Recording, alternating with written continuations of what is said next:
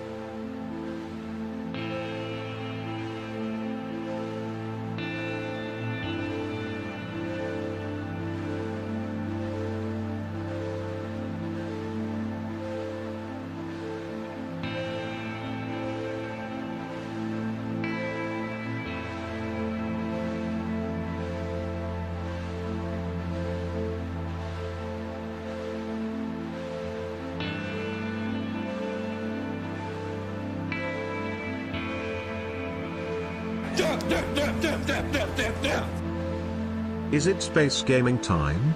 Ooh. I thought long and hard.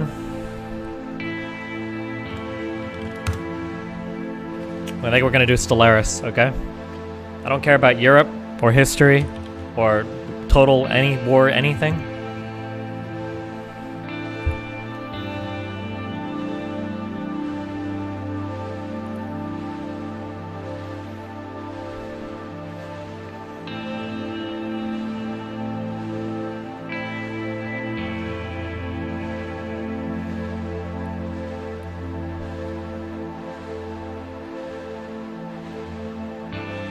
I feel like I've outpaced him intellectually. Pepe wins. Are you gonna play Vanilla or Modod? Well, every time I start a game, I'm playing Vanilla. There's only one... Oh, I'm buying the... whatever the ultimate bundle is, though. I guess all the DLC. I feel like I've outpaced him intellectually.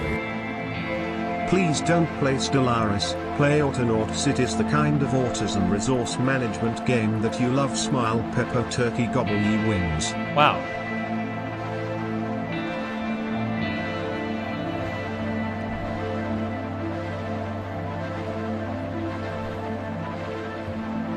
Thank you, Steven!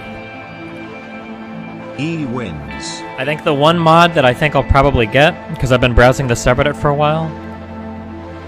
Shut the fuck up, Movement, alright? It's a stupid fucking meme. I think there's one called Amazing Space Battles. That one looks pretty sick. I'll probably grab that.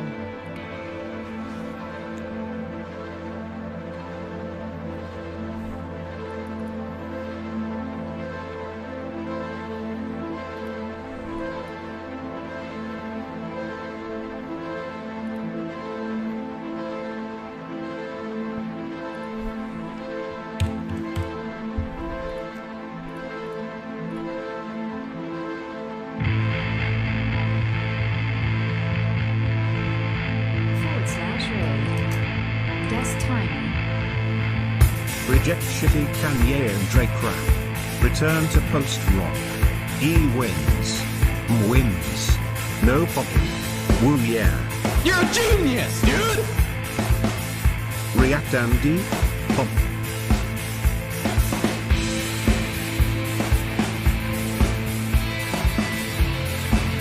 Thank you, Steven! XD.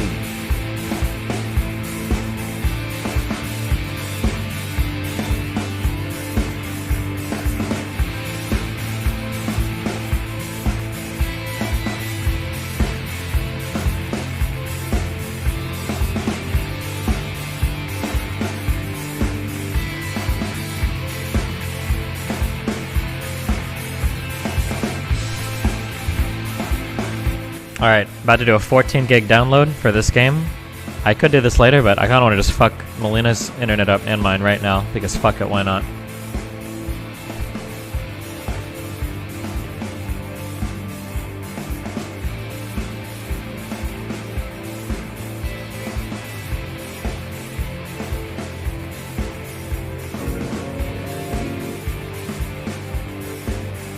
What's your take on mandatory schooling? Pepe La. Mandatory school? That's like a lib idea.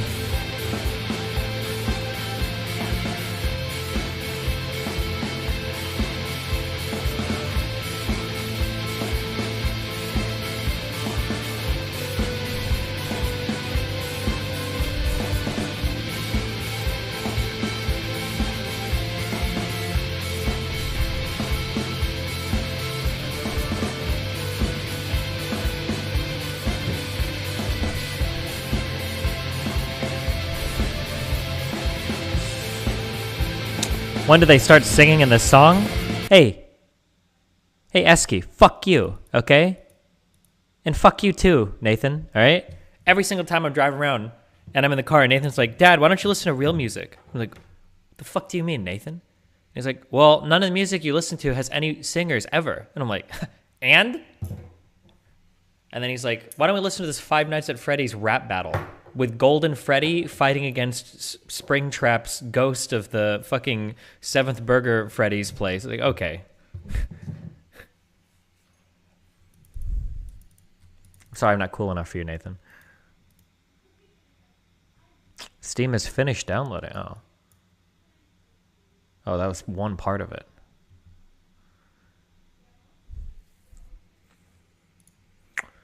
What is the name of the song that was just playing? I'm not going to tell you, because if I tell you the name of the song, you're not going to come back to my stream. You're going to take that song, you're going to leave me, okay? And I have attachment issues.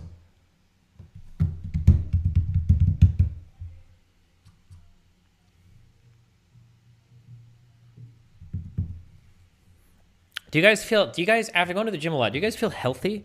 I feel like my body is starting to break down. I don't know if I need to take like 3 or 4 days off. There's just a lot of like random things going on. But it might be because I'm like going really hard and I've only been doing this for like 3 weeks. So maybe I need to like chill. But I haven't missed like a single workout all month. So I'm also like really paranoid about skipping.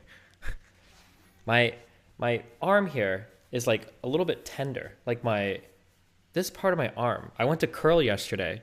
And doing this was like, so now if I feel any pain, I just stop. And I'm like, okay, let's just chill. I don't know. It's like random shit. I'm worried.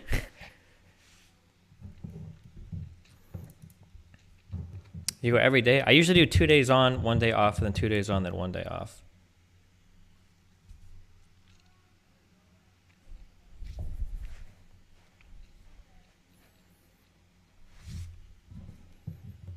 Take 2 off? I might do like 2 on, 1 off, 2 on, 1 off, 2 on, 2 off. Maybe like every like 3 days off, or every 3 off days I'll take like 2 days off. I don't know. Lots of training plans do 3 weeks hard and 1 recovery. That's kind of what I'm doing too. I'm thinking about like just like going and killing myself until like the end of the month, because then I've got to travel back to America, and I'm probably not going to work out while I'm traveling for like a week. So I figure like that'll be like my time off.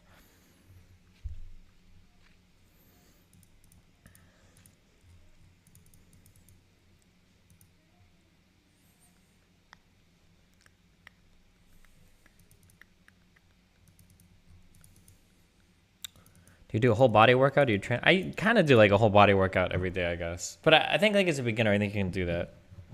So like I think like my first day is like big movements, and then my second day I just do like a bunch of like dumb little accessory shit.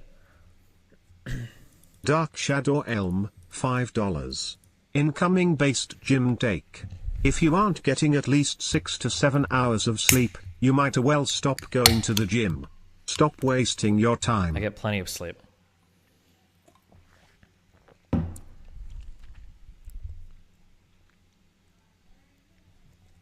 Honest question, how did you fuck when you were so out of shape? That shit is a fucking killer workout. Fucking doesn't take that much energy. I don't know, people meme about it, but like it's not that hard to just fuck somebody. like comparing like how much you squeeze your glutes if you're doing like a fucking deadlift or like a hip thrust or whatever versus just like fucking somebody, it's like nothing. It's not even remotely close to like, the only thing that's hard is if you're like fucking people against walls and you're like supporting their weight. That gets really, really hard. But I mean, I don't do like Olympic level fucking most of the time.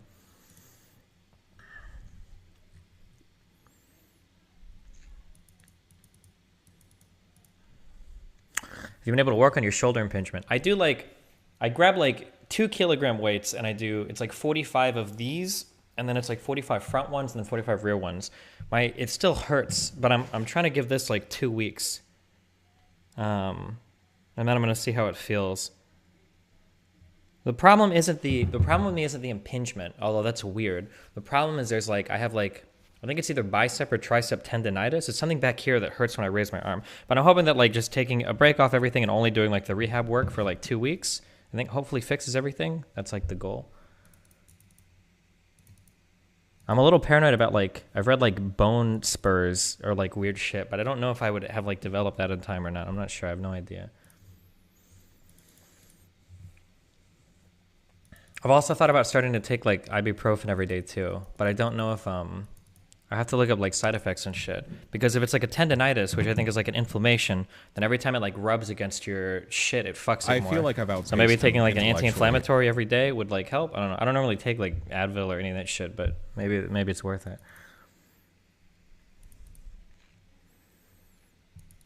What will you do if you actually hate this game since you paid for the DLC? I don't care about paying money for games. It goes to game devs. They're fine. I'm waiting to do the video review until everything is done so that I'm not going to lag. One thing to keep in mind, Dustin, is if you take painkillers, it might mask the pain. Well, I thought that like an anti-inflammatory is just an anti-inflammatory, right? Nice shirt, nerd. Thanks. DGGL_.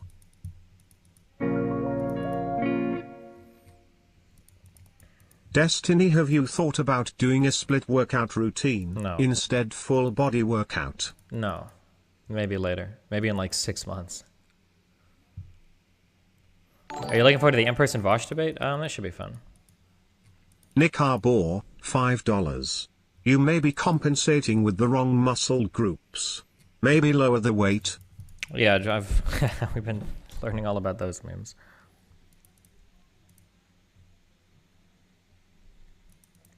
Why did Vosh agree to it? I have no idea. I don't know. I worked on a dairy herding cows for like 3 months and I was always sore. I ate like 2,000 calories a day and never got over being sore. A few years back, I was working out like 4 days a week and never got over being sore. Is there something I'm missing here? I don't know. It depends on the soreness. Some soreness is okay. Some soreness is not okay. You just have to learn like the difference.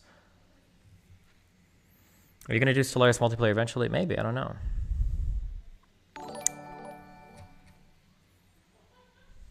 That newbie, $5. I think the most gratifying thing for me is seeing Mike from PA occasionally outpace you in current viewers. Nice. You mentioned forearm tightness or pain during bicep curls. Neutral grip mitigates that completely. What do you mean by neutral grip? Because I usually grip stuff pretty hard. Should I not be doing that? I wonder if that's not a good thing to do. Well, I have to grip like my deadlift hard. But I feel like I've outpaced him intellectually. What does a neutral grip mean? Does it just mean like not like pronated or there's the opposite word for it. I don't remember. You can either be pronation or it's not stagnation. It's something else.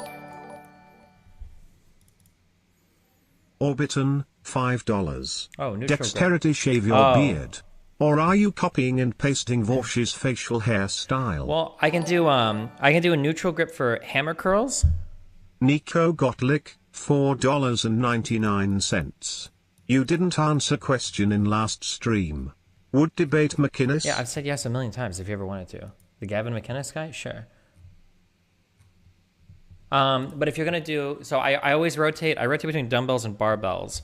For barbell curls... I feel like I think you have to use... You have to be pronated. Destiny, right? Can you believe the thumbnail for this video? It literally looks... Hanz has truly outpaced Demon Mama intellectually. How much do you deadlift now? I still deadlift 185. So I can deadlift a lot more. But the problem is I'm so paranoid about getting my back like perfect. Because Melina can do like 100 kilograms. But I did 2 like 100 kilogram pulls. And it wasn't really that heavy. Like, I feel like I could do more. But I'm doing like 86, I think. Because I want to make sure my back is perfect. And it feels like every single time I go. So it's bothered me now because now the weight feels light. Which is annoying for a deadlift because it should feel heavy. But it's always like, it just feels really hard to get my back like perfectly like where it should be. So I don't know what to, yeah, I don't know. That's really annoying to me. Like, every single person I talk to has different deadlift advice. But I do like my set of, I'm doing like 6 or 7 now. I usually would just do 5, but like I said, it's like it's not that heavy anymore, but it's hard to figure out like exactly how my back should look. I don't know. Paralysis by analysis. Well, I feel like on deadlift, I feel like that's a lift that I want to have like form perfect before I start advancing in it for 2 reasons. One is for health, but a second thing that I didn't believe before. I think that in terms of lifting, I think that there's like bad habits that work the same as bad habits in real life. So like, for instance, if you learn a bad habit in real life, you can make progress really quickly. But if you, but then you'll hit like a plateau, and then when you learn like the correct way to do it, you lose a lot of progress, which sucks. But then when you start making progress again, you're like, oh, well, when you do it the correct way, now this is like way, way, way better. I noticed that now with my squats, because I have my squats back up to like 150 pounds, but I took them all the way back to like 90 pounds. But now when I go to squat, I don't hate myself. But I think that's because when I squatted before, because I squatted before and I got it to like a one plate, a little over a plate, but I leaned forward like quite a bit. But when you lean forward and you squat, squatting is a horrible exercise. It's very scary because you feel like you're constantly going to fall over. Your whole body feels like it's about to fucking fall apart. Stabilizing the weight is almost impossible. But like because now when I squat, now I'm like very like squarely pushing through like my heel and like the heel in the middle of my foot. So now squatting feels like way better. And it feels like I can advance more like in the lift now that the form is way better on it because I'm pushing from my hip where you're strongest, right? And pushing from where you're strongest, it makes everything feel more secure. And it makes the lift feel easier. And I feel like it's probably going to be the same way with the deadlift. Like when you're deadlifting, because there are ways that I can pull right now that hurt my back a lot, and then there are ways I can pull where I don't even feel it on my back. But yeah, I don't know. It would be fun to go to hang out with Canute for a couple days, but when I squat and try to push back from my heel, it always feels like I'm about to fall on my back. Oh, I don't know. I've never had that. I don't know.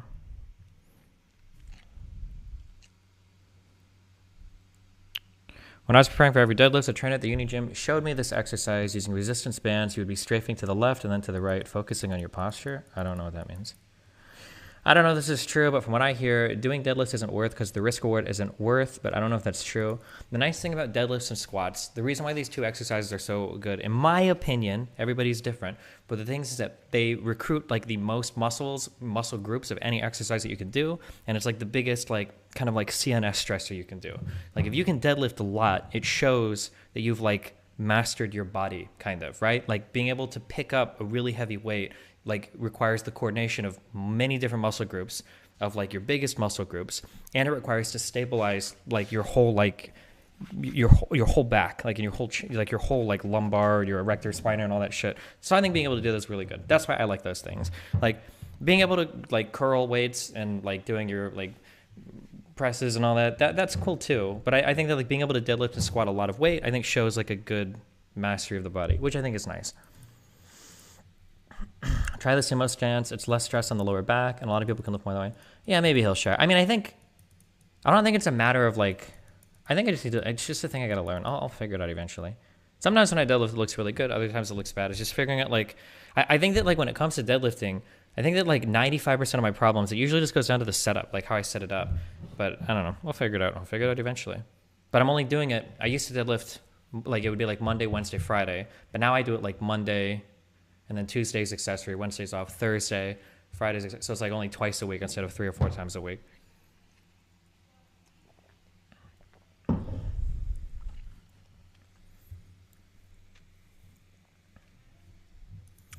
Deadlift just takes time to feel good. Yeah, that's what, and because I ask N, and then there's like a guy that goes to this gym who's a fan of mine, thank God, who's actually like really big into lifting and everything too. So I'm trying to do it. Yeah, we'll figure it out. If you're doing heavy deadlifts, it should be twice a week max. Yeah, but I think when you're a beginner, I don't think you can do heavy deadlifts, right? Have you tried recording yourself doing deadlifts to see your pull form more clearly? Yeah, either Melina records me or she'll like watch me and tell me.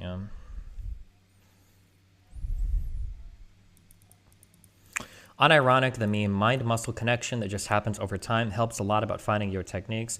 I don't think that's true. I don't think it happens naturally. Or maybe it happens if you start lifting at a young age naturally. But I think that if you go a long time without like really learning the proper forms for lifting, I think that you don't make those connections automatically because you learn to compensate. So like one of the big things that I'm learning, because before when I'd start lifting, I would always go on my own. But now that I've had like other people look at me, like there's 2 huge things that I've learned over the past like 3 weeks of like lifting a lot. One is that I don't know what the fuck my shoulders, well now I do, but before I had no idea what the fuck my shoulders were ever doing, right? So I've always heard like throw your shoulders back to bench, but like your shoulders should be retracted in like almost every movement. Like when I would do like lat pull downs, I'd notice that like when I would do a pull down, I'm like moving my shoulders like forward to like pull the bar down. Or even if you're doing like a cable fly for your chest, I like bring my shoulders forward. I would like internally rotate my shoulders on almost every single exercise, on almost every single thing I do. But that's just like a natural thing because I think it's like a nerd. You kind of like, you always sit with a lot of internal rotation, like, and everything you do. And you walk with internal rotation and you do everything here. And it's like, this is like the weakest, it's like the weakest spot for your shoulders to be in. Like you can't do anything in this position. You can't lift your arms. You have no support. So like keeping your shoulders like in like a strong position is one thing that I've had to learn and like remind myself every fucking day. And then the second thing is like engaging your lats. They're back there and they do really good stuff, but like I've gone through so many lifts for a long time without even thinking about it. Again, like you can do like the lat pull down. You can do a lat pull down and progress in the exercise, I think, without ever using your lats, or at least it feels like I did that. Because you can pull a lot with your arms and use like your body and then like your shoulders forward without ever even thinking about like squeezing your lats back here to actually bring the weight down. And it's like unreal. It's like, yeah, I don't know. So there's just been like, those are probably like the two biggest fuck ups that I've had to learn, that I've had to deal with. It's like actually having the mental cues for like squeezing your lats and then keeping your shoulders back in almost every exercise is just stuff that I don't think, or I wasn't thinking about a lot. Yeah.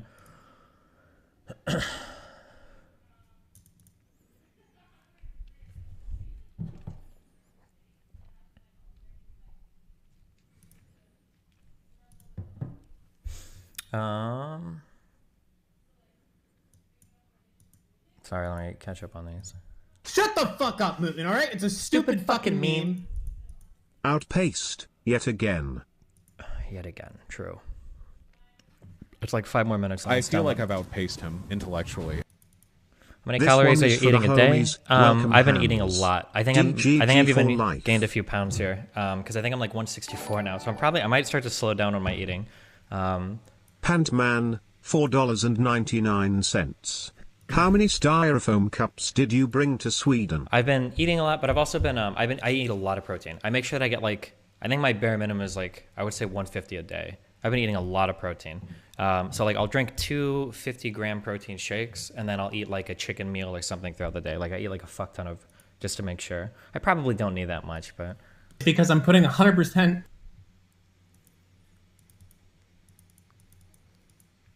And then trying to get lots of sleep. Stop stuffing your fat fucking mouth.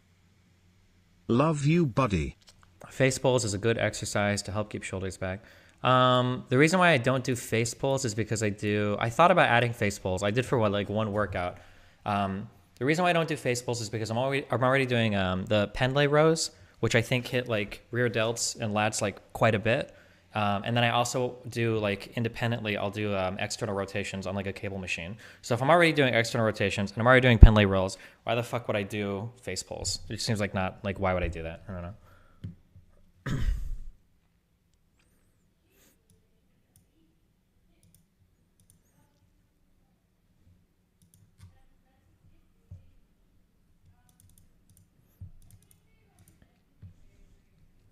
Why do you eat so much protein? I don't know. I'm just paranoid because I've heard people say like, oh, you got to eat it at the right time of day. You got to make sure you're gonna. It's like, ah, fuck, I'll just eat a fuck ton then. There's 2 reasons actually. One is to make sure that I'm getting enough. But 2 is on like the secret meme is that like protein is also like relatively filling. Like I can drink like a protein shake that's like 400 grams for breakfast and be like, okay, like I'll be okay for like several hours. Yeah.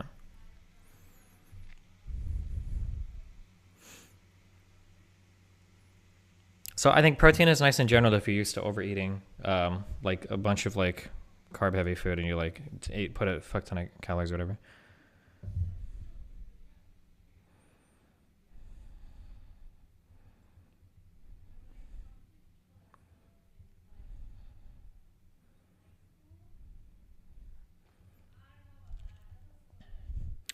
Outside of planks, do you focus working core? So I've tried a couple of different lifts for core. I was doing back extensions.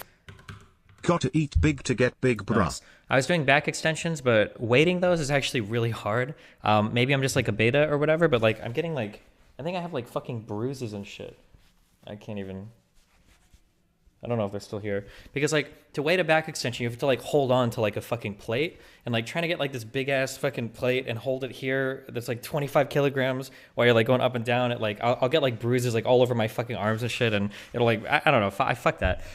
So instead of doing back extensions, I do Romanian deadlifts now, which I think is a really good accessory movement to the deadlift, or that's what everybody says. I think RDLs are pretty good because it helps me, like, move a weight while, like, keeping my...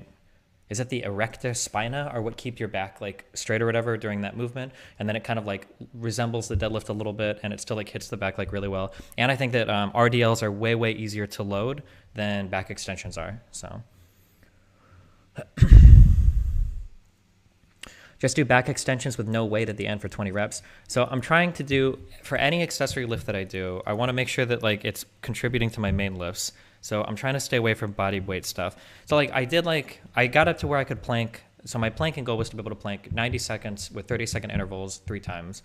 But I could do that. But then after that, it's like, okay, well, like what, like, do I want to be able to plank for like 5 minutes? Like, I don't think that being able to do like a lot of endurance stuff with your core is going to like help you support like a fuck ton of weight. Like, what's the point? Like, oh wow, you can like plank for 5 minutes. Like, I don't know if that's going to help you like deadlift, you know, like 3 plates or something. So yeah, weighted planks. Weighted plank? Melina, can you please come put the plate on my back? Like, fuck that. I would rather just do like RDLs or something different. I don't know. Where do you get the high protein takeout? I drink 2 shakes a day. Fuck trying to get that through your diet, okay? People that say there's only 2 types of people that get enough protein through their diet. There's the people that eat grilled chicken and broccoli 3 times a day, or there's like people that lie, okay, and drink shakes. Fuck that.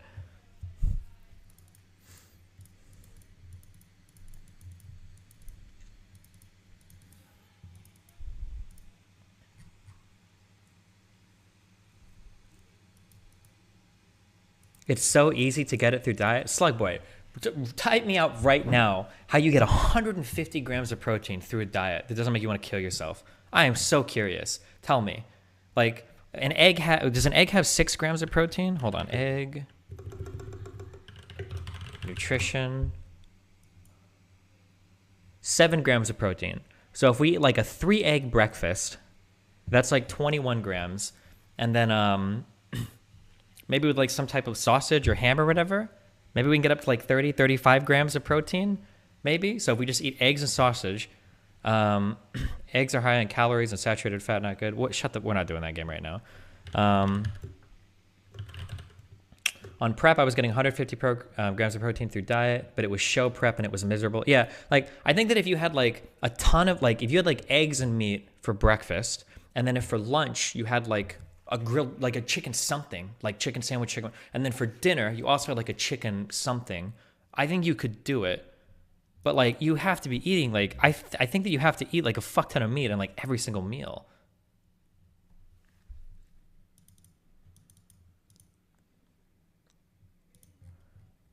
French toast for breakfast, 3 whole eggs and liquid egg whites, chicken salad for lunch, ham wraps for dinner.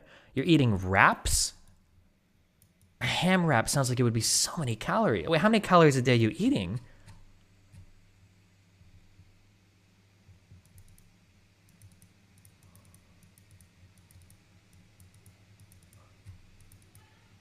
Have you reviewed anything yet? Nope, not yet. We got a lot of stuff to go through today. Hot take, if you're struggling to get more protein to get a certain amount that you want, you're not really trying unless you're swallowing your own cum every day. Okay. Have you ever done hex bar deadlifts? No, I don't want to do any exotic shit, right? Aren't you eating at a surplus anyway to put on a muscle? A little bit, but are you eating 3 meals a day? Nope. I drink 1 shake in the morning. I try to eat 1 meal, and then I'll drink like 1 shake at night. And then I'll sip on a Red Bull between like meals.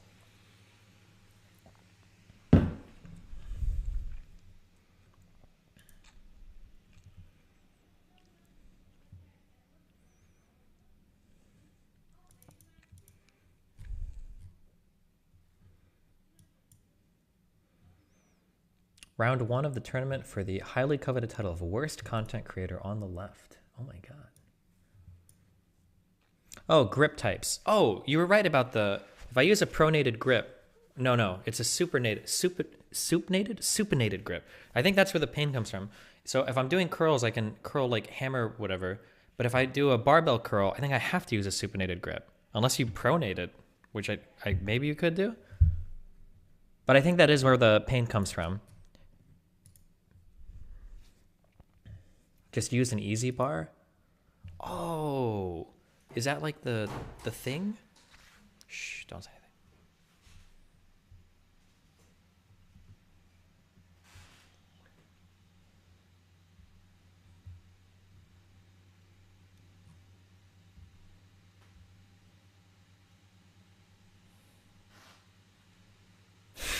What?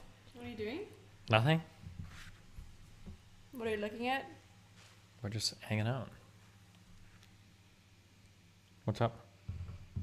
Wait, acting so weird. Nothing. MLW. Are you allowed to wear this top on stream? Yes. Really? Yeah. What do you mean? I've worn this several times before. Where are the all cumin? Isn't that kind of weird? Your cumin is cumin to me. Maybe. Feels weird, man, chat. Okay.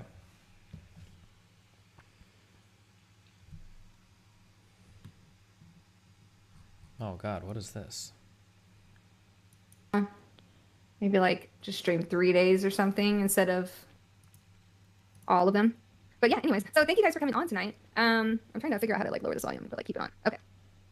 What happened? So, okay, yeah. So, anyways, thanks for coming on, guys. I don't know. I just thought we'd come hang out. I just honestly wanted to drink wine and hang out and talk about like our debates and like our interactions or whatever. I thought like it would be kind of cool to do like a small group chat, you know, like something like this sometimes, and just like kind of break down some of those things that we've. Okay, I don't care. Easy bar. How does the easy bar help? I noticed that people curl with this, but I have never known like what the point of this bar was. Does it help you turn your wrist inside a little bit more? You're not truly at neutral, right? You're still like a little bit supinated. It hurts your wrist less. Okay. Oh shit. Is there any merit to strength? Like, what is actually hurting here in my forearm? Is it like my tendons or something, or what actually hurts? Is it worth it like doing that more to like strengthen that, or is that just something that is like always going to be a weak point?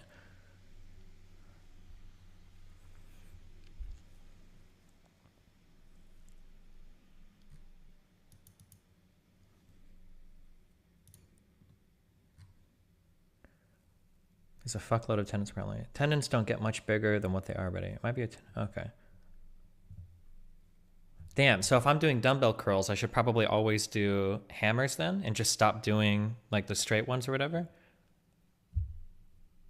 It has no intrinsic merit unless inordinate exsanguination be considered a virtue. Thank you. You might be fucking your grip. Check that you're gripping the bar properly. Well, I've never used an easy bar before.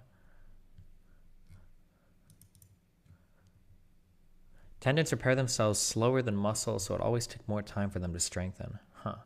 It's best to do both. Okay, I'll just keep doing it then. Fuck it.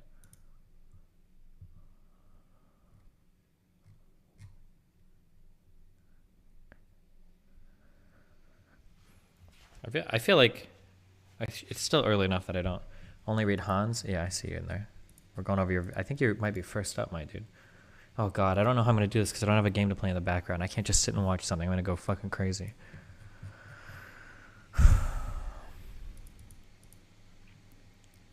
Here.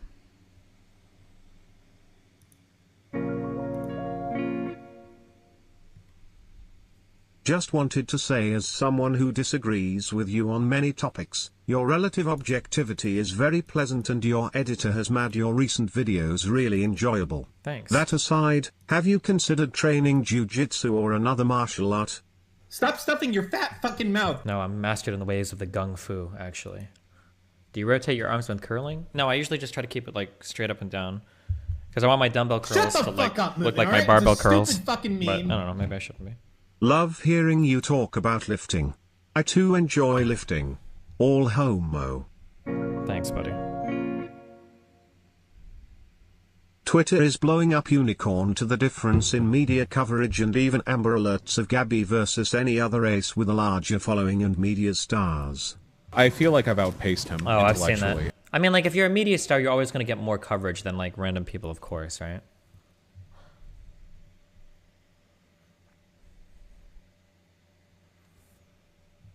I find I get a lot of forearm pain since every lift requires grip, so they aren't getting as much recover time as all the other muscle groups. Could that be it? I've never had forearm pain like deadlifting before, and I feel like you deadlift so much more weight than you curl.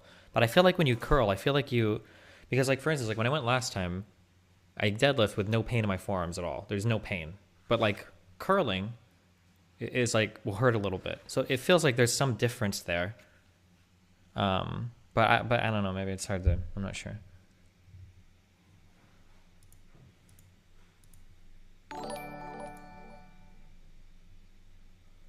Sundral Striker, $5. Destiny, I work for Chrysler and this chip shortage is killing me.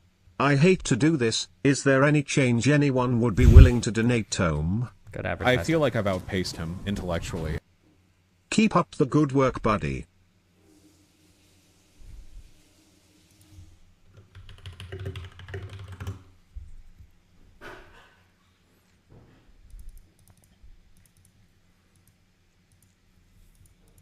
Are you doing pull-ups? Not yet. I think I was close to being able to, but because I was doing, I had my lat pull-downs were at like 60 kg. Like I could do 10 reps at 60 kg. But then I have like a friend that goes to the gym and I'll have him like form check me. But then I found out that on my lat pull-downs, I was not using my lats at all. So I deloaded those to like 45 and now I have them back up to 55 again. So I figure eventually I'll get there. But I probably, if I weigh like 73 right now. So I figure I probably have to be able to pull down at least like 65 to be able to do good pull-ups. I can do a chin-up. I can do at least one chin-up. I'm always paranoid of seeing how many I can do because then I'll fuck like my lifts up for that day. But I've always been able to do chin-ups. I've never been able to do a real pull-up in my life. So I'd rather like learn how to do pull-ups, I guess.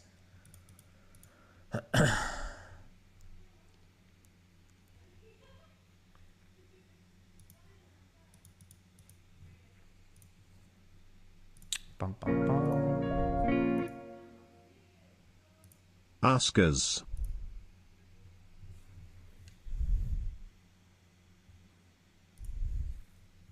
Your mom is an Oscars. Does your wrist hurt when bench pressing? I'm taking off all pressing movements until this tendonitis is completely gone. Because I benched through this pain for so long, I'm worried I like fucked my shit up permanently. So I'm waiting for this to be gone completely. So I'm doing like rehab stuff, which I've been doing for 5 days. And then I'll see at the end of 2 weeks, I'll see how it feels. And then if it's not any better, then I'll go see like a fucking physiotherapist or something. I don't know. Jesus Christ. What's the difference between a chin-up and a pull-up? A chin-up is done like this. I think chin-ups are more, mechanically efficient. So, like, chin-ups are a lot easier to do than pull-ups, which are like this. They engage a lot more, and they're harder to do, typically. And before somebody, you can do tons of pull-ups with no chin-ups. But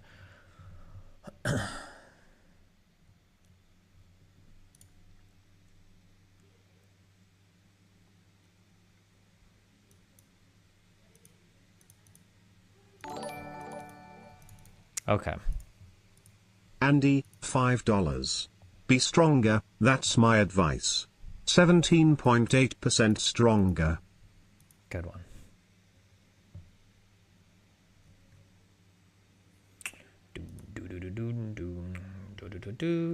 Oh, my mic thread got to 3,000 hearts. Nice. Fuck Mike.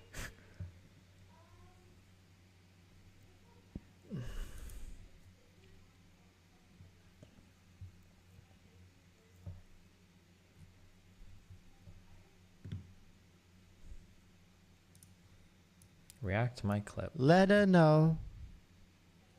Dame Donnie. What's your hang time from a bar, Destiny? That feel when I can't hang for more than 10 seconds without ripping my hands open? I think I hang because that's part of my rehab is hanging, but it's not like I train that. I think I just hang for like 10 or 15 seconds to open the shoulder up before I do my other stuff. If you have problems with your hands getting ripped open, this is the one thing that I learned early on that I'm glad that I learned. Most people, when they go to grip something, when a lot of people grip things, they look at it, they put it here, and then hold on. If you grip down here and then you fold your hand over like this, you're always going to fuck your hand up. Like what happens is that like when you grip down here, all the skin up here gets pushed up and you start getting calluses like crazy. But if you put something like here and then you mold your fingers around it and you actually grip it with your fingers, I'm sure you'll get calluses, but they come way, way, way, way, way later. So like my hands are as smooth as they've ever been. Again, I'm not pulling much, but like I have no calluses on my hands whatsoever. Melina, when she first started deadlifting, even pulling like just one plate, she was getting crazy calluses. So just make sure that I don't think you should be developing calluses from doing pull-ups. I don't think so. That's not my opinion, but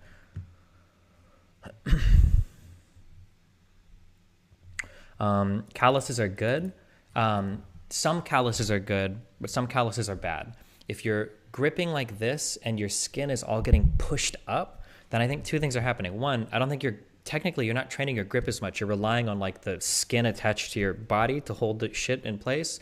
And then two, all of that like compression that's like causing your calluses to form and tear and shit, they're not like good calluses that are helping you. It's just like your skin getting fucked up. I don't think that I don't think that's a good way to get callus. Yeah.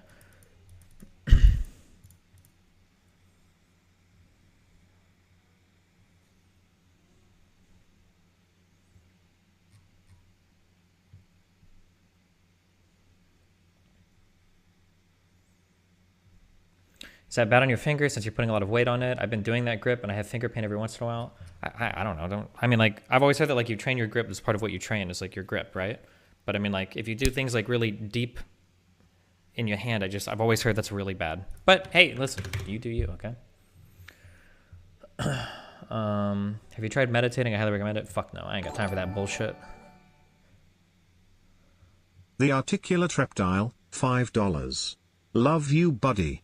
Have you considered integrating your personal biases as a regular part of your reviews? I feel like I've outpaced him maybe. intellectually. I feel like most people tend to know, but Love you, buddy. Stay safe.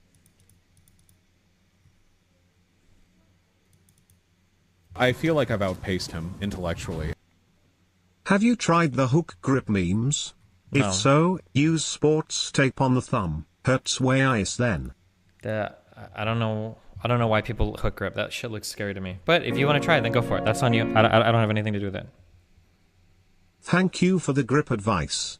Now I know how to masturbate correctly. You're the best. Blue John, $4.99. Do the starting strength 5-step method for perfect deadlifts every time. Dude, I do the starting strength 5-step method for perfect dick lifts when I lift your mom's body with my cock, okay? It only takes 2 weeks to get used to hook grip. I just don't understand why you do hook grip. Like, I would do alt grip before hook grip, because hook grip feels like you're not gripping, you're just relying on, like, the bone of your, like, thumb to kind of, like, hold it there, right?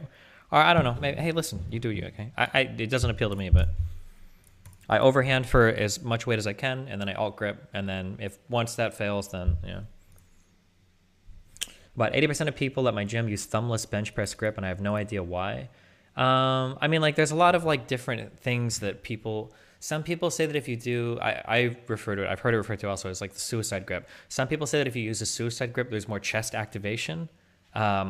I don't know if that's true or not, but, like, everybody has, like, a slightly different variation that they claim will, like if you're just pushing with your wrist and you don't have your thumb around it at all, you're not using your forearms at all, and you're getting more chest activation when you bench.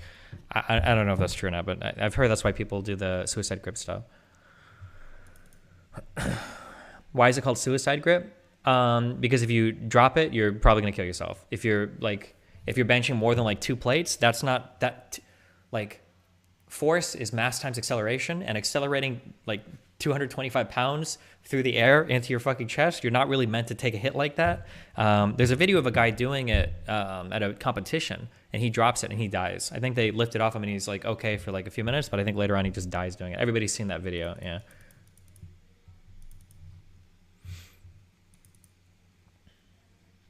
People get so nitpicky about this type of stuff. As long as you're being safe and making progress over time, that's all that really matters. Sure. Have you considered getting weekly massages? That shit is worth every penny. I had shoulder pains for months and this fixed my issue. Maybe.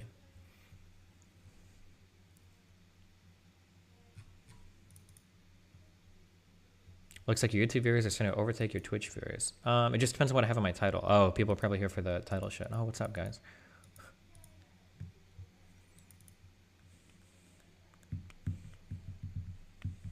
Yeah, weekly massages sounds expensive. That's like fucking $60, $70 a fucking like 30-minute massage, isn't it?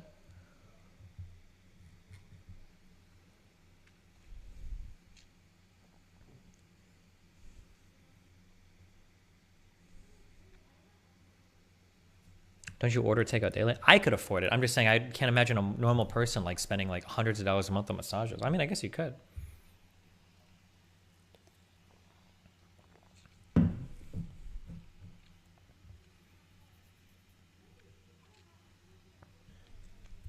It comes with some gym memberships? Oh, maybe.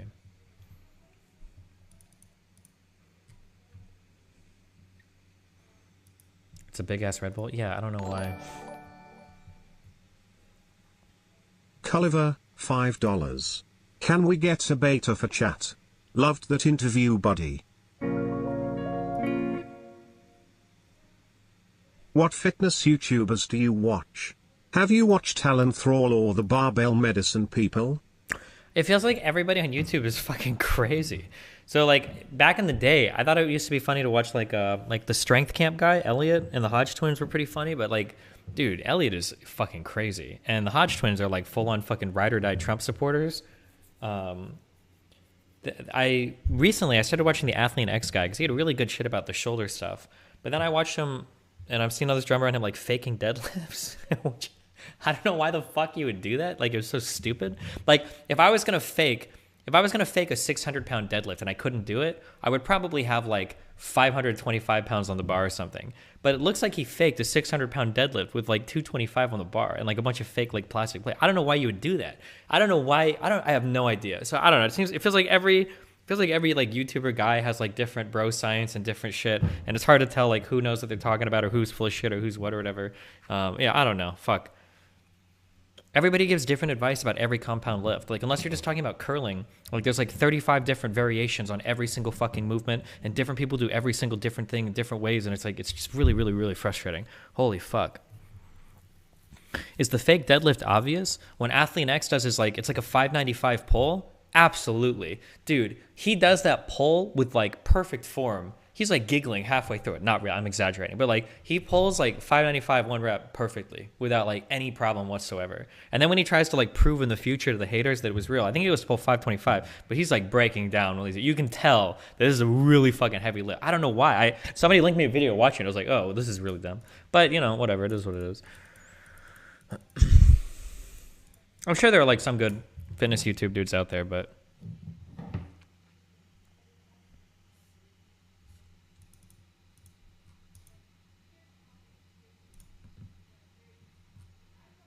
CSGO, man. They should be eco now. Move it, move it. Incendiary out. Throwing fire. Grenade out. Look, no eco, no eco. No eco? Okay. No. You what yellow? Your mom is a slut! Piece of shit! Okay.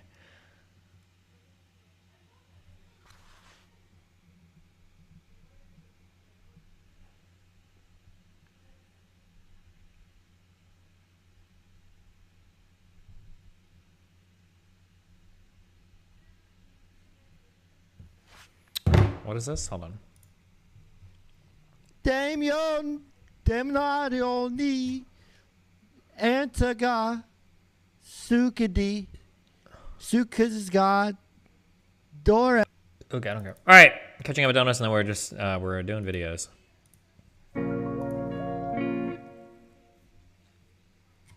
I was pleasantly surprised to see 80 to 90% of your subreddit coming out in favor of Sam Harris in that post from yesterday. So what exactly is your problem with Sam Harris again? Imagine hating on someone you agree 99.99% on just cause of some weird bias. Well, I don't hate on Sam Harris. He's just said some pretty dumb shit in the past. But I think usually when I listen to Sam Harris, usually it's like, oh yeah, this is pretty agreeable. I don't think I spent a lot of time on the stream shitting on Sam Harris. Back when we did like the hardcore philosophy arc, I think I shit on Sam Harris more because his whole like his whole like solving meta ethics was really cringe. But like generally most, and then like some stuff he said in the past about like Muslims and shit was kind of weird. But for the most part, like most of Sam Harris's positions are pretty reasonable. I think I've said that. Have you seen CS:GO players playing Minecraft? What? Oh hell no! Can I fuck them up or no?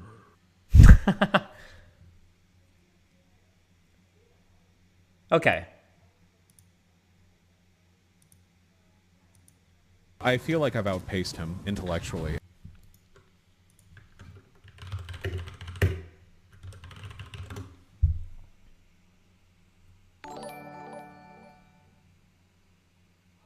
Alexi time, $5.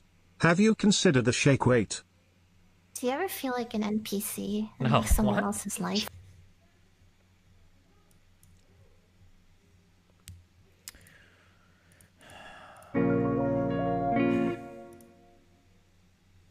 I care. I asked, plus you're valid. DGGL. Not a cult though. Cool. Destiny, it sounds like you're anterior deltoid. I've treated similar injuries for many athletes. I'm a massage therapist for 20 years. Rates are between 60 to 100 an hour, and twice a month is the most common frequency. You're telling me a massage can fix my... What do you... I don't even know what you're talking about. I know I have a shoulder impingement because I can test for it. So like if I do like this, I can... This arm can go down this much. Ooh. This arm can go down like this much. Ah, I can't go more than this. This shoulder is definitely impinged, okay? I know that that's the case. And then if I lift my shoulder like this, I know where the pain is here. And it's either bicep tendonitis or tricep tendonitis, but I think it's because of the shoulder impingement. Like, I don't think I need any more help figuring out what it is. I just have to do like rehab. Now, if you want to come to Sweden and fix my arm, is there scar tissue? I don't know. I haven't dug into my fucking arm to look at it.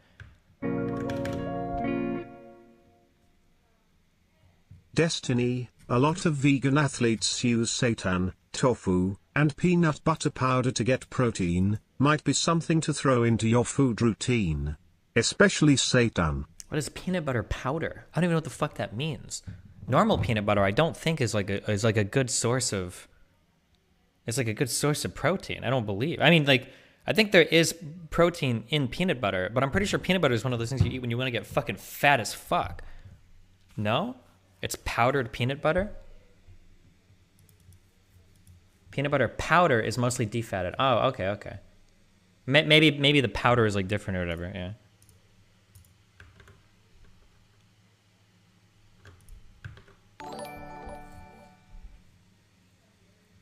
Culliver, $5. That is my arts scene. Oh my god, when we do gym streams, everybody wants to donate their own fucking gym bro advice. Awesome. Alright, we found the new dono bait. $50. Oh my god. DGG announced chat during Canadian election was very fun. God bless Destiny.gg chat during cool events. Good community. YouTube chat is cool too. Nice.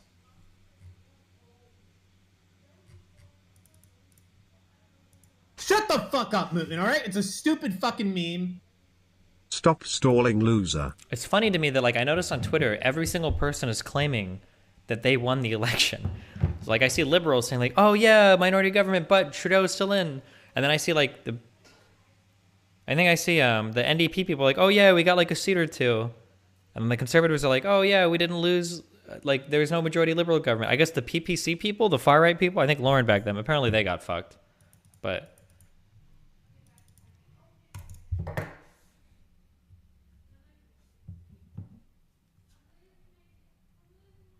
It feels like the three other people, like, we're all trying to say they did, yeah.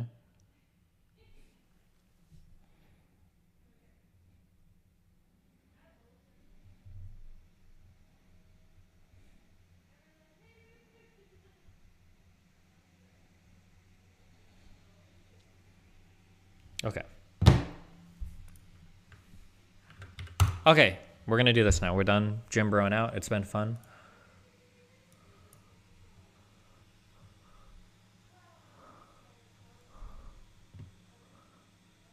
What is this? The dude responded.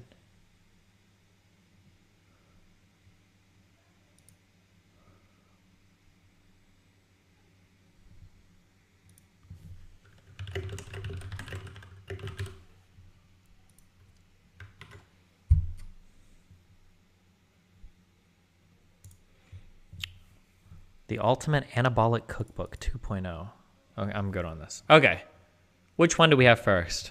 Very heated debate with Demon Mama on mandatory schooling. Oh, wait. Is there anything I could be grinding in RuneScape while we do this? Is it called Ruin Light?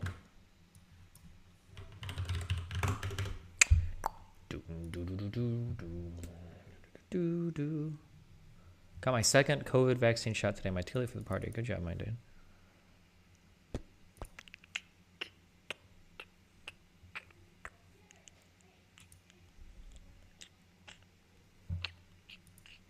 I could just go mine in that one cave, right? Would that be okay?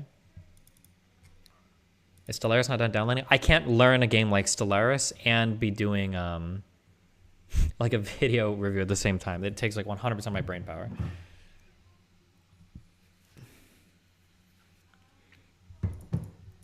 Are you going to TwitchCon? Yeah, of course, Will. Your mom's going, right? Why wouldn't I be there?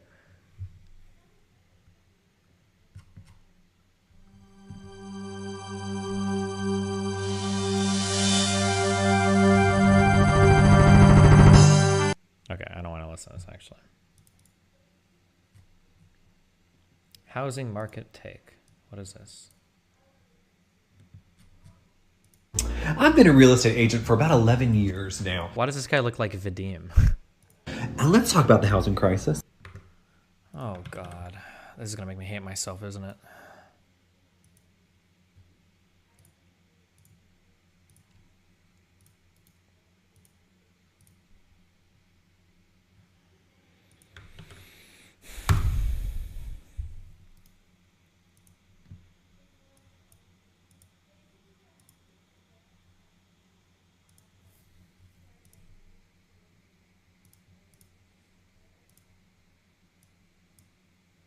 Merca, I'm never using the HD plugin on my fucking Iron Man account. Shut the fuck up. It's never going to happen. I'm not going to lose my character because some texture glitches out and I die, okay? Everybody used. I've been a real estate agent for about 11 years now. And let's talk about the housing crisis. And let's talk about some what ifs. What if there was a company that everybody knew of to look for houses, and everybody goes on there and searches for houses when they're bored and stuff, and so that company, they just sit back and they just collect all the data. They just know what zip code is looking at what zip code and how much those people can afford. Everyone's looking at this one zip code and everybody seems to be able to afford this certain amount, and let's say that billion-dollar company uses that information to go into that zip code and start purchasing houses. Because the people that are selling their houses, even though they sell it for a little bit less sometimes than what the home could actually be worth, and they pay these high fees to this billion-dollar company, it's a convenience factor. So this company's scooping up houses less than what they actually could cost. Wait, what high fees? He said his real estate. What high fees do you pay if you sell to like a hedge fund or sell to like a company that you wouldn't pay selling to like an ordinary person? Is there anybody in here that knows? Zillow takes a cut. Isn't he referring to Zillow? Oh, I thought he was referring to like the... Wait, does Zillow buy and sell homes? Or... For a little bit less sometimes than what the home could actually be worth, and they pay these high fees to this billion-dollar company. It's a convenience factor. That's what he... Okay, all right. So this company's scooping up houses less than what they actually could cost. And let's say that company... Excuse me, Canoe. That company buys 30 homes within a 2-mile radius. And let's say the price is $300,000. So they buy all of these homes for $300,000. And then on the 31st home, they buy it for $340,000. Even though they know all of the comps. Because most people have to get a loan. And if you get a loan, you have to get an appraisal, which means the appraiser is going to look at what homes have sold in the area for that size and that price per square foot. So they're paying cash. They don't need an appraisal. Why would they pay $340,000 for this 31st home whenever they've only paid $300,000 for these others? Well, what that just did is create a new comp. So when they go to sell these other 30 homes, that extra $40,000 that you could say this one sold for $340,000 just made them $1.2 million off that one neighborhood, because they know from their research how much people can afford in that zip code. Weird. And let's say that then they're going to come in. They bought that home at $340,000 that still needs work. So they're going to come in and do their good old paint, spackle, and change the carpet and call it a remodel. So now we can sell them for 360. Because we know, off of our data, that's how much people can't afford. Wouldn't that Is BlackRock buying houses and remodeling them? I would love to see like actual information on this. be weird if a company did that? And then say that this company also starts letting you use their own lenders and their own title and escrow company and makes you write your contract on their contract, not the one that your state uses. Wouldn't that be a weird world to live in? My goodness, I can't imagine us living in that world. Can you? Okay.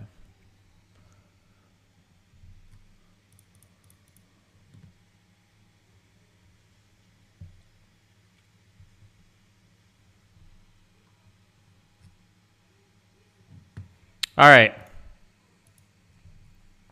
I know we said we'd leave Diva Mama content alone, but watching her like implode has just been too much fun, so good luck.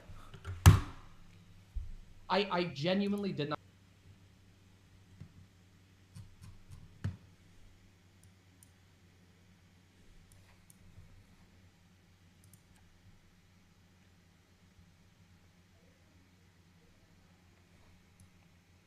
Why do you hate us? It's not that I hate you, it's that I love Hanz. I genuinely did not expect like this level of actual bad faith from you. I'm so sorry. Yeah. Well, I don't think you are. I'm not. I think you're exactly. That's what I thought. All right, So have a good one. And that's where we will end this. Wait, I gotta mute this. Hold on. Oh, God. Okay, I'm gonna figure this out. Sorry.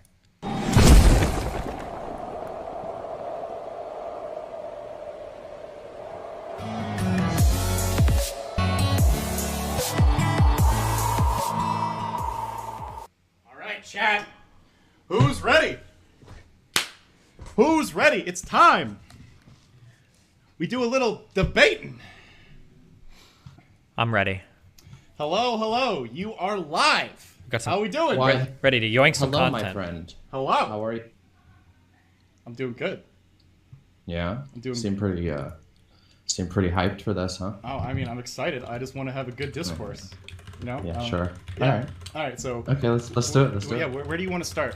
I mean, I don't know. We could start anywhere. Like, you're the one who put up the video and put up the stream and whatever. We can start wherever you'd like. Of It's your course. call. So let's start with the olive branch. Ready? I think Sure, yeah. I think we both want to improve education, right?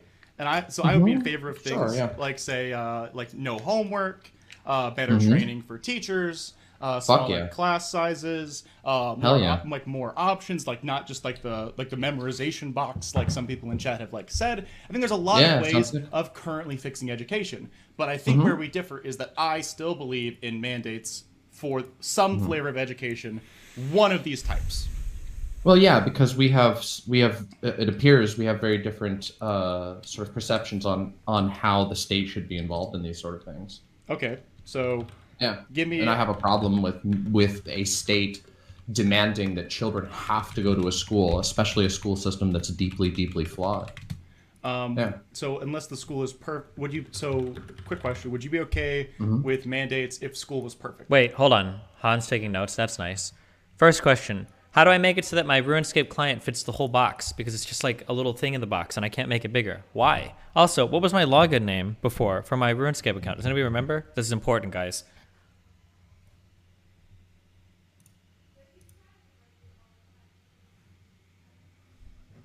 Resizable stretched mode. It's the little wrench. Okay, so it's after I log in probably.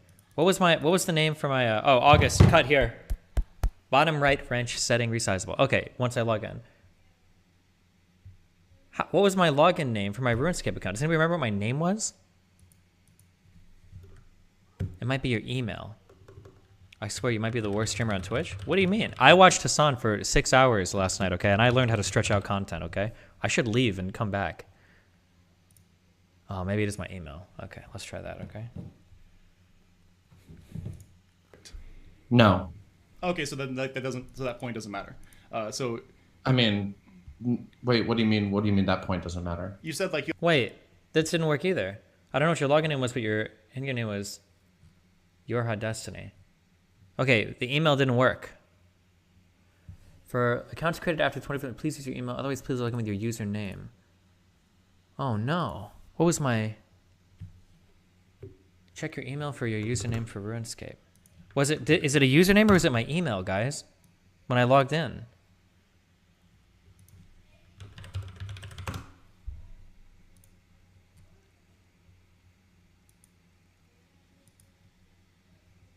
RuneScape. Hi, your membership has been canceled. Hi, percentage CF underscore display name percentage. Oh, nice. Programming.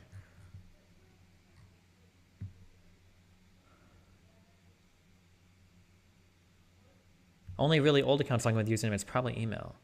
Is it like case sensitive? How is this not working? Okay, hold on. We'll...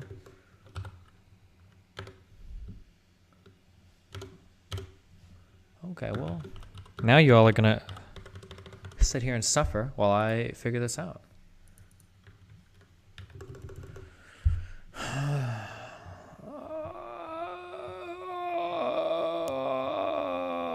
Oh, here, have some donuts while you're suffering. Nope, didn't work. Buckshot Bill 118, $5. Hey, Destiny. Are there any artists you've been listening to lately that you'd recommend? Nope. Let's try Reminder this. to watch those Renaissance periodization videos DGGL. Gotcha. I can't believe that Jeb is the new Canadian Prime Minister. What? I don't... There's no way. I thought I was going to hate OSRS at first, but then it turned out to be infinitely more interesting to watch you mine pay dirt for an hour than to watch you play League for 5 minutes. Tyler Tan, $4.99. Bros, I don't know my fucking... Hey log in. Destiny, are appraisers good or bad for our society? I'm thinking about getting into this profession but don't want to contribute harm to society. Okay, account recovery. You are being redirected. Okay. Check your email.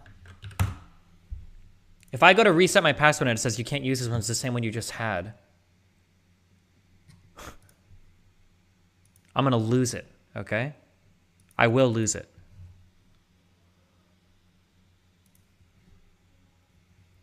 Okay, sorry.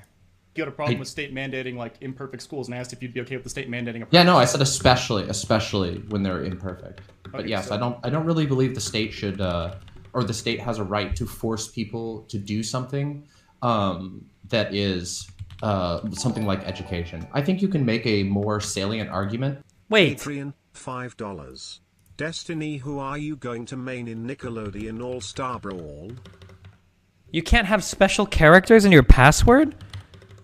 Wait, is Cake here? What type of database structure or whatever, like what are you using that can't handle special characters? Is this like some 20th century tech or what?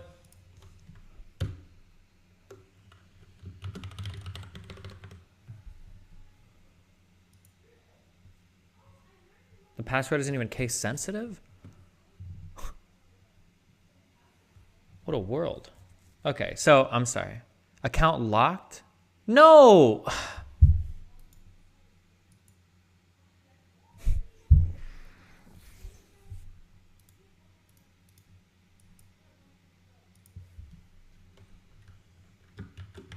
Okay, we're waiting. Hold on. Okay, new password. Change password. This password is the same as your current one!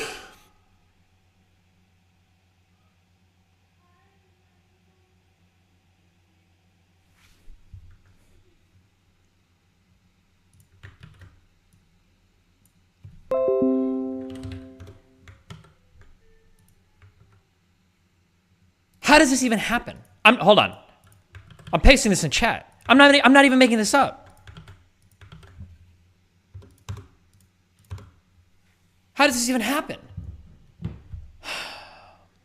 Okay, now you're all gonna wait. Now you're gonna sit here and wait, okay?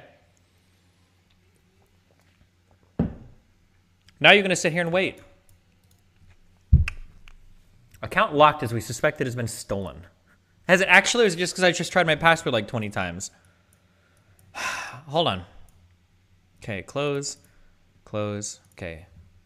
Refresh. Oh, and it's because you're in Sweden. Trying to change your password. Okay. Okay. Login.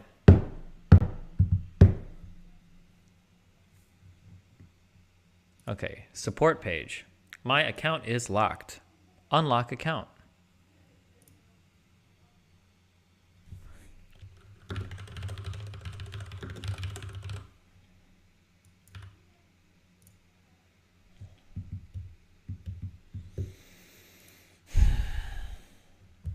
I should have been using my surf. Hey, you guys ever end up in weird situations where you're traveling around the world, you want to log into the video games you know and love, but for some reason you're just not able to? Well, guess what? Sometimes when you try to log in from other countries, you can set off unintentionally these alarms that have your accounts protected on these services you use.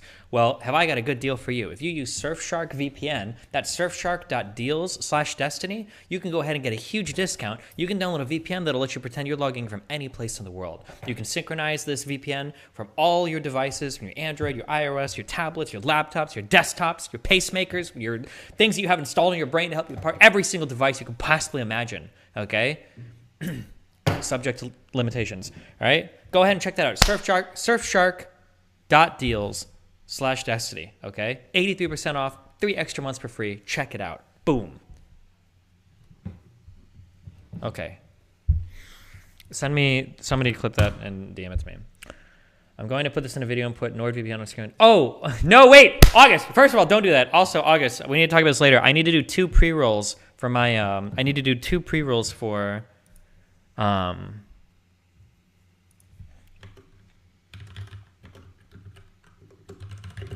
YouTube, but we can do that next month, okay? I hope you're getting triggered, August, because I'm getting triggered. Okay. Reset your password. Okay. Is it going to make me reset it just because I'm in another fucking country? Is it really going to do that to me?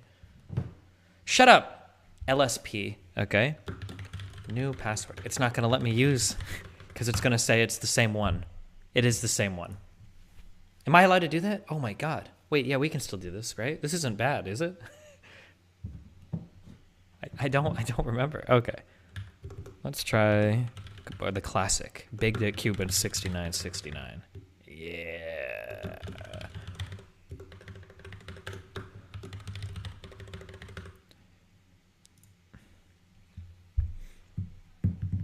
We have a really good writer on our subreddit. Somebody wrote a post about categorization. It was a high effort post.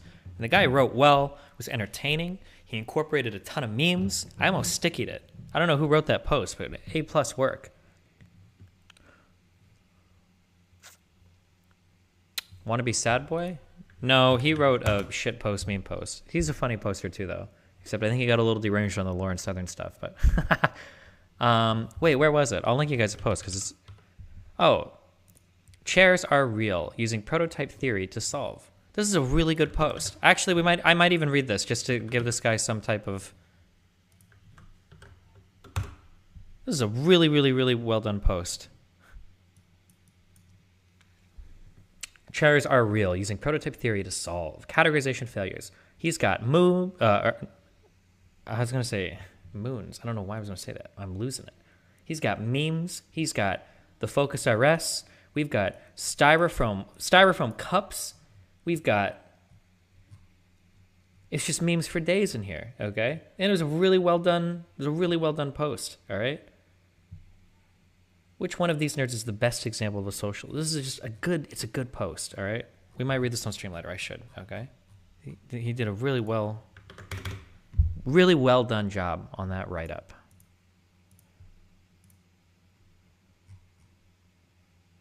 Okay. What? Okay, sorry, hold on. Oh, God. Why did I even... Okay, boom.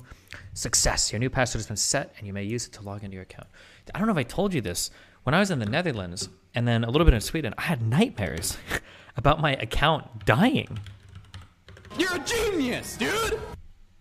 I would be like going to do a quest or something, and chat would all be like, oh, it's really easy, it's really easy, it's really easy. And I'd like run into this cave, and I wouldn't be able to leave, and there'd be some guy like rapid firing like fireballs in my character, and I'd be dying, I'd be like crying, like, chat, you said it wasn't hard, and my character's dying, and then everybody in chat starts typing in troll face. and I'm like, and then my character dies, and I'm like, no, oh my god, how do I stop this? Hold on. Oh my god. And then I woke up and I was like traumatized. I was like, holy shit. Okay, all settings. Okay, just real quick, how do I make it so that my...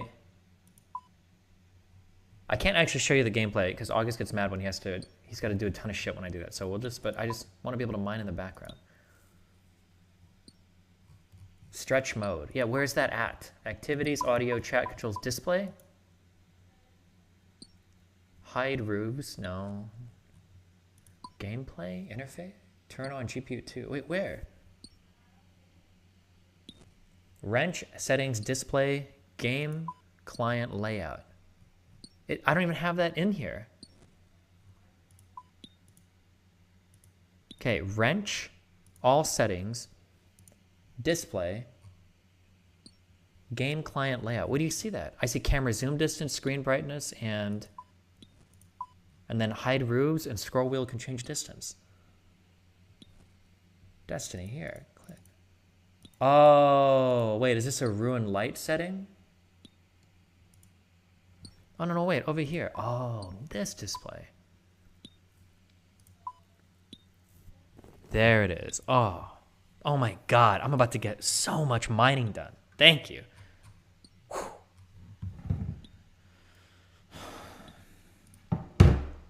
Oh my god, dude. Did I tell... So a few days ago, I got a message from somebody. They're like, hey, do you want to be like on a feminist panel to like talk about like issues or whatever? And I was like, sure, I guess. And it like happened like the next day. Dude, that panel, when it started off, oh no, I was not ready for... I was not ready. I was not ready, okay? I was absolutely not ready for whatever that was. Okay, adamant pickaxe. I don't have ruin yet because I'm a loser, but okay, cool. And then we just mine. Awesome. Okay, all right. It's so much better in the middle left guy DC'd. Oh yeah, the one-upper. The guy felt like... it's hard to explain this dynamic, and I guess you're going to have to take my word for it. I'm glad it happened on stream, though. So sometimes... I swear to God, I'm trying not to jerk myself off, okay? I think it's funny because in real life, I'm a relatively small person. Like, I'm 5'8". I'm not, like, threatening. I don't think I'm, like... I wouldn't imagine that I would be the type of person that people would get, like, really intimidated by. But a lot of other people seem to be really intimidated by me in real life. And it's funny because every now and then when I run into these people... Now, in real life, I'm not an intimidating person. I'm usually really chill. I'm not, like, screaming at people. I'm not, like, doing anything crazy. I just, like, want to hang out. I just want to vibe, okay? I'm just a chill guy. But every now and then I'll run into these people, and they will try so hard to, like, one-up everything I say and, like, try to fight me on every point. And it was like, bro... Okay, like I'll say anything, and they'll look, and that guy in that call was doing that, where every single time I was saying, he'd be like, "Well, actually, no," like, and I'll even say some like non-controversial, like, "Hey, like user acquisition is the most important part of like an early company phase. That's all they want to do is acquire." Like, no, actually, no, Destiny, blah blah blah, and it's like every single point I would bring up. Oh yeah, the guy's like, "I went to school with bullets flying at me." Where the fuck did you guys go to school at? Holy shit. I don't know, man. This was some high level memery. All right. Okay. Sorry, we're actually starting this for real now. Okay. Destiny, last meme. Whether you're building dynamic. Good one. That time he interrupted to say that he agreed. Oh yeah. Oh yeah. Read pause donuts. Okay. I'm sorry. Back to the beginning. Okay. Destiny, here's your ad. Oh, Scoot. Hey. Thank you.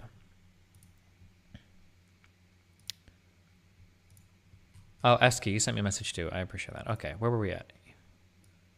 I'll let them know to expect something mid-October. Yeah, okay. Ad number 4.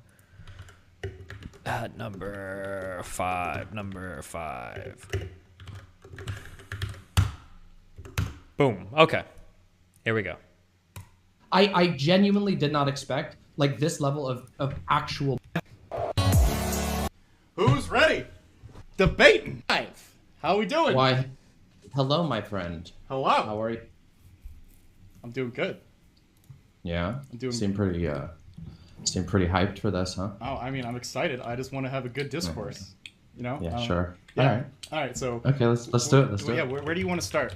I mean, I don't know. We can start anywhere. Like, you're the one who put up the video and put up the stream and whatever. We can start wherever you'd like. Of course. So let's start with the olive branch. Ready? I think I think we both want to improve education, right?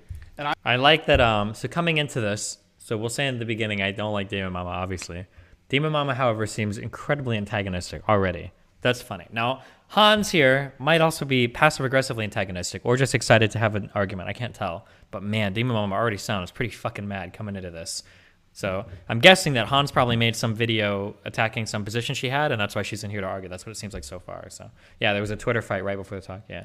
I would be in favor of things like, say, like no homework, better training for teachers, smaller class sizes, like more options, like not just like the memorization box, like some people in chat have like said. I think there's a lot of ways of currently fixing education, but I think where we differ is that I still believe in mandates for some flavor of education, one of these types. Well, yeah, because we have it appears we have very different sort of perceptions on how the state should be involved in these sort of things. Okay, so give me. And I have a problem with a state demanding that children have to go to a school, especially a school system that's deeply, deeply flawed. So unless the school is quick question: would you be okay with mandates if school was perfect? No. Okay, so why do people? I don't understand why people. Let's talk real quick about two words, okay? Necessary and sufficient, okay? Having a cup is a necessary condition for having a hot chocolate, but it's not sufficient, okay? It's just necessary.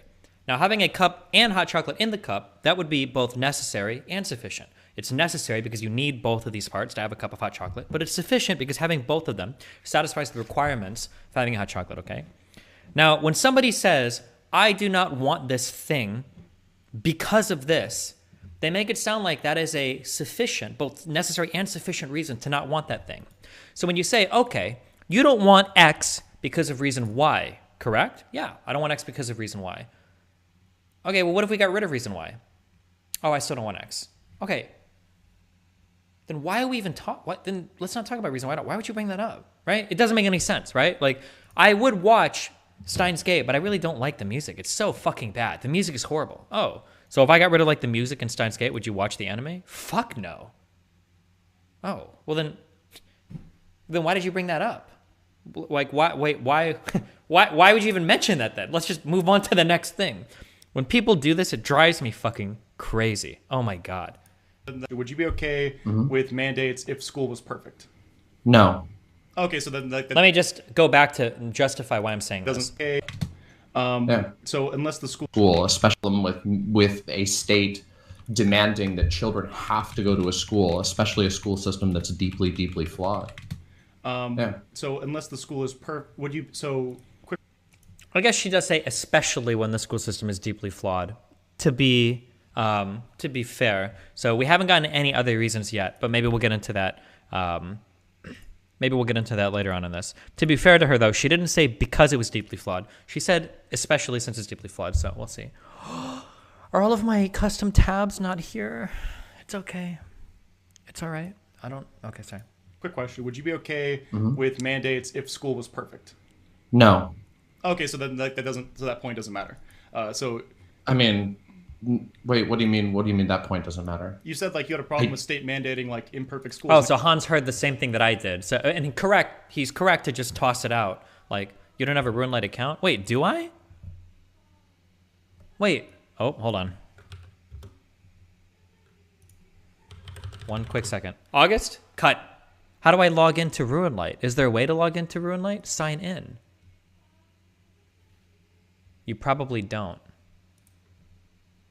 Well, how do I know if I don't have anything in my email? Okay, I don't know if it did anything, but I signed in. Okay, sorry, fuck. Okay, August, we're back. And I asked if you'd be okay with the state mandating. Yeah, no, I said especially when they're imperfect. So Hanz pointed out that, like, okay, so does the imperfect thing matters?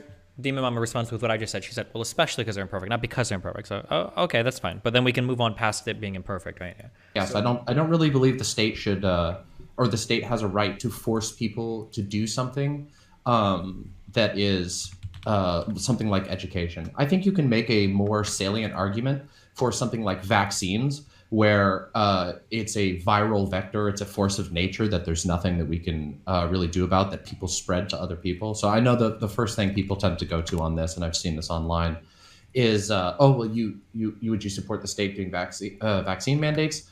I think that's a really complicated question, much more in depth. On a larger scale, I'd say no, but that's because a vaccine has to do with spreading a disease to other people. And vaccines are largely valuable, not just for the self, but for stopping a disease that's killing people. I don't think we... Okay, so Demon Mama correctly identifies that we said you can't force education. Well, can we force vaccines? So she's heading off that argument. I'm really curious how she justifies not forcing education, but here we go. You can make that argument for school. And I would disagree. I would say that a society where 15% of the population not knowing how to read or write, in a society where it's virtually like necessary to exist in society, I would say that is absolutely atrocious. I think that like... Oh, I agree. Okay, so... But I agree with you. Okay, so if we agree with that, then my question is, I do not see any way that we can improve schools to the point where children will choose schools, or their guardians will choose schools, depending on like if we say the guardians are oppressing the kids as well. If people will choose to go to school over literally anything and everything else they can do, how can we make school literally the best? I think that's like a bit of an odd like hypothetical to set up, but like but this is super necessary. Hold on a second. Let's hold on a second. Wait. How is this an odd hypothetical? Wait, what? And everything people will choose to go to school over literally anything and everything else they can do. How can we make school literally the best? I think that's like a bit of an odd like hypothetical to set up, but like this is super necessary. Hold on a second. Let's hold on a second. Let's deal with what you said there. So you stated that 15% of our society being illiterate and whatever, and I can't remember what the other thing that you said was, is really bad. I agree with you 100%. I just don't think that the solution is mandatory schooling. I don't think that mandatory schooling helps at all. I think that using that there's so many ways. If you can't imagine an alternative way besides threatening kids or their parents to get them to participate in school, I think that demonstrates the problem with the schooling system as it currently exists. School is like miserable for a lot of people, especially neuroatypical people. And I say this as somebody who is not only neuroatypical but also succeeded very well in school, and also grew up in like a cult. I don't think that mandatory schooling addresses any of the like meaningful problems that we have with education. All it does is mean that there are punishments for the child and their family for choosing to not, or deciding not, that they don't want to endure that system. Okay, so let's like handle these separately. The first one is that we have a problem with the schooling system. Again, I agree with you. I don't think that's what we're debating on. You said you said that the school is bad for neurodivergent people. I am very much in favor of like improving school for people who either think differently or have anything else that makes school harder. I am all for improving it. I still want to mandate them to have school. And I know you said that like this, and so then what I'm asking is, how do we ensure that we get enough of society, because you agree that's a terrible thing. It's like if we have like a portion of society that can't read or write, how do we get them to voluntarily choose this like education system, or the new one, like the good one that we made, over literally anything and everything else they can do? Yeah, I mean, there's tons of ways to do that. Like literally, there's so many. There's like almost an infinite amount of ways to do that. You can entice them with interesting things, stuff like, I don't know. There's like a million ways you could do this. You could. Okay, you can call me biased here. I don't like Demon Mama, so that's fine. Call me biased. When somebody asks you something, like, how can you do this? And like, you have to repeat 7 times. Well, there's a ton of different ways. I mean, there's like a million things. I mean, like, there's like an infinite number of things. I mean, like, there's a million things. Like, you can do things in like a million different ways, right? It feels to me like you haven't thought about this and you're searching for an answer. Now, maybe she has, and maybe she's just like, this is her rhetorical flourishing or whatever. But like, if there are a million ways, then you should be able to name like at least 2 or 3 that are pretty good. Let's see.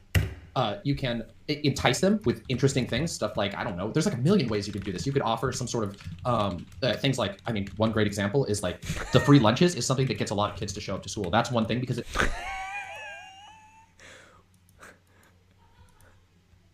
Okay, but there's already free lunches at school. No? Like, a lot of states already have a free lunch program for kids that are disadvantaged. But, okay. It feels like she's padding out an essay without an argument. Yeah.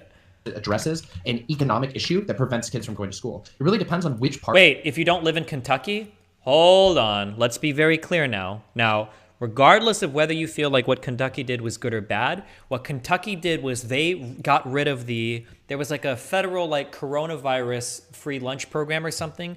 They got rid of that, but Kentucky still has the like disadvantaged youth like applications for lunches. Just to be clear, okay? Kentucky didn't get rid of all of the like free lunch programs. That's not true, right?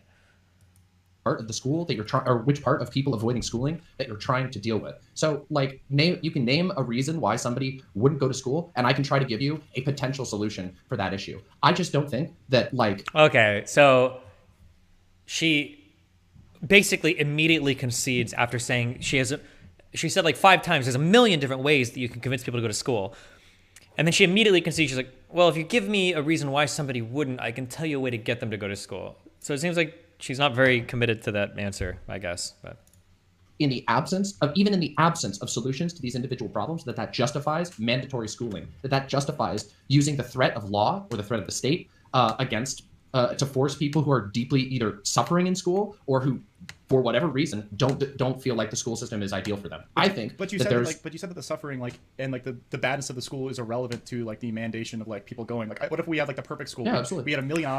This is frustrating for Hanz because props to writing stuff down, by the way. I don't think enough people do this. I write shit down all the time.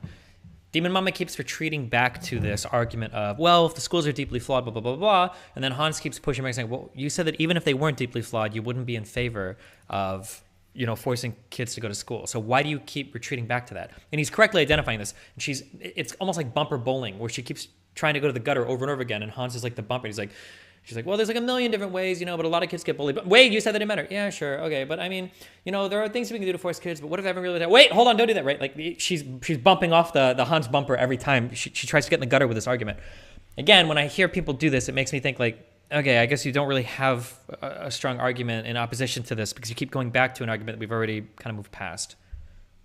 Options where like sure, you still don't get to force somebody to force someone to go do something like that, especially with no reason. What reason do you see? Here's the thing. I can give you the reason. Wait. Hold on. Oh man, and now like bumping off of that and not addressing the prior question. Now Demon Mama launches into an offense of like, now you justify your position, which is technically not the worst thing. He's the one arguing in favor of mandatory schooling, so maybe he should have to. But it's just funny how she sets this up.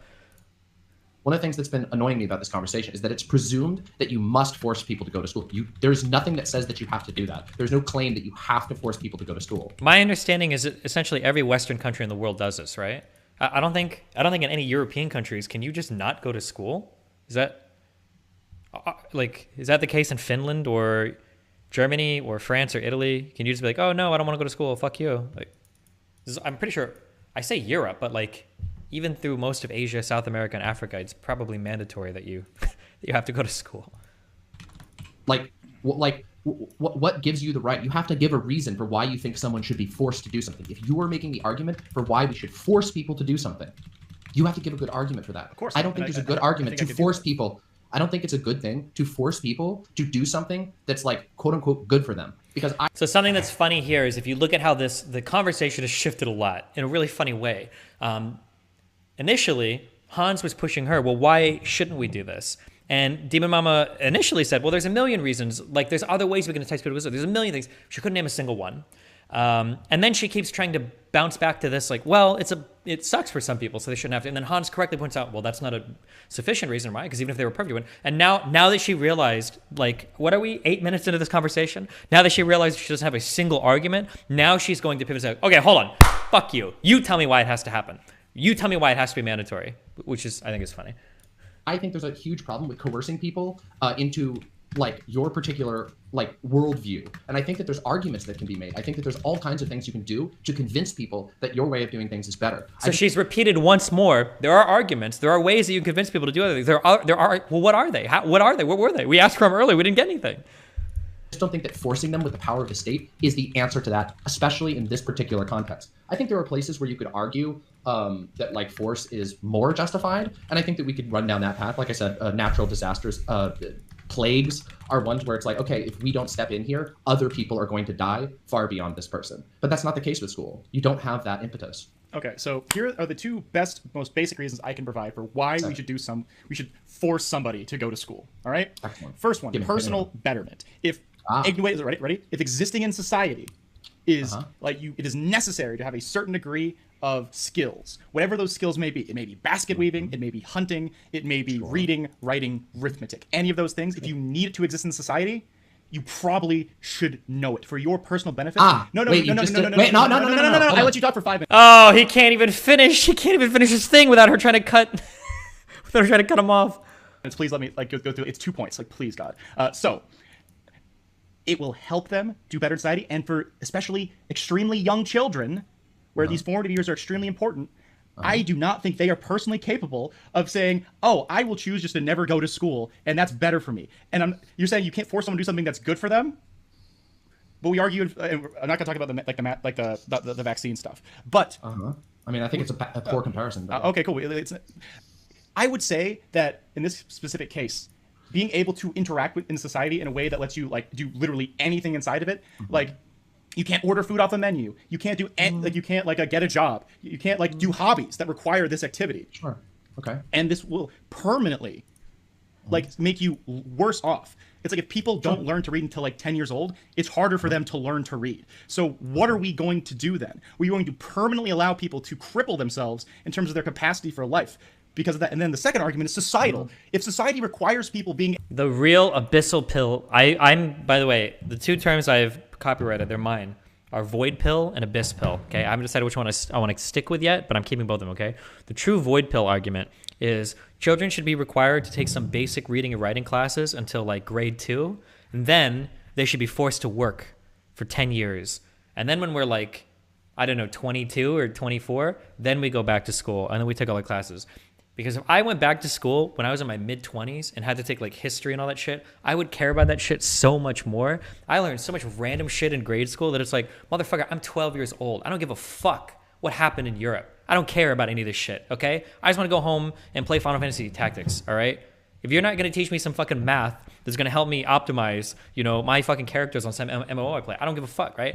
I feel like when I'm in my 20s, though, if you want to teach me, you can teach me all sorts of shit. I'm so much more interested to learn about this stuff. Now, there's a wide variety of reasons why we can't actually do this. Your more developmental years are younger. We can't have child labor, et cetera, et cetera. But fuck, it sucks that we're forced to learn so much stuff at a point in our lives where we are the least interested in learning. Able to do these things, read, write, basket weave, hunt, and we don't get them to be able to do it, society will functionally collapse because people have zero skills to keep the society functioning. I think those are two very good reasons as to why we should coerce someone. I'm not saying forcing someone to school isn't coercive. I'm saying it is necessary coercion for the good of society, for the good of keeping anything existing. So I would ask, what would we do for the super young kids, for the 3-year-olds who don't want to go to school? Are they capable? Wait, hold on, shit. Oh no, he's about to stumble into some dumb shit. So unless there's pre-K, I don't know if 3-year-olds go to school. Yeah, sure. Have you ever talked to a 3-year-old? Yes. Okay, cool. Because I don't know if you know this, but as a matter of child psychology, children are actually pretty receptive to new things. They don't understand the world. They naturally seek guidance from parents. But this is a reason. This is discussed so fundamental. We know 3-year-olds go to school in the UK. Oh, okay, okay. This is such a dog shit argument that Demon Mama is about to make, but let's hear it out, okay? This is why children are vulnerable to even negative things like abuse and things like that. It's because they trust their parents. They trust the adult figures in their life. And that trust right now is often taken advantage of and used to be really abusive. And that includes with the school. What are these arguments? Wait, does Demon Mama actually believe this shit, or does she just go around looking for them? I feel like people project so much. People call me a contrarian all the time, but I feel like I can justify most of my shit. But then I feel like some of these other people online have the most ridiculously absurd stances. Does she actually believe this? System. You can tell a child, hey, we're going to go to school today. Isn't that fun? You're going to meet new friends. You're going to do this thing. And most kids, they're going to go. I don't remember a single time in any of me or my siblings' childhood where anyone had a problem going to school. They were. Wait, what? Bro, I skipped so much fucking school, especially when I got to high school and I realized that my parents were as lazy as I was. I'm like, Mom, I'm sick today. I'm going to go upstairs. Dude, video games and playing hooky and skipping school. Dude, where are my Midwest, where are my northern state bros at? Do you guys remember when, do you guys remember when snow days would happen and all the kids were super sad because they were like, oh no, I wanted to go to school today. Oh no, it's snow, it's ruining it. Oh man, maybe we could all walk to school instead. Like, oh man, snow days are the worst. Like, wait, what does this fucking take? Kids love to go to school. Jesus. Destiny, remember actually feeling physically sick on Sunday nights? Dude, remember when some weeks were so shit that like Friday night would come and if you slept in on Saturday, you'd be like, oh my God, my Saturday is almost over. And if Saturday's almost over, it means tomorrow's Sunday. And Sunday's not even a real weekend because it means I have to go to bed early. Oh, so like sometimes you'd wake up late on a Saturday and the rest of your weekend would already be fucking ruined. Oh, man.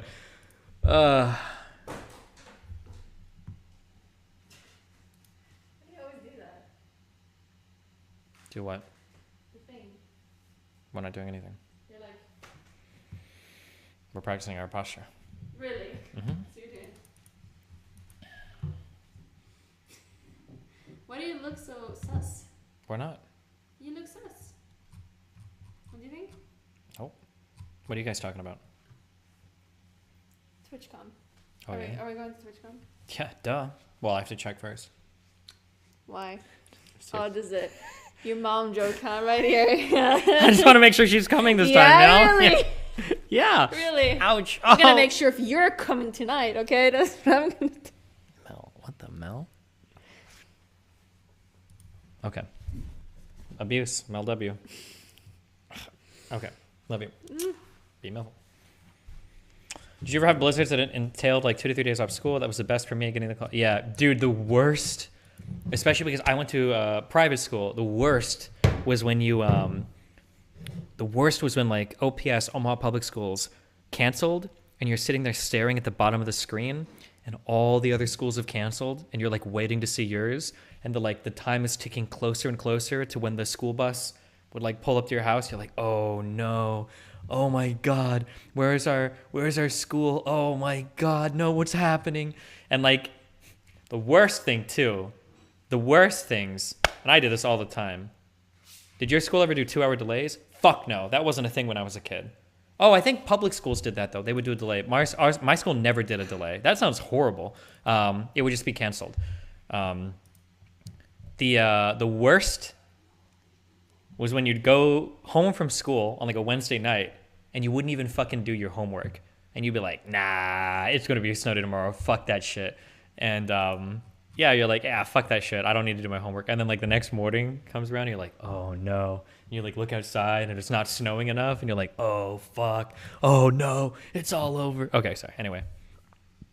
A single time, we're going to go to school today. Isn't that fun? You're going to meet new friends. You're going to do this thing. And most kids, they're going to go. I don't remember. I want to know. I'm so curious what Demon Mama's experiences with children and with other school kids that she would actually say something like this. Or maybe she went to like the funnest fucking school in the world. I'm so curious where this take comes from. Single time in any of me or my siblings' childhood where anyone had not even a single time to school that where it was ever even necessary to issue a threat, because we were excited to go there to learn, to have yummy foods, to meet our friends, to talk to our teacher who we liked. These are all things that can inspire a child to go to school. I am so like at this point I would actually be checked out. I think at this point I would start probing with funny questions. Because like this sounds like a bad faith argument to me. I don't believe this. I don't believe that a person sincerely believes this. This has to be like some fucking meme shit.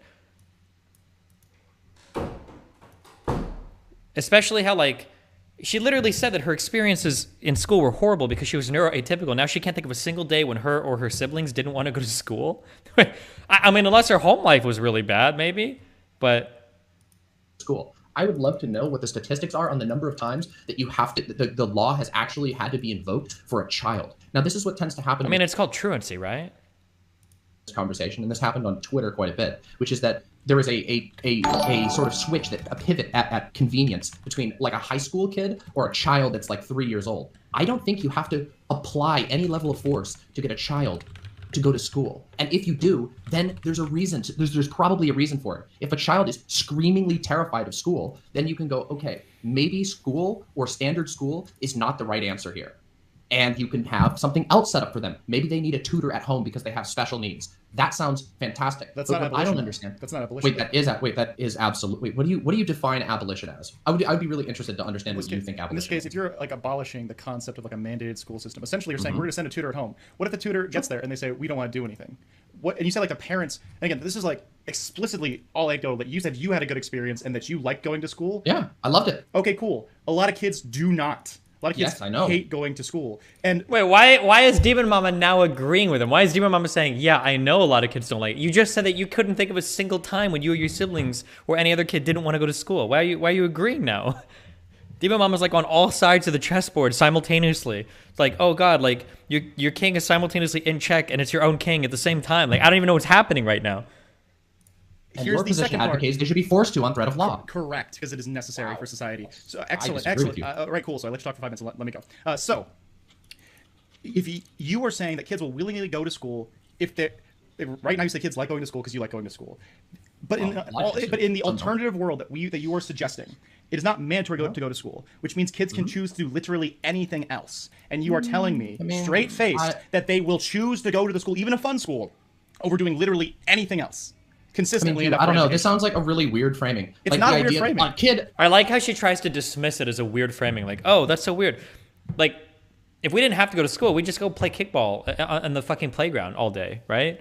Or half-court basketball, I guess, when you get older or whatever. Like, kids would just go out and do physical shit all the time. They wouldn't want to be inside learning math and shit. They would be out, like, doing recess 24/7. Not 24/7, but, like, for 6 or 7 hours a day, right?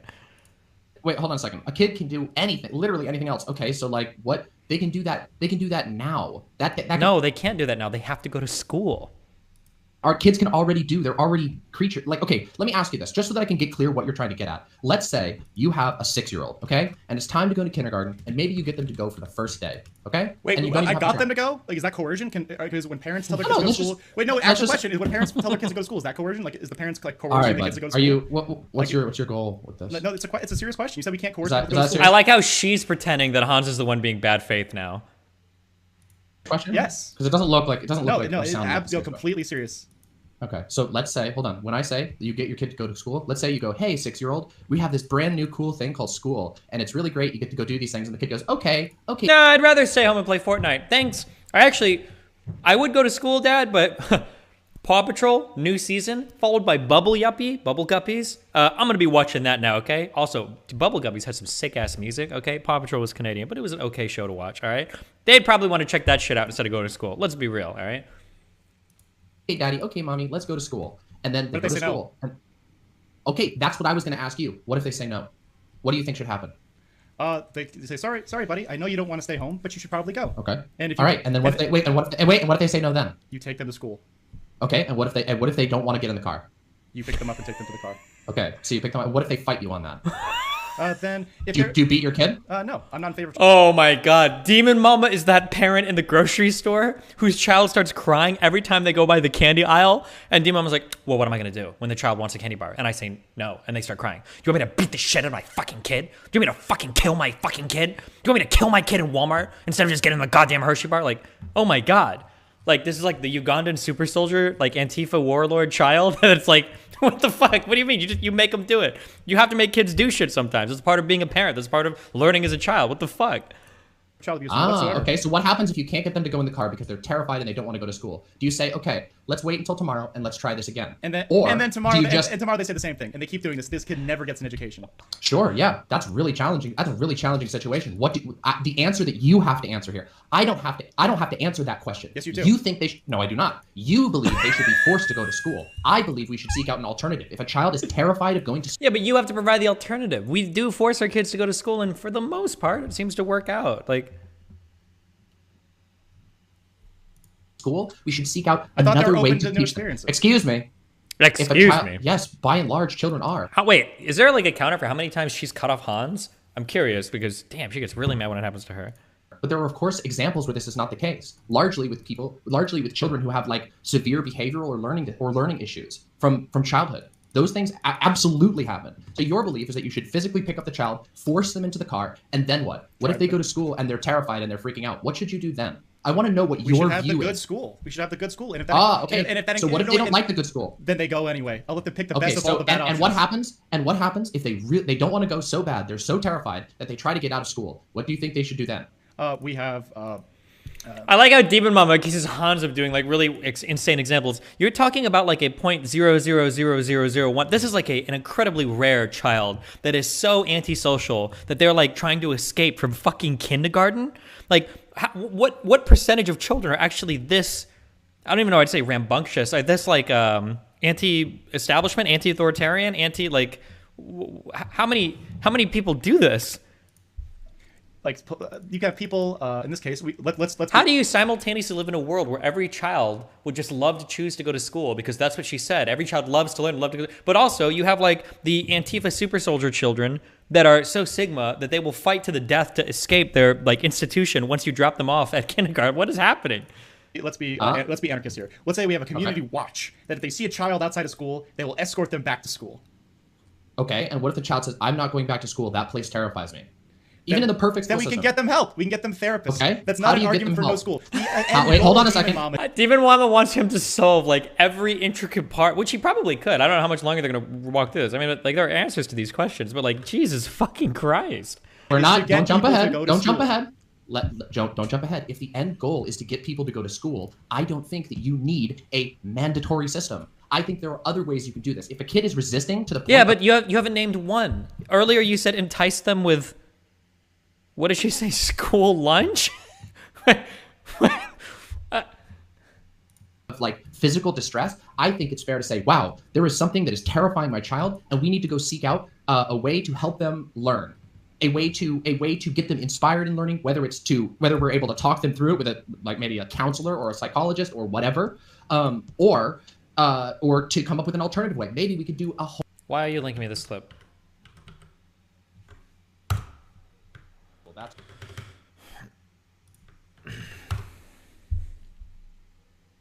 addresses an economic issue. No, it isn't. You know, it's actually the funny part. It's funny she brings that up. Because I'm living proof. I walked to school just to get the free lunch, and then I walked my black ass home. That's what I did every day. I'm living proof of it. I can test, hand to God. That's what I did every fucking day. It's because they don't keep track of truancy. All I would do is I would go, yeah, you know what? I kind of want to eat. I'd walk my black ass over there, get my free lunch, and I'd. Well, that's one thing because it addresses homeschooling process, and maybe what if they reject the homeschooling process? What if they jump out the window and try and run away every time? That's a question. Wait, that's a question for you. Keep making this crazier, Demon Mama. No. Please wait. Hold on. Please tell me what your solution is. My solution there, if a child is that opposed to learning, then there might I don't even know if there is an answer that anybody can have to that particular situation. Therapy. We should get them mental. Wait, sure. That's what I said. That's not mandatory schooling. That's not mandatory schooling. You're now offering my solutions back to me. No. The end result. Yes. How is she trying to claim? What? She's posited arguments, and then she's immediately retreated from them, and then now she is saddling Hanz with the burden of trying to make arguments, and now anytime he says something, she says it, well, those are actually all my arguments. Okay. Is getting them into a mental state where they will agree to the mandatory schooling, Demon Mama. That is the end result. Wait, that's not the end goal. Yes, no. Okay, so wait. Then that's where we differ. My end goal is not to force children into school. My end goal is for children to be as happy as possible, as liberated as possible, as educated as possible. What if they don't want to go to education? Wait, you should fight on that ground. You want children to be as liberated as possible and as free as possible? What if that comes at the cost of them being like educated citizens of the world? Do we just abdicate that responsibility and just say fuck it? Every single kid. Let's say every single kid's afraid of the system. What are we saying? Every single kid. Okay, so if every single kid is afraid of the system, then you have a failed system. That should be discarded completely. And I think if one child is so scared and terrified mentally that they can't fit inside the existing mandated system, we'll get them the assistance they need until they can fit back inside of it. Because we both know this is so far removed from the majority. Wait. Hold on a second. What are we going on for? I'm ready. No, you're going off on a whole tear. You're saying this is. I'm going off for 10 seconds. Hanz is going off on a whole tear.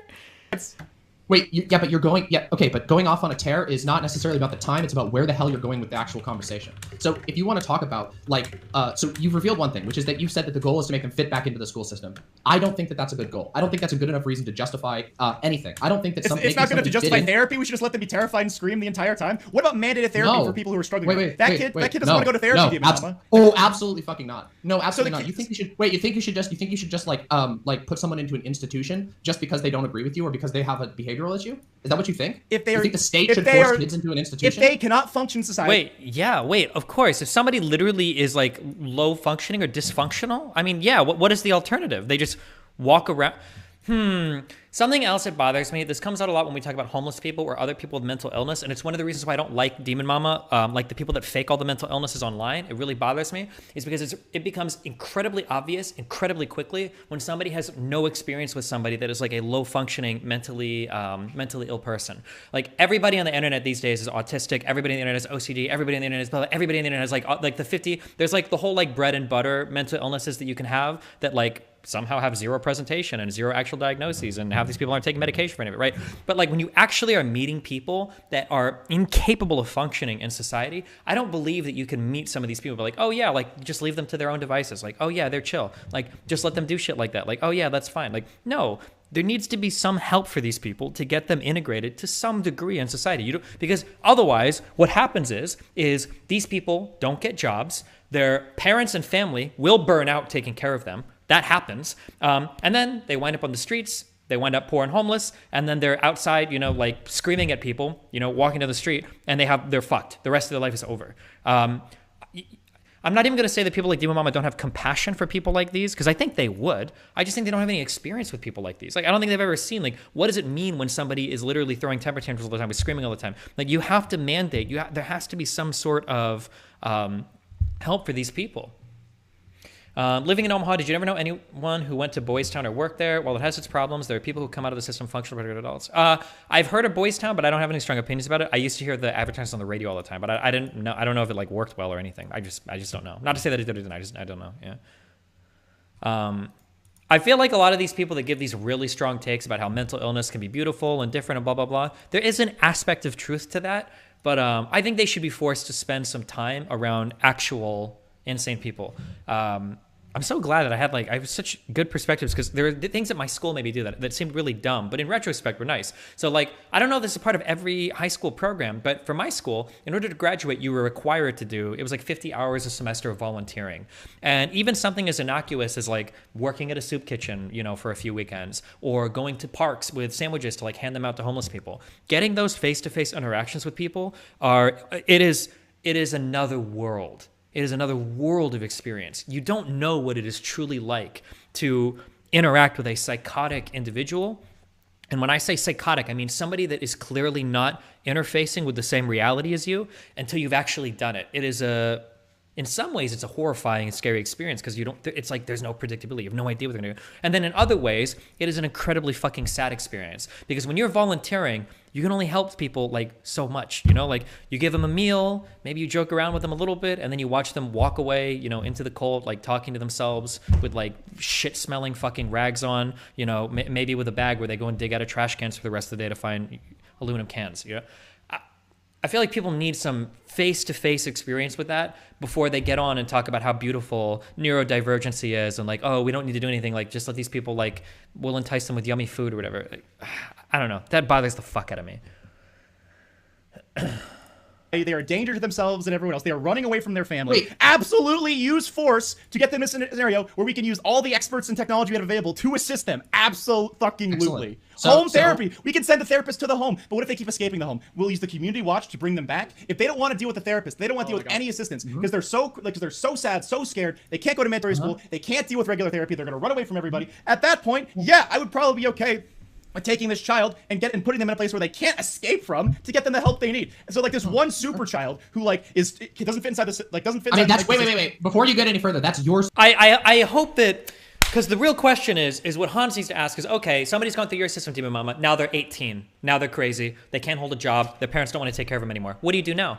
Do you let them wander the streets as a crazy person screaming all day? What if somebody is 16 and they want to kill themselves, right? Do you mandate the state to do something there, or do you just let them go off and do, let them go and commit suicide, right? I hope that this needs to come up. Super child that you've invented. I think no, this child your super child refuses to go to school. Like, why can't the child? Wait, I like how she says Hanz invented the super child, while she was literally saying, "What if you have a child that screams and kicks and tries to escape pre-K?" Like, oh my god.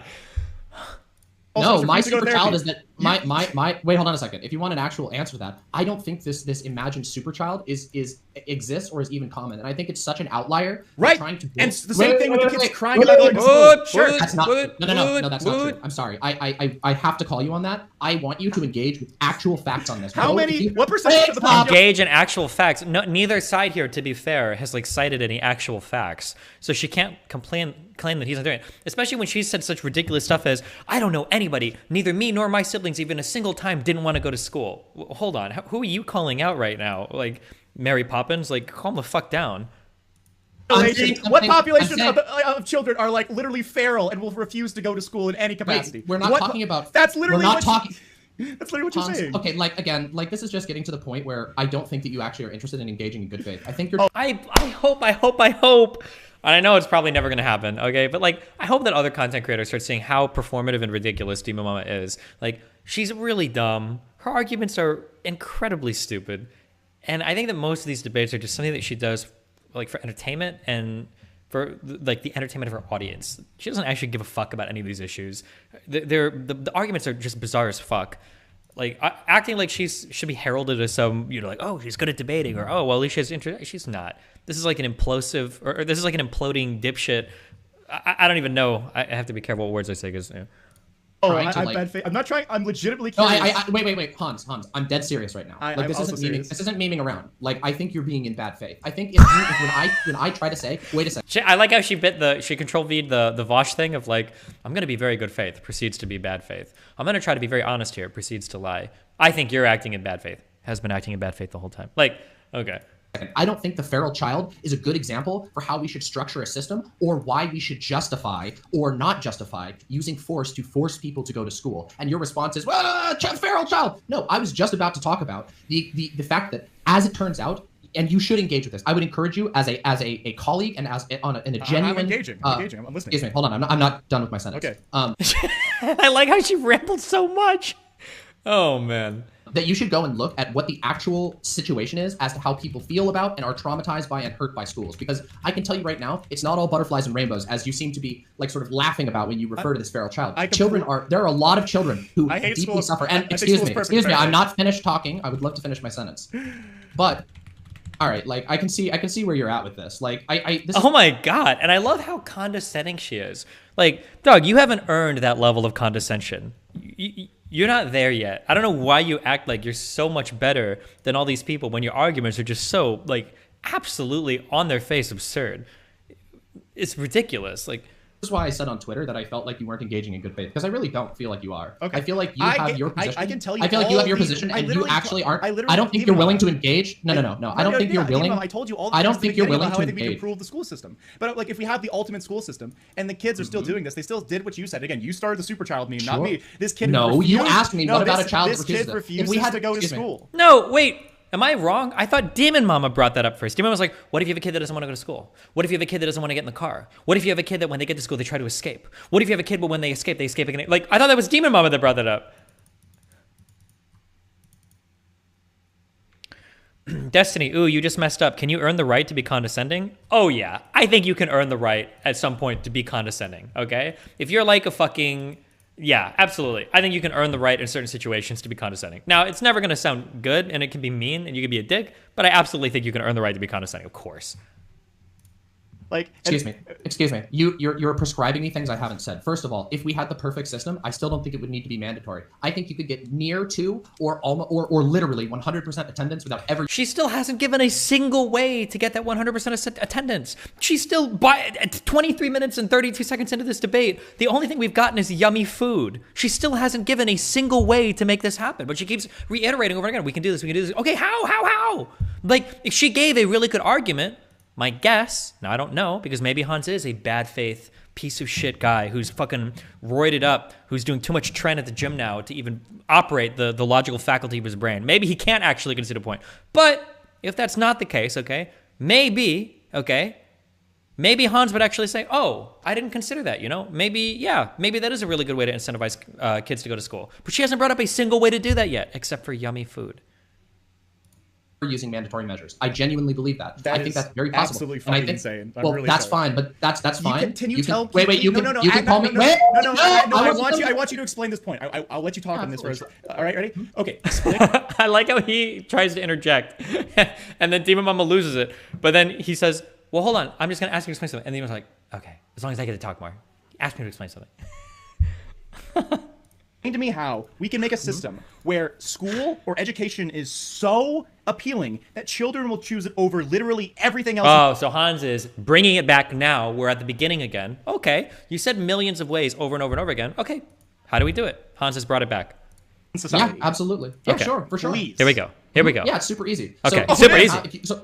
Wait, if you're trying to say that why I think that that's the case, I think kids like learning. And actually, it's funny because if you're willing, kids like learning is not a way to incentivize it. Is she going to bring up a single fucking thing? To actually engage with this in good faith, you can go and actually listen to the professionals on this. Professional educators know that kids love learning. Hell, we've had massive improvement. To be clear, that's not really true. Kids don't necessarily love learning, but there are ways that you can disguise learning in other things to make kids love it, right? Kids don't love to sit in a classroom and fucking learn. That's why you have to work as a teacher to make the curriculum more engaging, right? That's why you have to find out ways to you're like tricking kids into learning. Sometimes with games, sometimes with group projects, sometimes, right? You have to, it's not like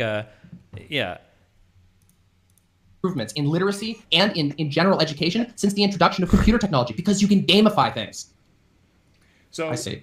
So the math game. That was some of my chat posted. I had to make sure I wasn't a bad. I see. Yeah, totally. So the math games are going to be more fun than everything else.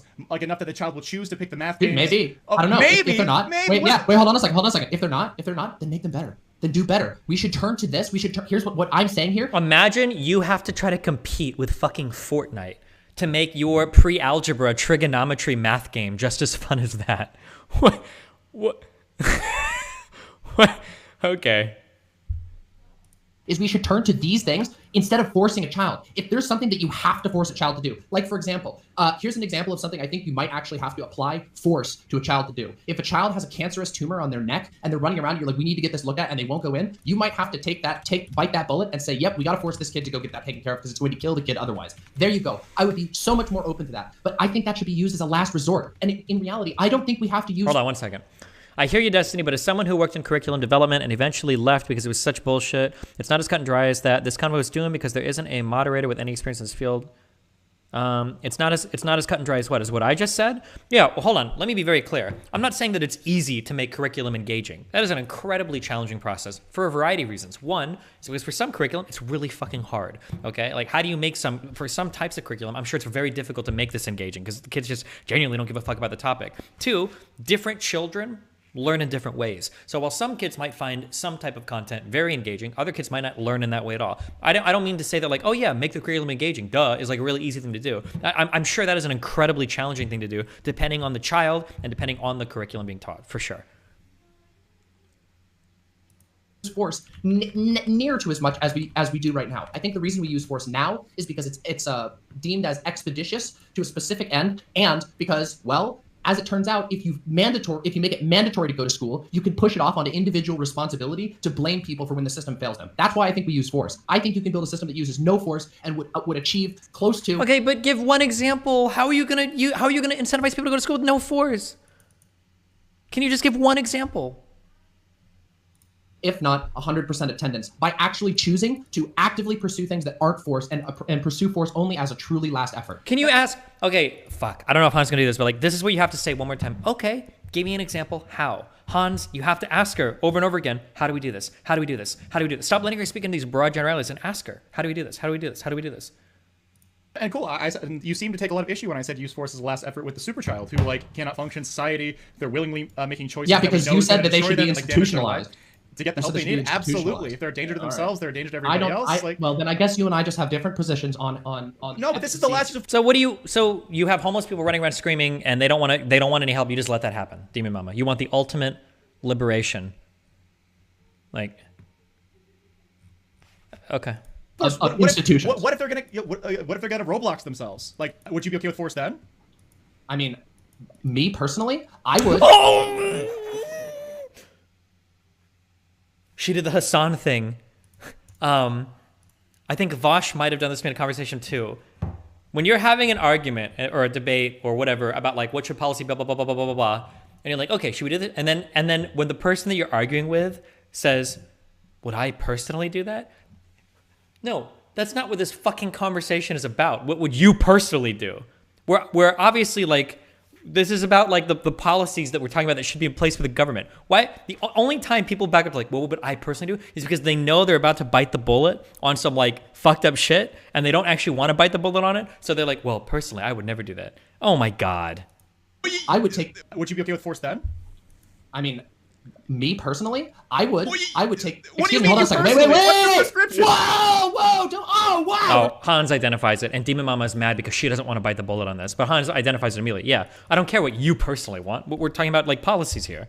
We're gonna do the performative thing. Let's do it. All right. Listen, you want to hear? Me personally, if my kid was if my child was going to like kill themselves or was imminently in physical danger, then yes, I would tackle them. I would be like, look, let's wait. Okay, but what if another parent's child was, and that parent didn't want to do anything to stop it? Then what do? Do you just let the child kill themselves? Get you out of the danger. I know you'll see through this on the other side. What about other people's kids? Would you force them? Thank God. Yes, good follow-up. You wouldn't let the state take children from parents when the kids say they're going to kill themselves and the parents aren't doing anything. You're really going to let that happen? Really? Wait. That's what you're dying on right now? Hold on a second. And she won't even fucking. They copy all of like.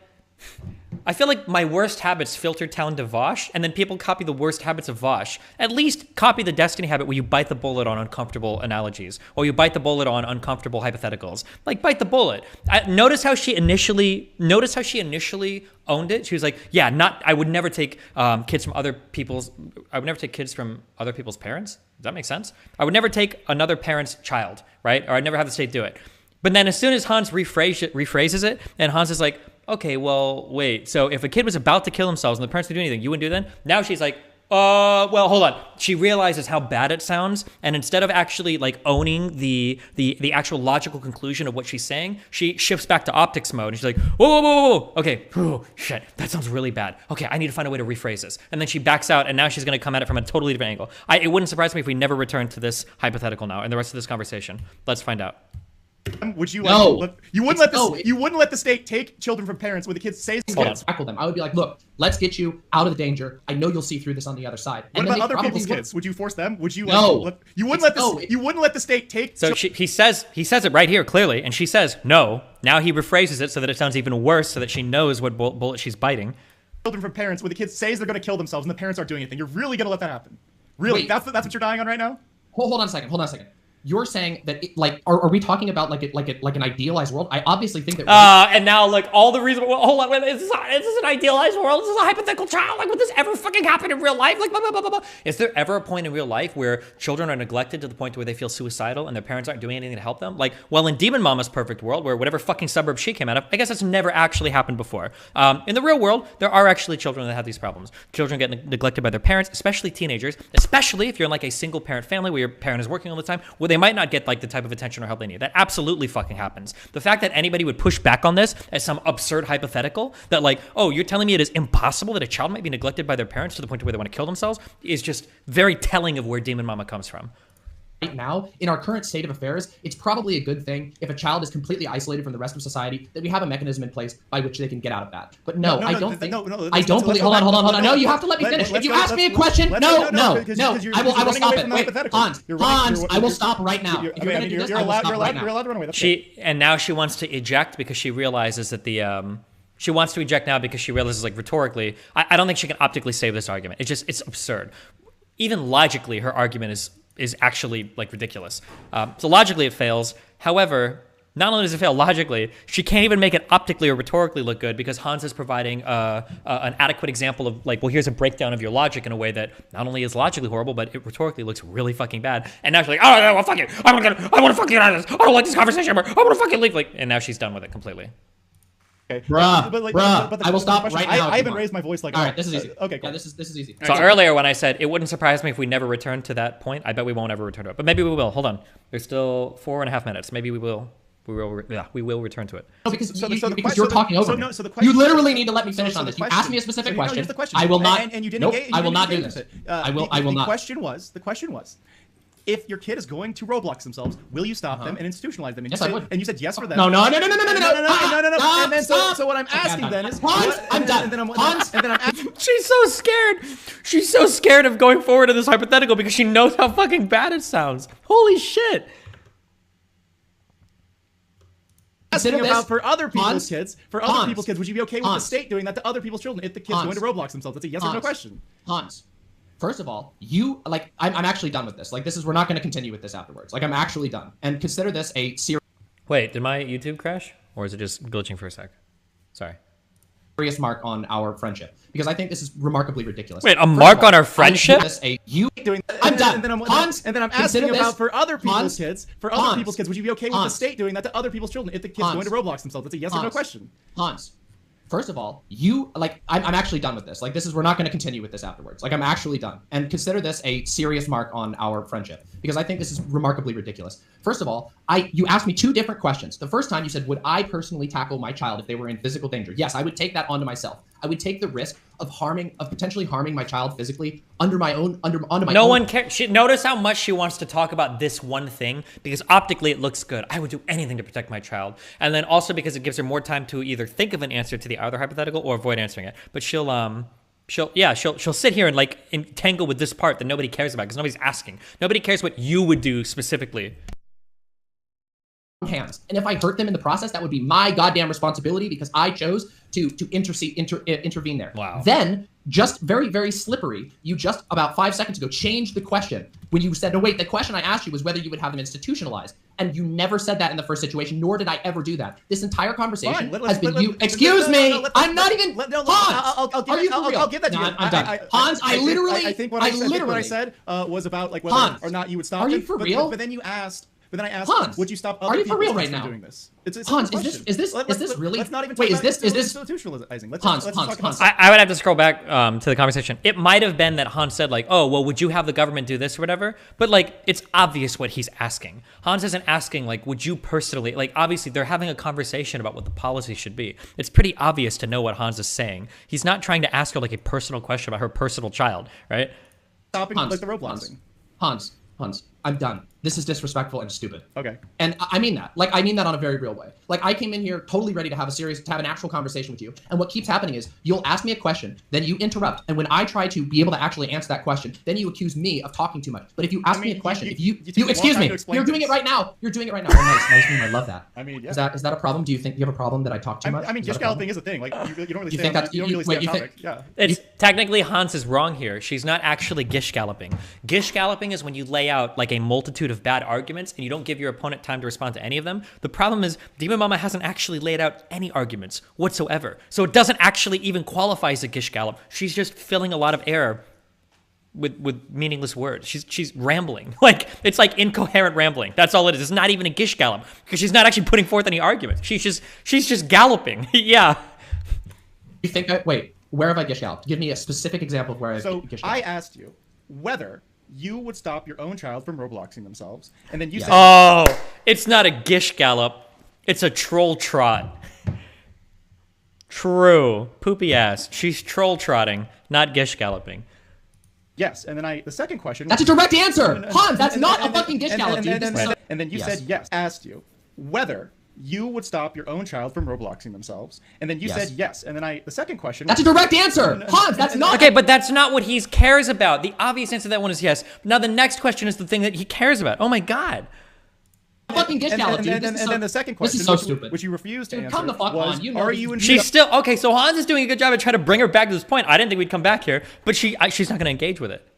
Of a state interceding to stop someone from Robloxing themselves if their parents won't do it. Oh, that's a yes hold or on no a question. second. Wait, do you want to watch back the VOD? I challenge you to go watch back the VOD because if you go back and watch back the VOD, you didn't let me finish that answer at all. Not even close. I didn't even get halfway through. You're doing it again. You're doing it again right now. Literally every. She's not gonna. We have a minute and a half left. She's not going back to this. She knows that she's lost logically and rhetorically on this point. So it's over. Single time I respond, you start to interrupt me before I can even answer. This is incredibly frustrating. All right, and I know, and it's funny. I guess like. No, I'm done. I literally don't want to engage with you anymore. I actually think this is one of the worst. I'm disappointed personally because like and whatever. Like you can say that's whatever. But I came on here because you invited me on. You wanted to have a talk about this, and I really genuinely tried to engage. I don't think I've thrown any. I don't think you did, you. But that's totally really. Okay. Wait. I know. I know you're disappointed in me. I mean, yeah, you made fun of like the concept of like getting a kid to go to school, even though you agreed that like in certain situations. Wait, did I make fun of that? Yes, you did. I don't think you engaged with the question. You talked about like how to in regards to like what's the important thing. I explained to you that like not having an education in society is literally life crippling for children. Wait, and I never engaged with that? Yeah, you didn't engage with that whatsoever. I did literally engage with that. I don't know. Did she? Well, I didn't remember her engaging it. I don't even remember them talking about it that much though. Just watch back the VOD. Like I don't know. This is absurd. I genuinely did not expect like this level of actual bad faith from you. I'm so sorry. Yeah. Well, I don't think you are. I'm not. I think you're exactly. That's what I thought. All right, so have a good one. And that's where we will end this. That was excellent. Oh man. Oh Jesus. She said we were done, so I took her out of the speaking to Hanz thing. Oh my God. I what a horrible dog shit conversation. Demon Mama fans did what she blasts your fans for doing after the debate. Wait, what? Hold on. Again, like I said, like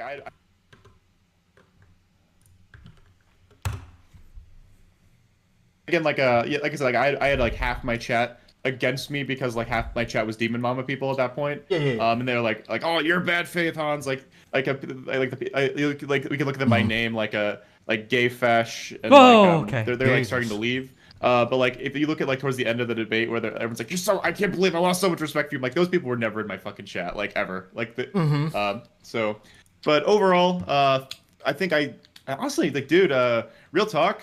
This is like one of the best fucking debates of my career. Like I think I think you did pretty good at molding her. I don't want to have like a whole chat about debate feedback because there's really not much to say. There's only one piece of feedback that I would give you, and that is you did a really good job like structurally in terms of following the argument. The one thing that I would say you could do is like when you repeat questions, stay calm. Like let her ramble and then repeat your question and bring her back. But like let her ramble and then repeat your question and bring her back, because I think that you, for the most part, kept your cool in this conversation. That's what it looked like to me. But you can be cooler.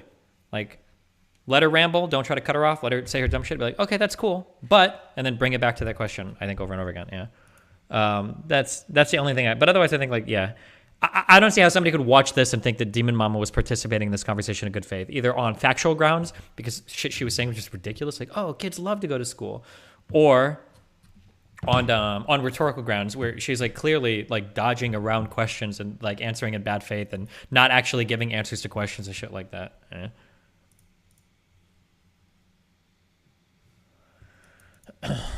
All right, that was the next one is the Veritas vaccination video. Ooh, so I've watched a lot of Veritas stuff in the past and I've known it's garbage. Now it's something that I know quite a bit about because we've done a lot of reading and research on vaccination shit. So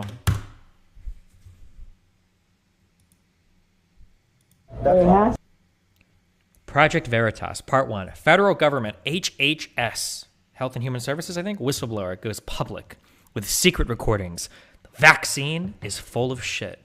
Oh my God. Where are my anti-vax Twitch chatters? Load them up, guys. I know you're hiding there because you fuckers are lurking every fucking stream. Oh, and I'm sure they're in my YouTube chat too. Oh boy. The pinnacle of reporting. I'm sure that this is going to be a great fact-filled video that's definitely not going to be just one random crazy person rambling at O'Keefe with him asking incredibly loaded questions for 13 minutes, okay?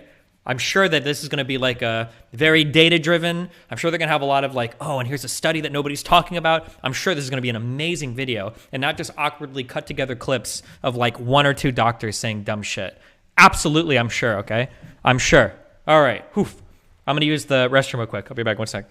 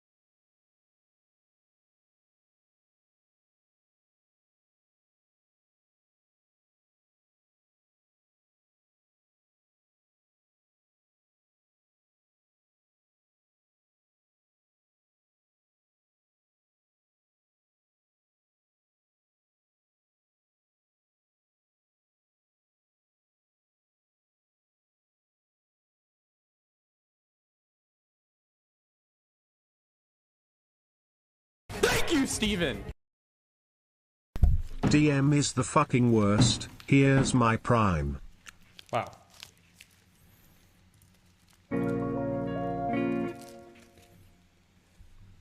Happy Hobbit Day Gnome. Nice shirt. Why'd people happy? /raid. That's tiny.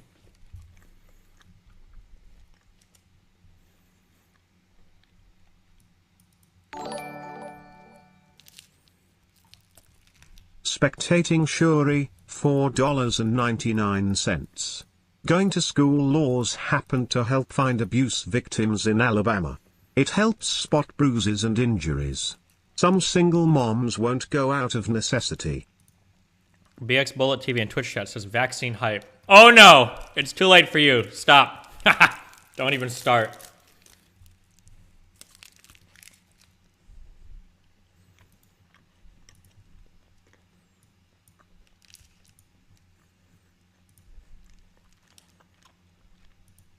You're a genius, dude! Everything you are saying is true. I work with individuals with disabilities/mental illness. I am a caregiver for them. We offer supports so they can live as independently as possible. What are you eating? Beef jerky. Oh. Nathan Explosion, $4.99. I got punched in the backhead getting off a train from a homeless man having a mental breakdown. I felt sad for him more than anything. Connor Byrne, €5. It feels like Demon Mama's position could only have come from someone who hated school in the first place. /raid. That's tiny.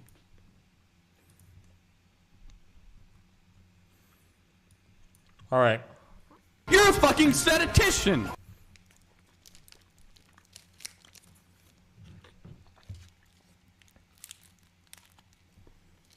You're a genius, dude!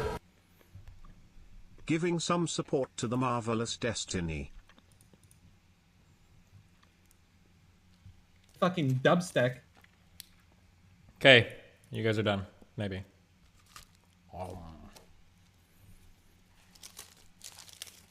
Fucking dubstep. Nathan Fields.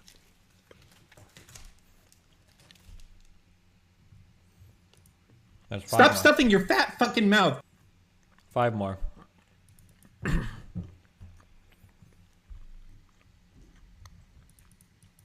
Fucking dubstep.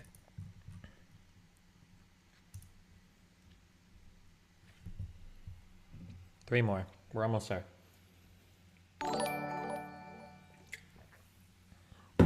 Show a late, $5. Now that he's gone, chat, let's go nuts. Good one. Stop stuffing your fat fucking mouth.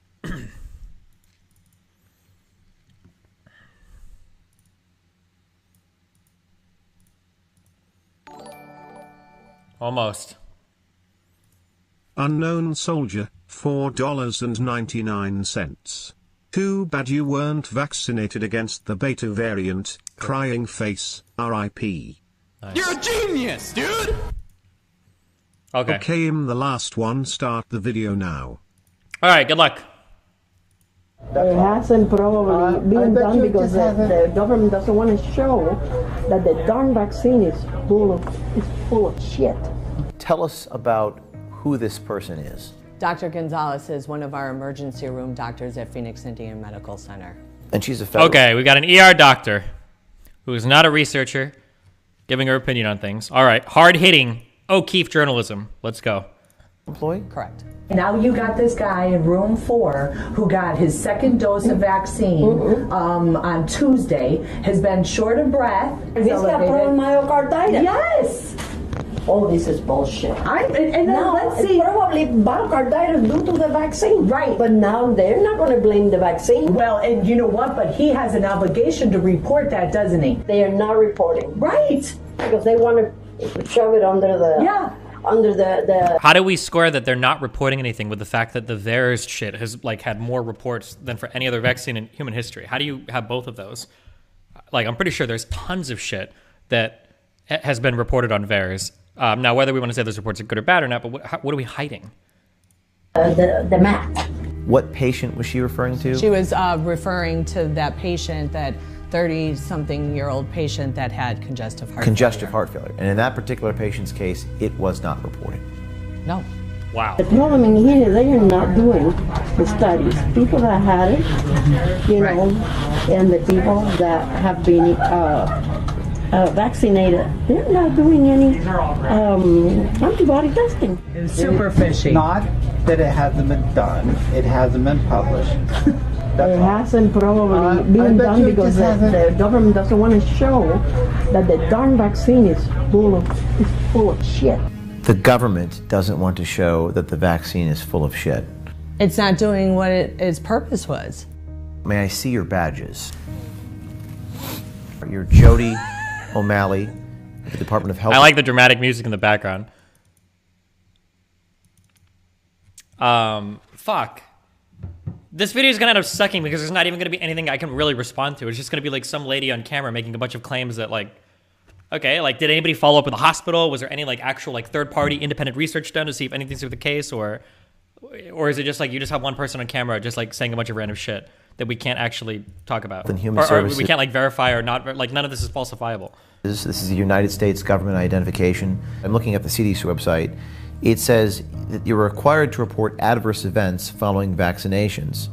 One of those would be congestive heart failure. Yeah, it's a huge one. Were there other instances that they didn't report? Oh, I've seen dozens of people come in with adverse reactions. Dozens? Yeah, it's really sad. She had just come back from surgery, from leave. So what are we looking at here?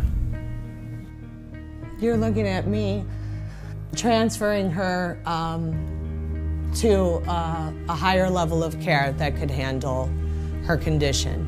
And this is a colleague at your hospital who got sick. She didn't want to take it because of her religious beliefs. And she was coerced into taking it. Why? Sorry. Why are you choosing to blow the whistle? It's not what a lot of people would do. They're scared, they're afraid. Are you afraid? I wouldn't necessarily say I'm afraid because my faith lies in God and not man. This is evil at the highest level. You have the FDA. Oh, shit. I'm trying not to use like background information for Project Veritas because I know that O'Keefe and Veritas is like it's like a scumbag organization. But I'm trying not to use like background like meta shit. But I will say like one meta thing. They do this with everybody that they bring on, where they have them give their story, but then they'll also set up these like GoFundMe's for them. They've done this over and over again for people. Was it ever verified whether or not they took a cut from any of this money? So this person has raised over $400,000. It's funny because people always say like, oh, pharmaceuticals, they're incentivized to lie to you. You don't think this person might be a little bit incentivized? Like over $400,000 per cut? Like, why doesn't, I like it when conspiracy theorists never think like, well, maybe there's incentives in the alternative media as well. Like they never actually think that, you know? But.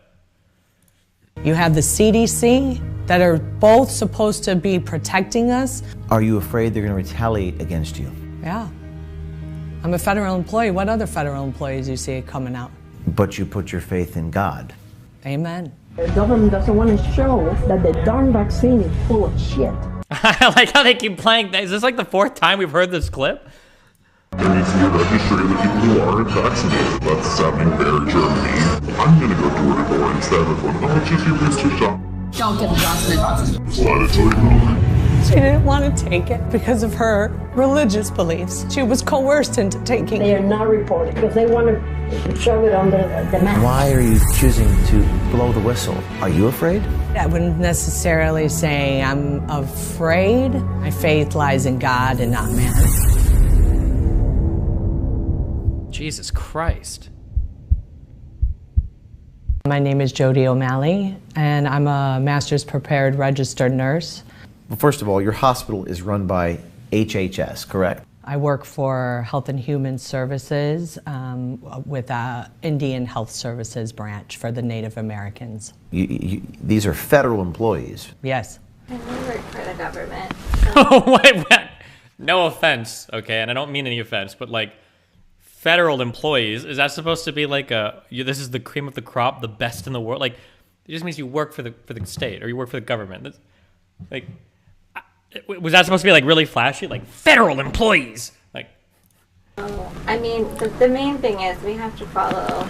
I know. I mean, that's another thing. I don't know how much longer I'll be here. And the protocols here. I know. Are the policies and administrators coming directly from the federal government? Yes.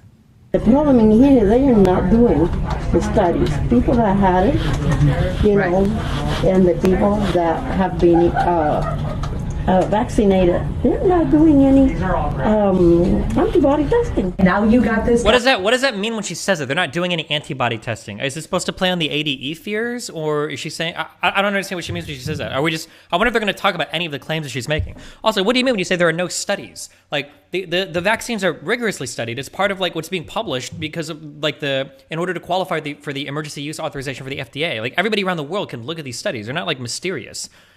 I don't understand what they mean. It's not studied. What does that mean? It's not studied. Like the entire world is studying the middle term, I guess you'd say, or long term effects of these vaccines. The entire world. How are you saying it's not being studied?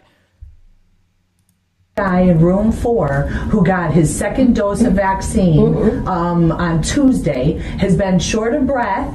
Okay, now his BNP is elevated, D-dimer elevated, ALT, all his liver enzymes are elevated, his PT, PTINR is elevated. He's got myocarditis. Yes.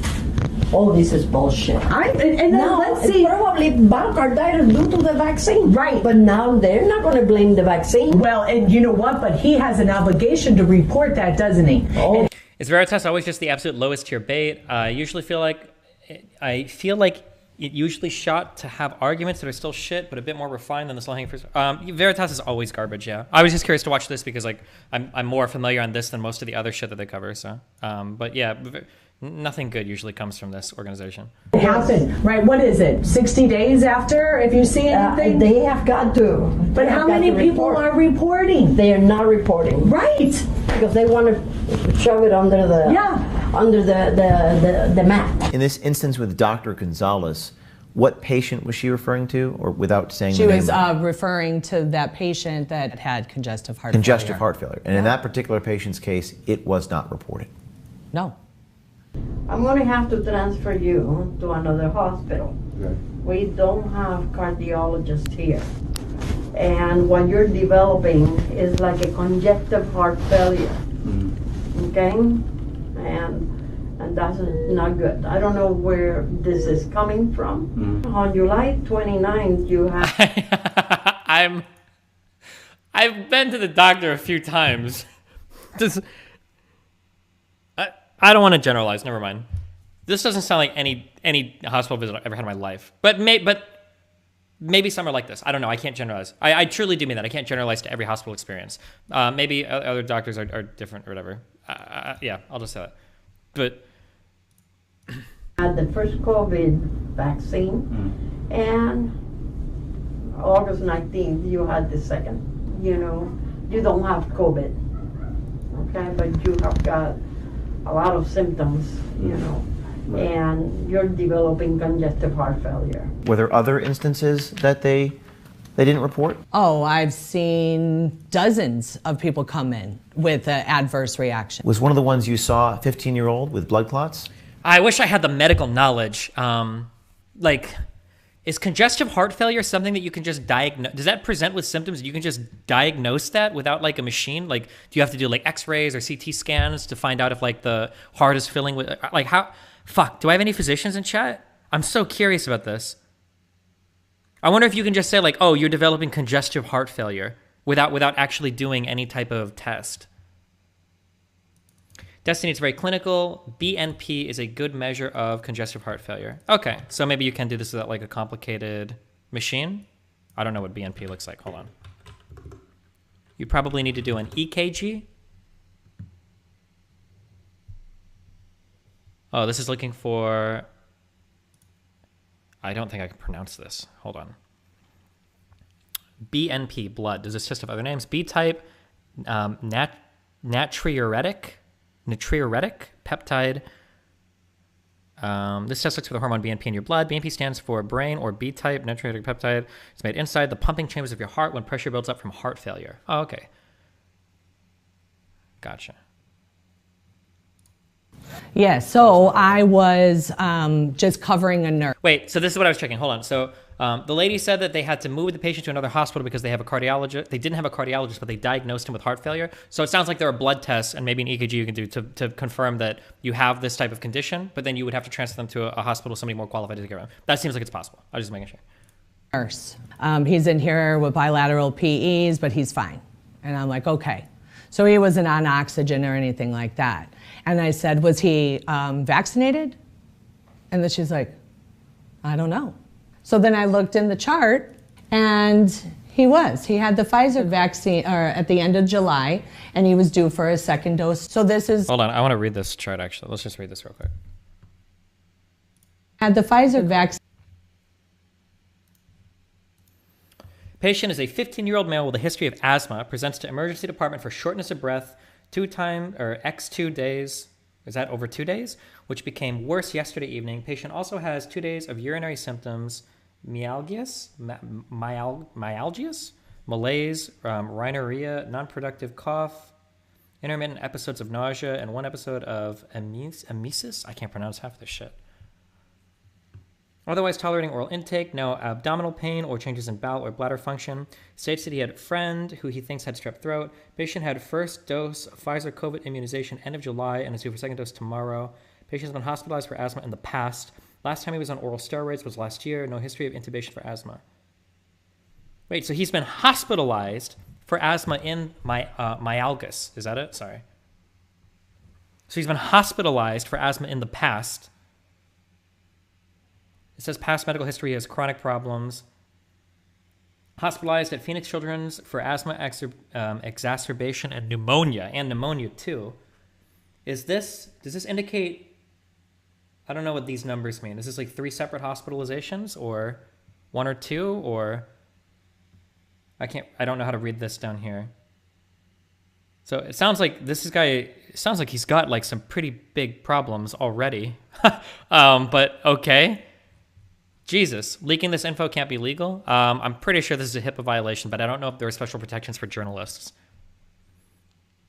The heart inflammation thing is an actual side effect. Yes, the vaccine can lead to a little bit of myocarditis, which I think is a fancy way of just saying parts of the heart can get inflamed. But it's not like this is not a chronic condition. It's usually, I think acute is the opposite. You have like a little bit of myocarditis, but then it clears up after like, I think it's generally within a few days. It generally clears up. It's not like you have myocarditis. It's a scary word, but like you can have a little bit of inflammation and then you'll be okay in a few days. Like it's generally an acute thing. Or at the end of July, and he was due for his... Hold on, so this guy in Twitch chat, so this is like a good example of falling for this type of misinformation. This is why Project Veritas works. So this guy in Twitch chat, Banangram or whatever, a little bit of, can you sound more ridiculous? So if you use like the medical terminology for some things, it could sound really scary, right? Like, oh my God, you have fucking myocarditis. The fucking blood vessels of your heart are fucking inflamed, right? But there's a lot of different things that can cause inflammation of vessels in the heart. Or there's a lot of things that can cause inflammation in general. Fucking sugar can cause inflammation in general. But we're looking at like, is this an acute problem, something that happens and then clears up a little bit? Or is this like a chronic problem that's being caused, like long-term effects, that's really, really, really bad? Yeah, but just saying that like, oh my God, inflammation is not like you're fucked, you know?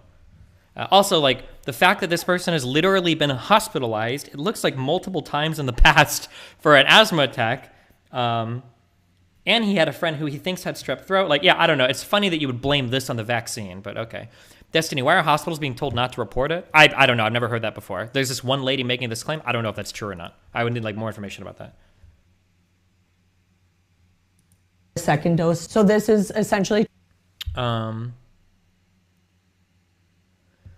Here's a tweet. It's only just read this, so I don't know how true this is, but it seems that they can't find this doctor on the Arizona registry for doctors. There is no physician licensed in Arizona by that name. Maybe they used a different name. Maybe she's licensed in a different state. I'm trying to be very, very charitable, but... 2 to 3 weeks later. Most likely, and he was due for his second dose. So this is essentially 2 to 3 weeks later. Most likely cause of hypoxia, unusual PE at this age. Unclear etiology. They don't know why he got it. So how do we know that the blood clots, or how do you... Etiology. They don't know how... Okay. Bilateral PNA and URI symptoms, small bibacillar infiltrates on CT that do not explain hypoxia. COVID-19, RSV, and influenza negative, ×2, and differential, another viral infection, bacterial. Bilateral segmental PE, most likely cause of hypoxia, unusual PE at this age. What? Hold on, I need to look some of this up because I don't know what these stand for. She said she was a registered nurse. No, I don't think they were looking up this lady. I think they were looking up the other person.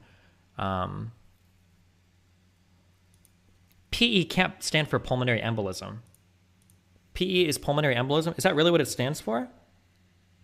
Okay, so they have a pulmonary embolism. PE equals physical education. Okay, geez. Okay.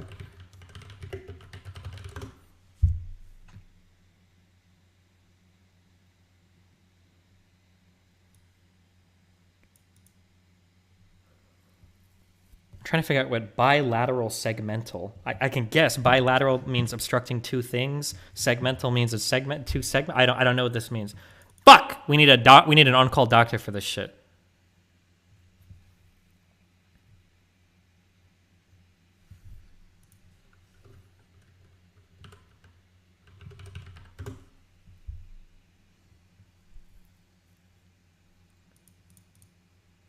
Destiny, here she is, a doctor in Arizona. Oh, okay, somebody did find the registry for the one lady. Small segmental or subsegmental PE are of importance in patients with limited cardiopulmonary reserve and for diagnosis of chronic pulmonary hypertension. They may be an indicator of silent deep venous thrombosis, which may predispose patients to more severe embolic events. Is a pulmonary embolism ordinarily a bad thing?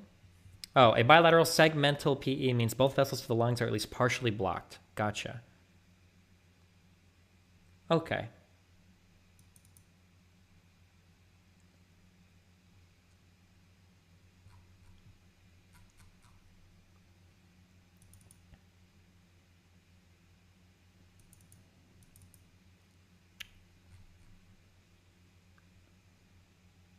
If you have a pulmonary embolism, though, does it mean that it doesn't necessarily completely block everything off?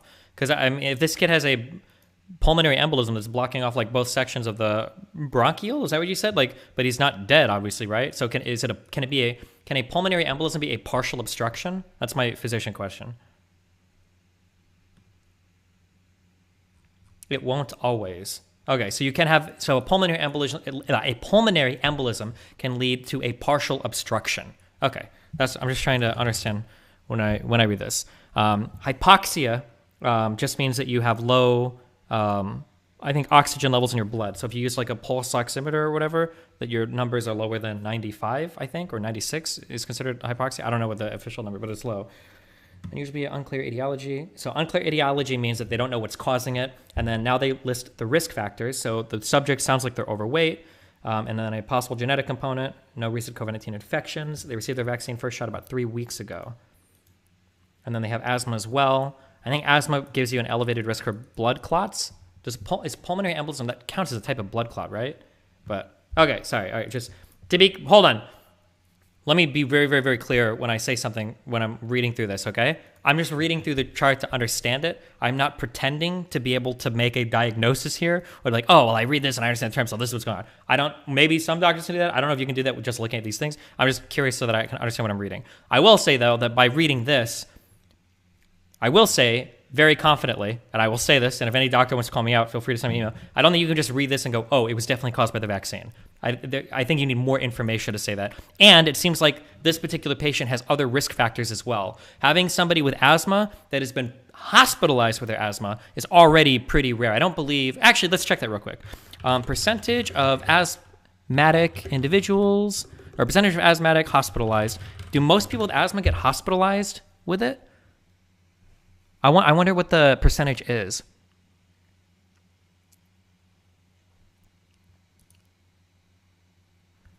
For years, researchers estimated the prevalence of severe asthma to be 5 to 10% of all asthma patients.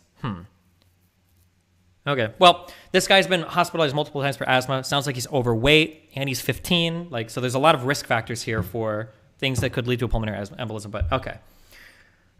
Okay, but anyway, let's go. Unusual PE at this age.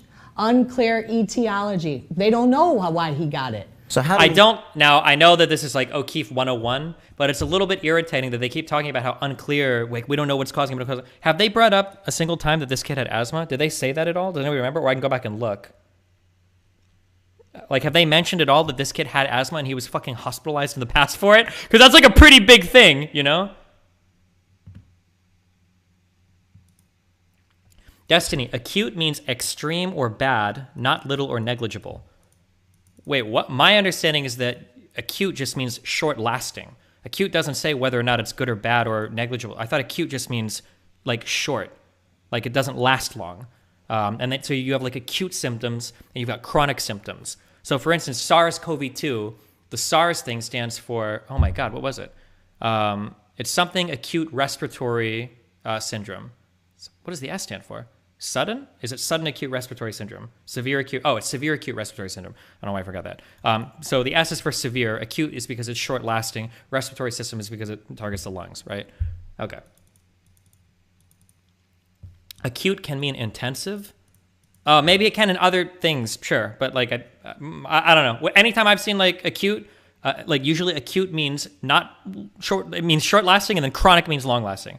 But it doesn't make that has nothing to do with like the severity of anything.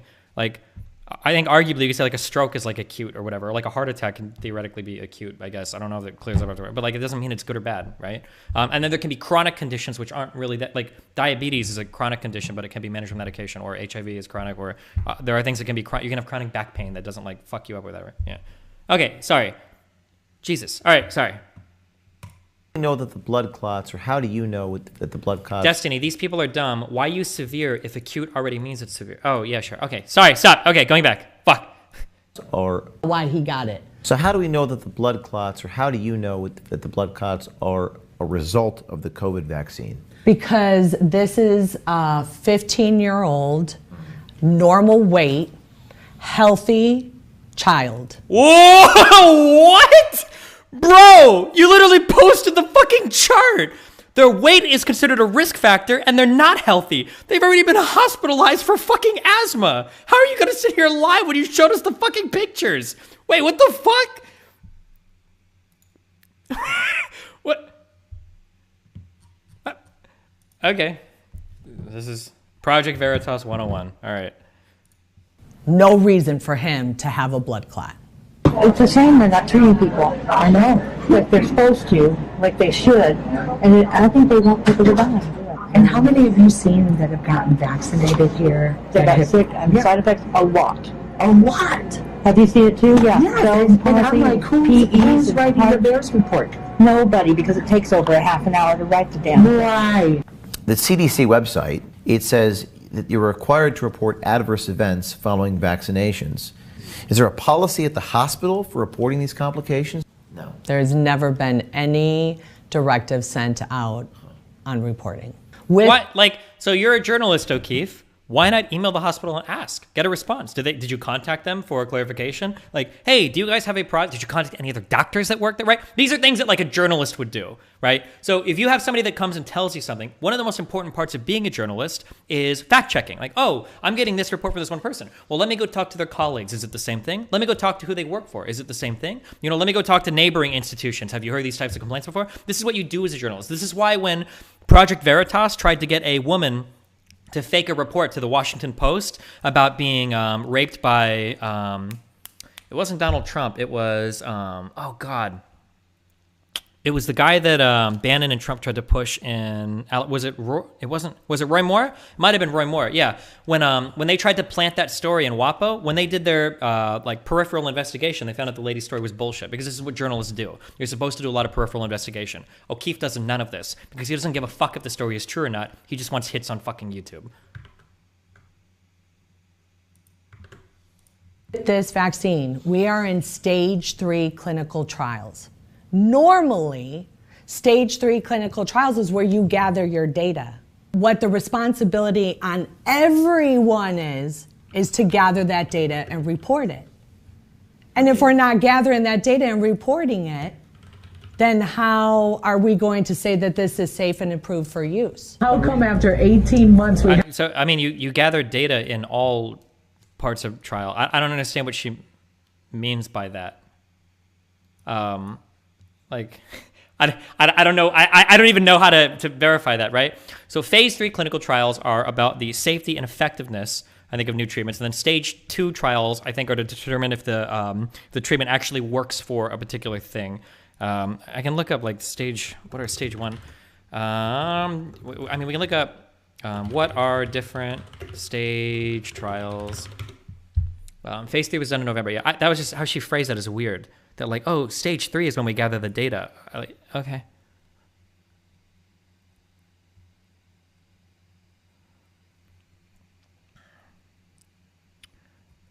So phase 0 is testing a low dose of the treatment to check if it's harmful. Stage 1 is finding out about side effects and what happens to the treatment in the body. Stage 2 is finding out about more side effects and looking at how well the treatment works. Stage 3 is comparing the new treatment to the standard treatment. And then stage 4 is finding out about long-term benefits and side effects. But, okay. Haven't had any research. Doesn't that fishy to you? It doesn't. It does. It doesn't. It's super fishy. Not that it hasn't been done. It hasn't been published. It hasn't probably been done because the government doesn't want to show that the darn vaccine is full of shit. Is this the 4th time we've heard this clip, or 5th time we've heard this? What does she mean by full of shit? It's not doing what its purpose was. And what is Dr. McGee saying in that video? He's trying to defend the vaccine. Why would he do that? Because that's his view on it. Okay. His view is get the vaccine, it's science, right? If we all just get it, this will all be over with. Such a bunch of bullshit.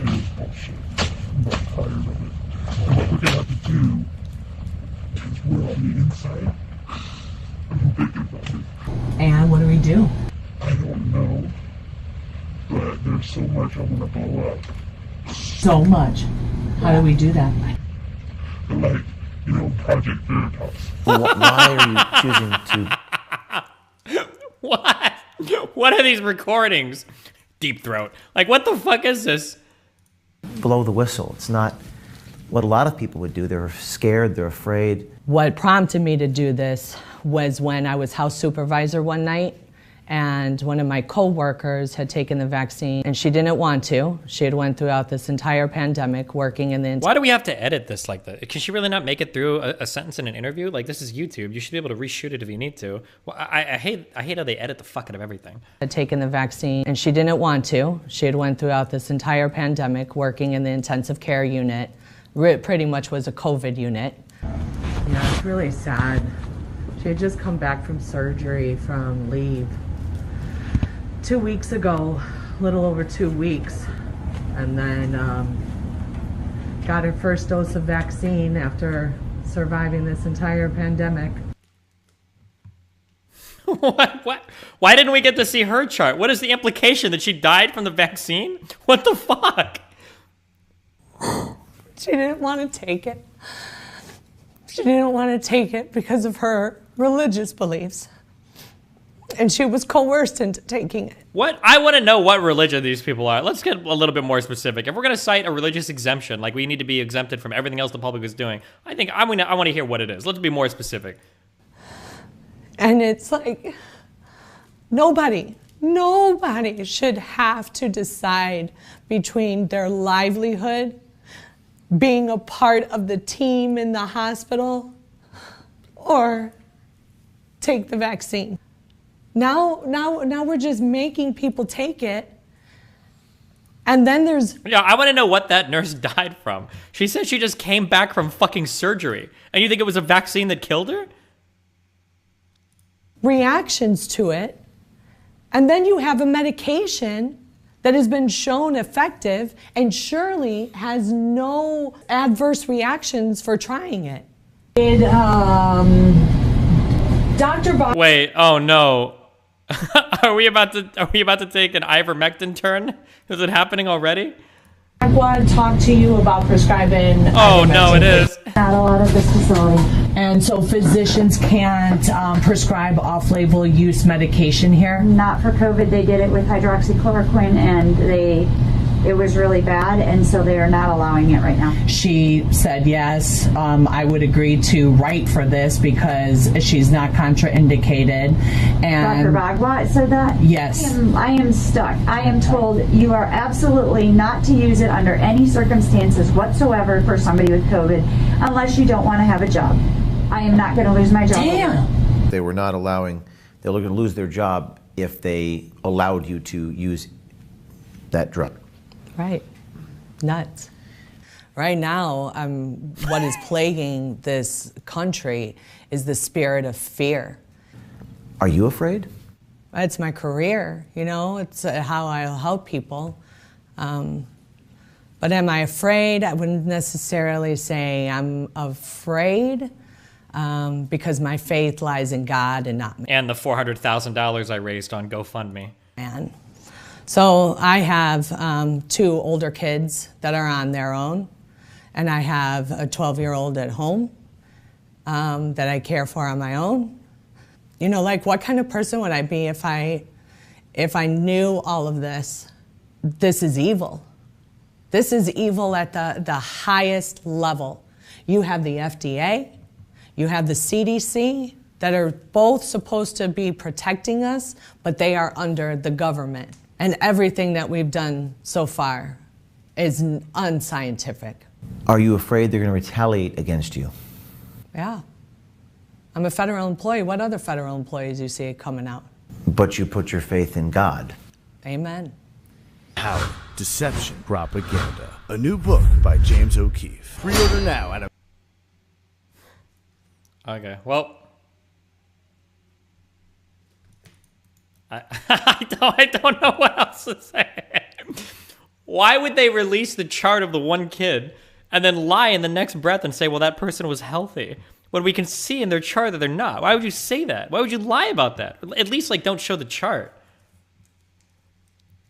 Read the comments? Oh, God. I can only fucking imagine. Prayers for James O'Keefe, Project Veritas, and the whistleblower. She is a hero for coming forward. If you can't question the science, it's not science, it's propaganda. The protected need to be protected from the unprotected by forcing the unprotected to use the protection that didn't protect. Okay. This is why so many nurses are leaving the hospital profession. They're being tormented and can't believe or handle the way their patients are being treated. It's against their ethical commitment not to do the best for their patients and families. This woman is a patriot and needs to be protected at all costs. Oh my God. Jesus.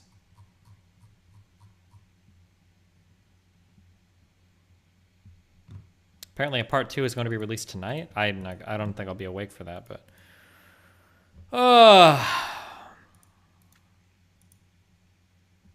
Sam Harris on Bret W. Destiny, I reviewed the limited chart information provided. They conveniently left out the lab work and CT interpretation by the radiologist. If this kid was exposed to streptococcus and did not seek treatment, it explains the findings, it explains the cardiac findings, the elevated liver enzymes, etc. Rheumatic fever with post-streptoconal glomerular nephritis better explains his symptoms. I'll take your word. I don't know if the ending few words are real, but... Hold on, I just...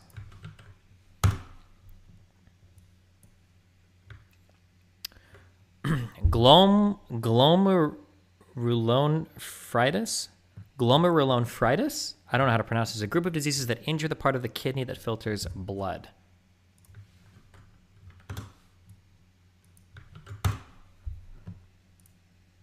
Whether you're building...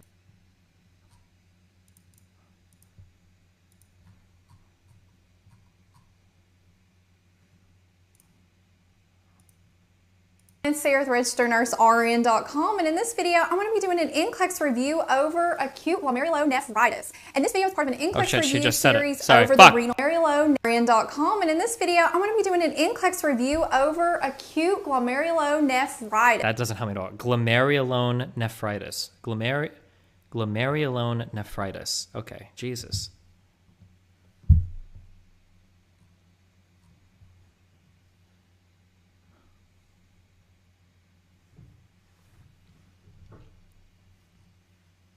Okay.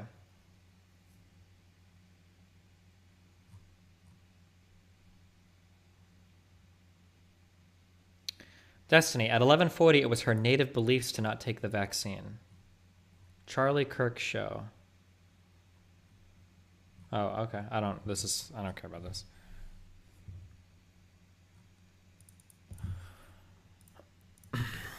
All right. What's next?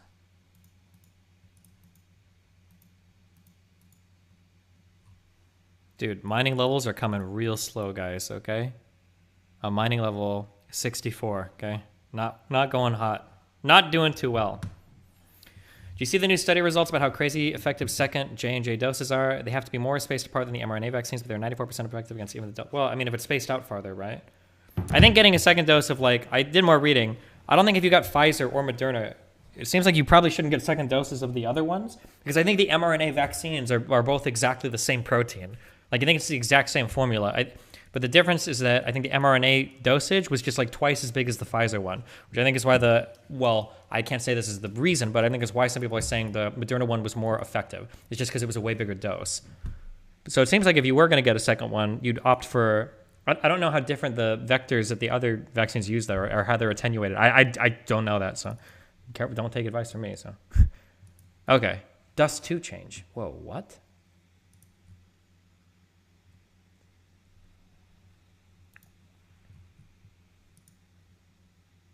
Destiny, they won't let you mix and match yet? I think it depends on where you're from, because I've heard people in some European countries are mixing and matching.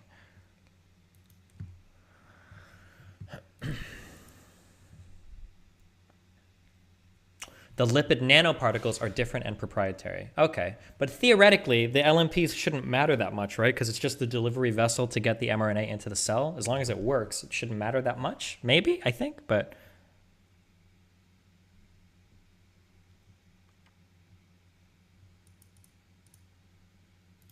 But I don't 100% know that might be nice. Okay, hold on. Sam Harris on Bret Weinstein.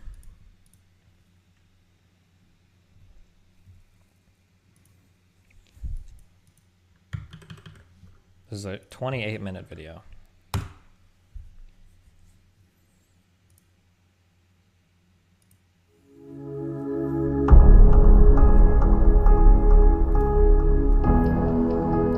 Welcome to the Making Sense podcast. This is Sam Harris. Just a note to say that if you're hearing this, you are not currently on our subscriber feed. I'm so You'll sorry. only be hearing the first part of this conversation. Sorry, Sam. In order to access full episodes of the Making Sense podcast, you'll need to subscribe at samharris.org. There you'll find our private RSS feed to add to your favorite podcatcher, along with other subscriber-only content. We don't run ads on the podcast, and therefore it's made possible entirely through the support of our subscribers. So if you enjoy what we're doing here, please consider becoming one.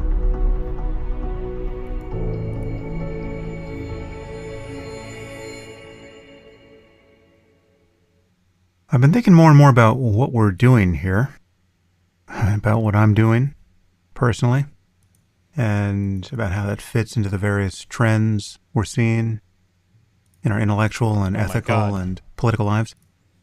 The circumstance we find ourselves in is increasingly strange, don't you think? It's half psychological experiment and half Ponzi scheme. What are we doing here? I generally think about... Okay, skip to about 11 or 12 minutes. Okay, we're going to 10 minutes of this. I can't handle this cadence. On the same team, and that we've been celebrating one own goal after the next. And how will we realize it?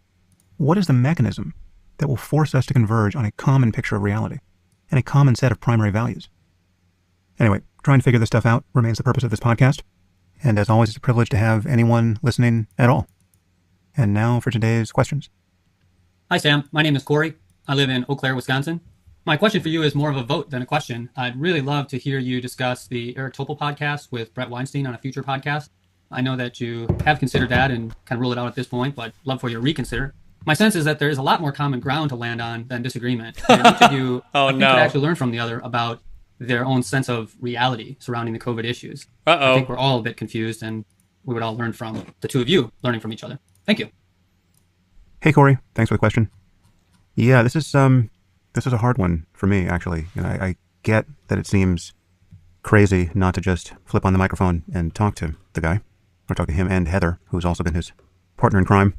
It's hard to put this in a way that doesn't sound like a personal attack, but the reason why I don't want to do a podcast with Bret and Heather is the same as why I wouldn't do a podcast with a 9/11 truth conspiracy theorist or Alex Jones or anyone in that world, because there's a basic asymmetry which is very hard to overcome. It's so much easier to make a mess than to clean it up. It's so much easier to light several small fires than to put them out. It's like a 10-to-1 advantage. To put it that way, it sounds like my concern is not losing a debate, and that's absolutely not my concern. If you're going to view this as a debate, it's won almost immediately.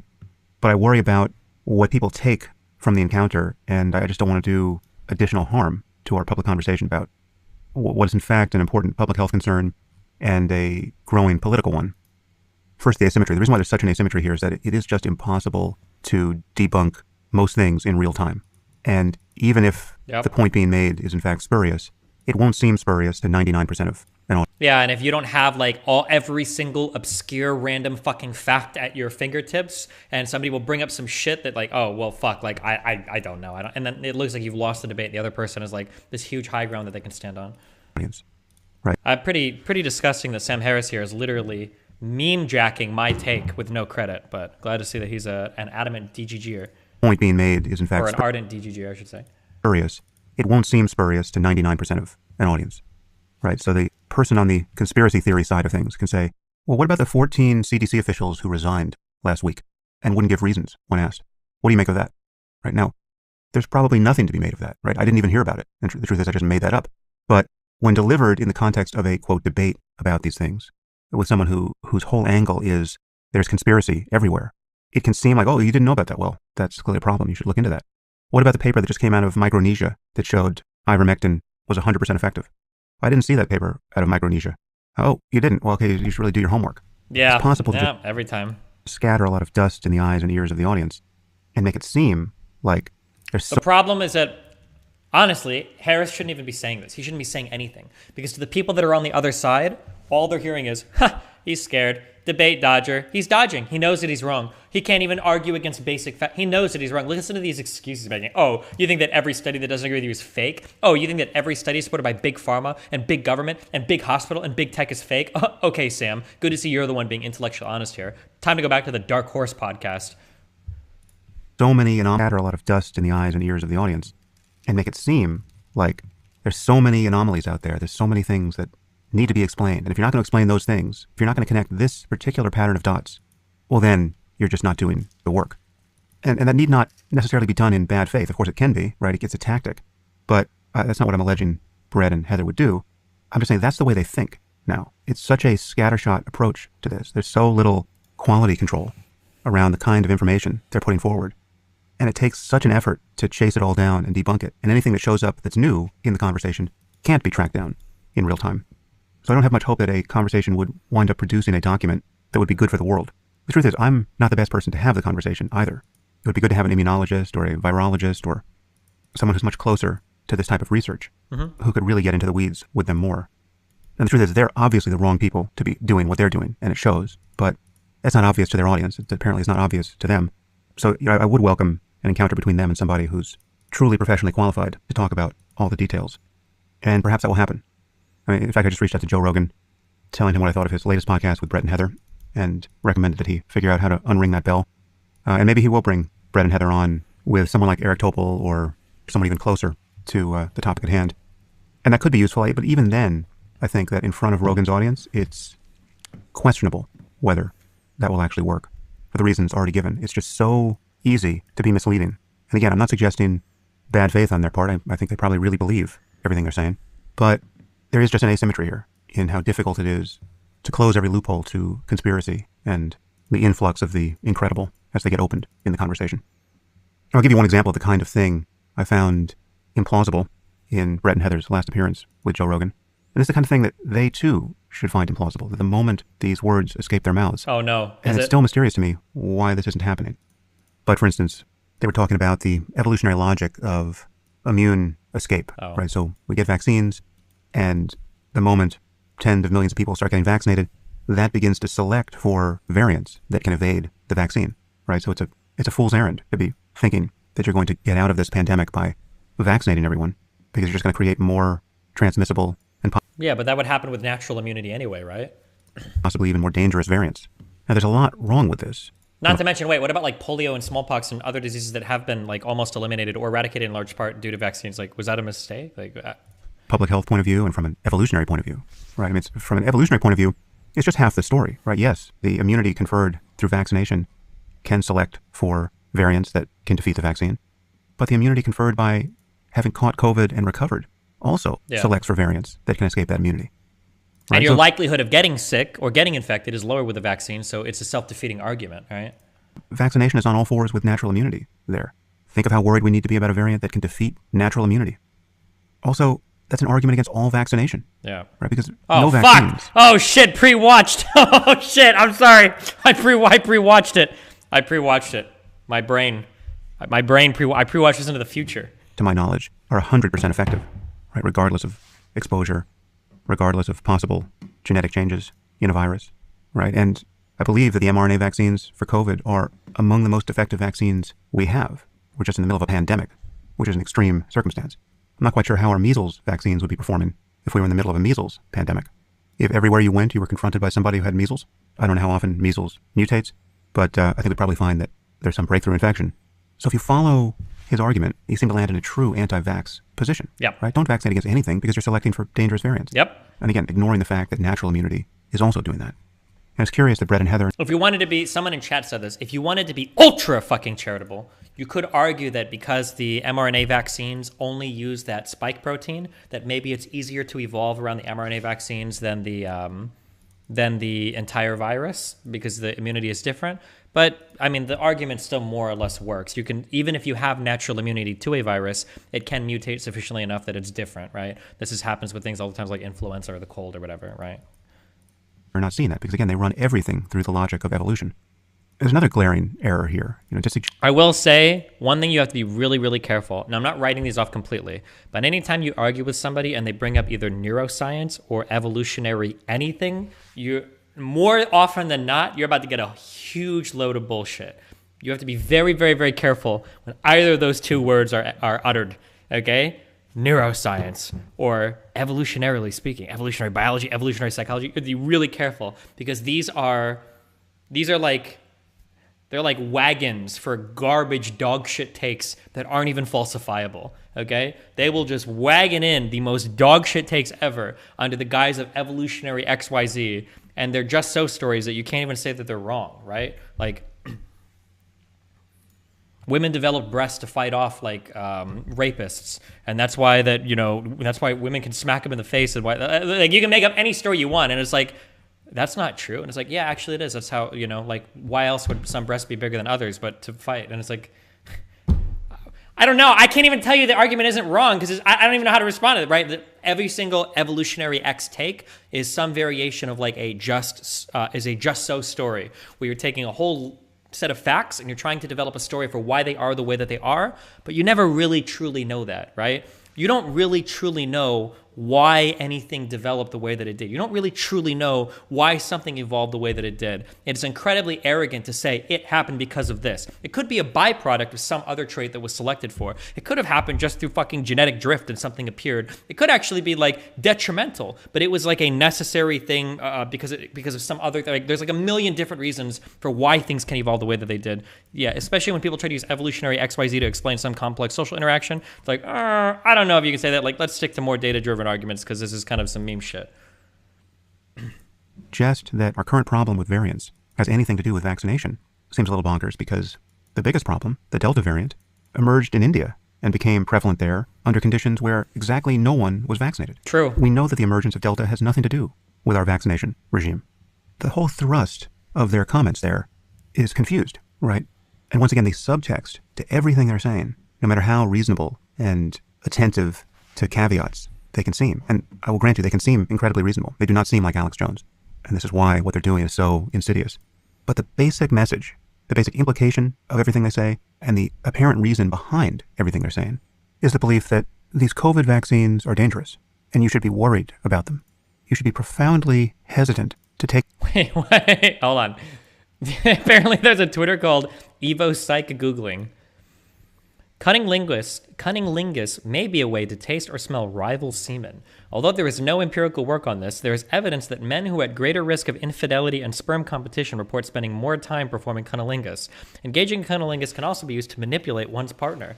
For example, both men... Oh, and then it cuts off. Conclusion. Cunnilingus can be a tool to facilitate satisfaction within the relationship and can be a tool to combat sperm competition and retain one's partner. Future research should examine how women manipulate men into performing cunnilingus and how engaging in cunnilingus similarly benefits non-heterosexual couples. Is this actually published? Or is this just like a... But, okay. Take them. These are not normal vaccines. And in fact, the pushing of these vaccines on the public is colossally unethical. That is what they are messaging, right? They've said as much explicitly on their own podcast. I think Bret called it the greatest crime of the century or something insane like that. I should get the actual language, right? Hold on. Okay, now I've taken a few minutes and found the transcript of Bret's confabulation on this topic.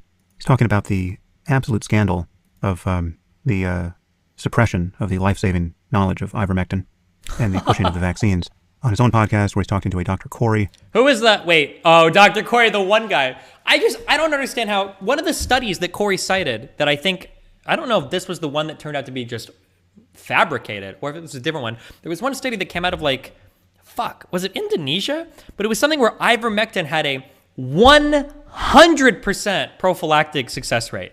100% efficacy rate. Like, you don't see something like, really? Every single one, really 100%? Doesn't seem like a little bit, maybe too good. Like, what? You don't even stop for a second? Like, okay. The podcast itself is titled The Crime of the Century. And they're going back and forth about how nefarious the machinations must be to have produced this policy. Dr. Corey says all the pipeline molecules, the stuff that's coming that they want to bring to market, are also there, right? And then Bret says, which have had a tremendous investment made in them. The thing I think we're almost certain to get wrong is that as outsiders, we have no idea what these conversations sound like on the inside. There's a temptation to imagine that people are somehow sitting around comfortable with the fact that their behavior is going to cause hundreds of thousands, possibly millions of deaths, that it may stick humanity with a relationship with a pathogen that it will not be able to shake because it will prevent us from taking the appropriate action until it's too late. We imagine that people are saying these things out loud, when I'm sure that there are some sociopaths in the system who are probably capable of having those discussions, but there aren't enough sociopaths to account for this behavior. There is some way that people who are doing a harm great enough. I've called it the crime of the century, and I realize the century is young, but this is going to be hard to top. It's going to be hard to top. There's some way that people who are engaged in something worthy of a claim, like the crime of the century, are comfortable with what they're doing, or worse, are convinced it's the right thing, that somehow the greater good is being served. Okay, here you have it in fairly crystalline form. The conspiratorial thinking, the outrageous claims about death and destruction due to these vaccines, and the suppression of ivermectin for purely mercenary reasons. The problem, of course, is that there's no reason to think this is true, right? There is no reason to think that ivermectin is a surrogate for getting vaccinated. And there's no reason to think that people should be terrified of getting these vaccines. And that is the message that Bret is spreading hour by hour by hour. Whereas the truth is, we have a head-to-head comparison between... Here's a question. Even Joe Rogan did this, okay? Why the fuck is it that everybody that is... Or I shouldn't generalize, because I've only heard Rogan do this. Why is it that some people are afraid of the vaccine, and they say this is bullshit, it was rushed, emergency use authorization, this is bullshit, but then they'll take the monoclonal antibodies, which are also an EUA from the FDA. Like, why are the monoclonal antibodies safe, but not the vaccine? Like, curious how that works, you know? But whatever. Maybe Joe Rogan is just really scared of needles. Maybe that's what this all comes down to, actually. 3 cohorts of people, tens of millions, hundreds of millions in some cases. Those who have been vaccinated, those who have caught COVID without being vaccinated, those who have caught COVID having been vaccinated. And we know the outcomes. We know them well enough to know that you're far better off being vaccinated and eventually catching COVID, as you will, than catching it without having been vaccinated. Catching COVID is not a strategy for becoming immune to COVID. It's just catching COVID, right? And those who survive will have some natural immunity. The jury's no longer out on that score. Now, it may be true that in certain populations, it is rational to worry that the potential side effects of vaccination are greater than the risk of COVID. For instance, I believe there are some data about teenage boys having a higher risk of myocarditis than teenage girls, certainly. I think it's a 10-fold difference. And the risk may be high enough that it is in fact greater than their risk of becoming severely ill with COVID. The data I saw suggested it was kind of a coin toss there, but slightly in favor of not getting vaccinated. If those data hold up, well then yes, it may be rational to decide that 12-year-old boys shouldn't be vaccinated. But the general picture here is fairly well established. We know catching COVID is worse in almost every case that has thus far been tried than getting vaccinated for COVID. And from what I've seen recently, the data in favor of ivermectin seems increasingly dubious. So parsing all this should be left to the professionals, right? Again, I come back to my basic mystification around what Bret and Heather are doing. Why do this publicly? If you're going to make the personal choice not to get vaccinated based on your scrutiny of the data, great, make that choice. But why spend the better part of a year convincing people that they shouldn't get vaccinated? You can say that's not what you're doing, but that is in fact what you're doing. Yep. And that's what seems so irresponsible.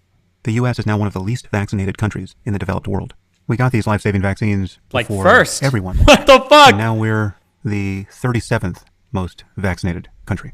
We're behind the UAE and Portugal and Singapore and Spain and Denmark and Portugal. Uruguay, Chile, Disgusting. Belgium, Ireland, Canada, Bahrain, the UK, Mongolia. We're behind Mongolia. Norway, Italy, France, the Netherlands, Germany. We're behind Mauritius and Cyprus, but we're also behind Cambodia, Lithuania, Malaysia, the Czech Republic, Greece. Eastern Europe. Sense, Unbelievable. Right? It's because of misinformation and the way it's interacting with our hyper-partisan political landscape. That's why we're here. And there's no question that 3 hours of the Bret and Heather show on Joe Rogan is having an effect. And that'll sound as censorious as it does.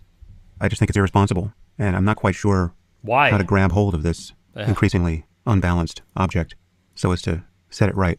But perhaps Rogan will do something to unring that bell. Okay, next question. Hi, Sam. My name is Brian, and I live in Paris, Ontario. My question for you is... Oh! Make sure to subscribe to Sam Harrison, guys. What a world. All right. What's next on the agenda? Dr. K. Incel video.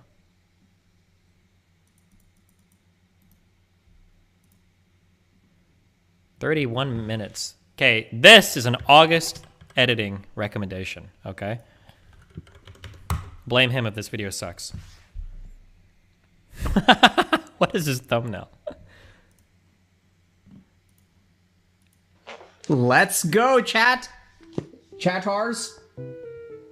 So today, lots of fun. So we're gonna do, give you guys an insight into our coaching program. So we have one of our awesome coaches today who is going to be coaching Dr. K.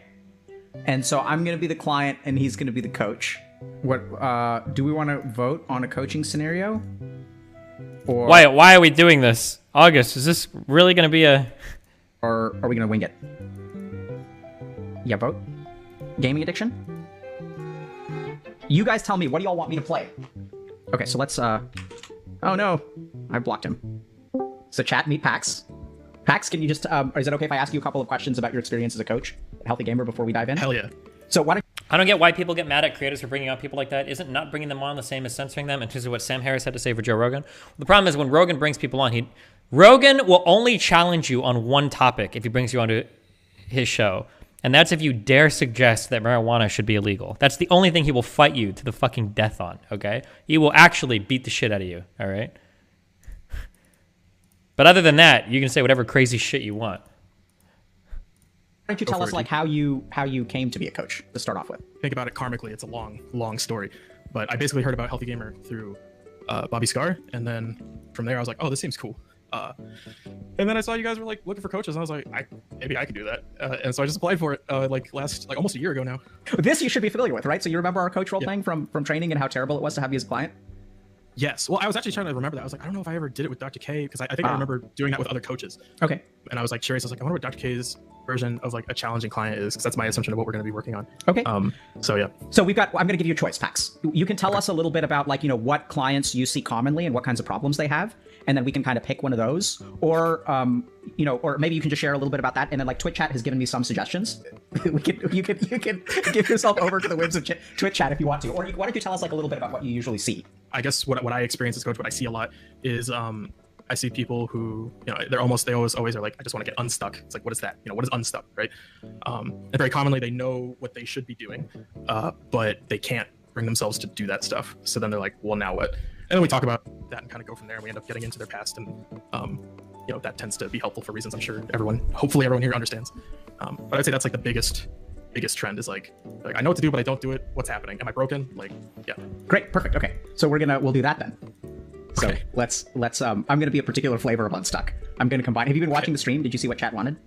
Hell no, I've not done that yet. Yes, yeah. Perfect. Okay, so let's get started. Hello, Alok. It's Alok, right? Yeah. Okay, cool. Yeah, so I'm Paxton. Welcome to coaching, or Pax, whichever, doesn't matter. I'm just gonna talk about some boring shit for like a few minutes, and then we can kind of like launch into like what we need to be doing. Coaching, like I don't know what your understanding of coaching is, but basically we kind of operate under the assumption that like if you understand yourself, then like you can kind of do what's in your best interest and kind of go from there. And what keeps people kind of in place is like they don't really understand much about themselves. And so I'm assuming that's like part of the reason what brings you here, and absolutely we'll get into that more. Cool. So I think sometimes I understand myself too well. Okay.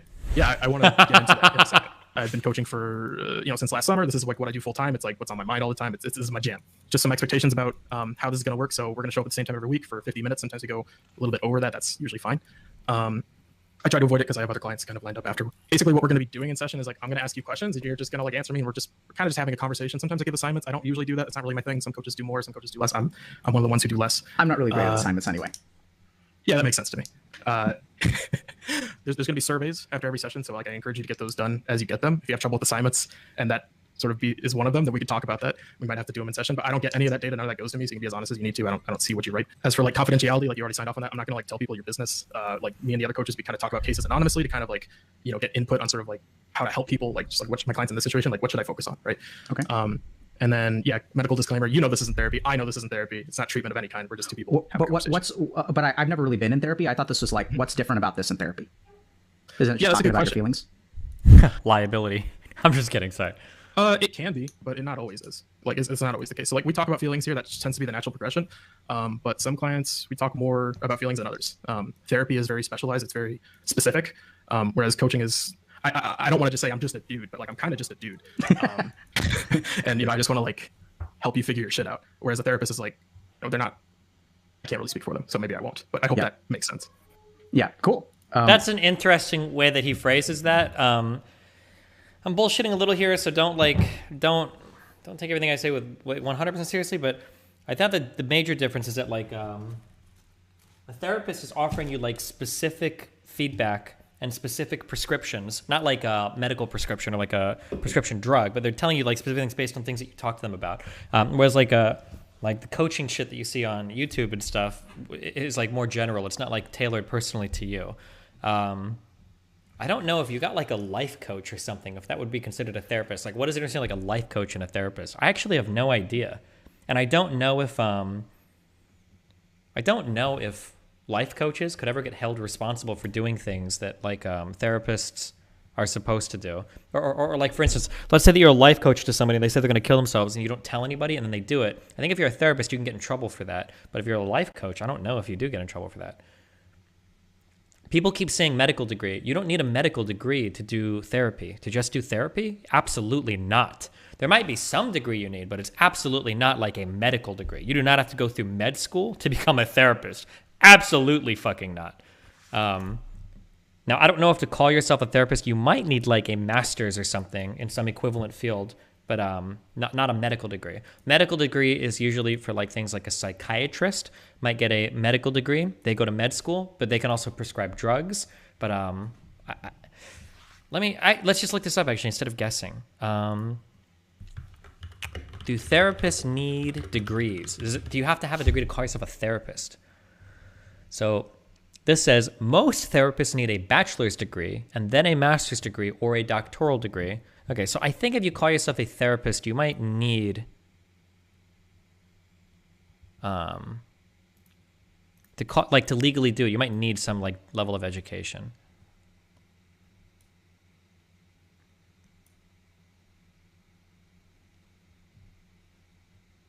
Okay. Yeah, so like that sounds great, man. Like, how do you get started? Can you type in grads please in chat? My mining level is 65 now, please. Thank you. Why don't you tell me like what brings you to coaching? Like, what's your situation? What's like your deal? What's your vibe? Well, kind of like you said, I kind of feel like I'm stuck. Yeah. You know, what makes you say that? Well, I feel like I kind of know what I need to do. It's just I'm sort of like lazy. Like I was born with like the undisciplined trait on my character sheet. Okay. And so, you kind of mentioned that like we're here to figure things out, but I feel like I've kind of already figured everything out. Like I know what I need to do. I kind of know who I am and what my weaknesses are. It's just like I can't figure out a way to, I really want to get more disciplined. Okay. So first thing, I apologize if I laugh. I laugh a lot, but it's nothing. If that bothers you, let me know. Second, I get laughed at a lot. It's no big deal. Fair enough. We will talk about that more. Come on, Pax, you can't let that slide, bro. What would you actually? It's your face, dude. I know. It's my fault. It's my face. That would not. That would not. Yeah, that's not how you would respond. Sorry.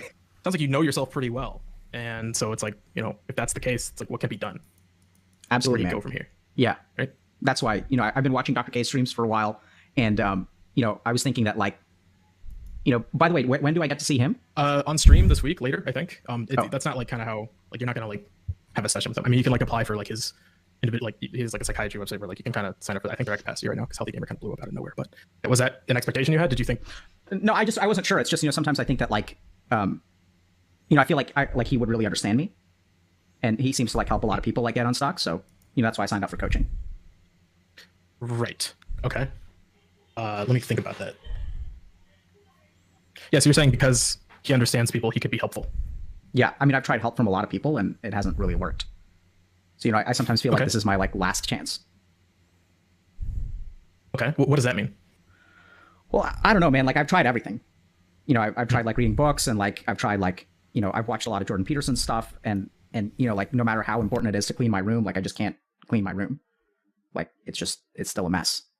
And so I don't know. It just sort of feels like, like I was just born with that undisciplined trait. So I don't really know, like I feel like if I could flip a switch in my brain, then like my life would be awesome. Like I know exactly what I need to do, and I just need to flip that switch. And once that switch gets flipped, and I've seen it kind of happen on stream with Dr. K, where like you can see people like flip a switch in their brain, and like I just know. People are saying Dr. K is being arrogant, but like I'm willing to bet that there's a lot of people that go on to like the coaching stuff because they think that they're going to talk to Dr. K, and they want that like. I'm not going to say like celebrity interaction, but they want that interaction with Dr. K. It probably happens quite a bit. That their life is transformed. Gotcha. So what I'm hearing is that you've done a lot of kind of external like research, and like about how that relates to you, about all the things you like need to do. And so you're saying like, since you know everything that has to be done, you just need to like find this switch and like flip it, and like once that happens, it's like your life is perfect. Absolutely, man. Okay. What about you makes you say that you're just like undisciplined, that you just like have this trait? Well, I mean, like I see other people like living their lives, right? But that's not what I do. Like other people get up and they, like shower and shave and like, cook themselves some breakfast and stuff like that. And in my case, it's sort of like I just wake up and, you know, just hop online and like kind of screw around on Reddit for like. This is gonna get like really ultra meta because I'm like I'm doing a commentary on somebody that Dr. K is pretending to be and how that resembles somebody that would actually be that person in a fake therapy set. This is a very meta comment. Something I'll say that I like how Dr. K represents a person sometimes that seeks help from other people in the form of therapy. Let me do my huge disclaimer. I'm sure August will flash with some really cool editing, maybe an awesome animation, maybe some CGI, maybe some Hans Zimmer music. Some really cool shit is going on right here, right now. I'm sure August is doing it, unless he's a dog shit editor, okay? I am not an actual therapist, so these takes that I give are just, it's just like my personal experience with people and what I've heard from people, okay? So let me keep that in mind. A lot of people that are seeking help in the form of like therapy or conversations with others, they aren't actually readily understanding of their own shortcomings. And it wouldn't surprise me if a lot of people that go to therapy do start off with like, I kind of know myself really well, and I know most of the things that I need to take care of. I actually know like almost everything. I just need to like get this one thing. Like these people will go to therapy thinking like, oh, I just need like this one thing, and they don't realize that there's all this other shit that they might have to unpackage, or there's all this other stuff that they actually don't have a great handle on, and that probably comes up through some kind of exploratory conversation or psychoanalysis or something like that. Like you have to dig a little bit deeper, because a lot of people go to you with the assumption, you as a therapist, go to you with the assumption that like, oh yeah, like I figured most of this out already. Like we don't even have to talk about like most of this shit. Let me just tell you this one thing and have you fix this one thing, right? Like an hour or two, and then, you know, I know there's like stuff I need to do, and then like I start watching Twitch and I kind of have that up on my second monitor, and then maybe I'll like play some games, and then like, you know, I have some pizza left over from yesterday. So. Okay, so what I'm hearing you say is like compared to other people, you're like not disciplined because instead of waking up. Yeah, I mean, because like other people like wake up and they fucking do stuff, and I just wake up and I don't do shit. Well, what do you think about that? It sucks. What sucks about that? Well, I mean, it's like every day is like Groundhog Day. Like every day is the same, and like every day is like, you know, like every day that goes by, like I know it, like I just know exactly what I need to do. I just can't do it. Mm-hmm.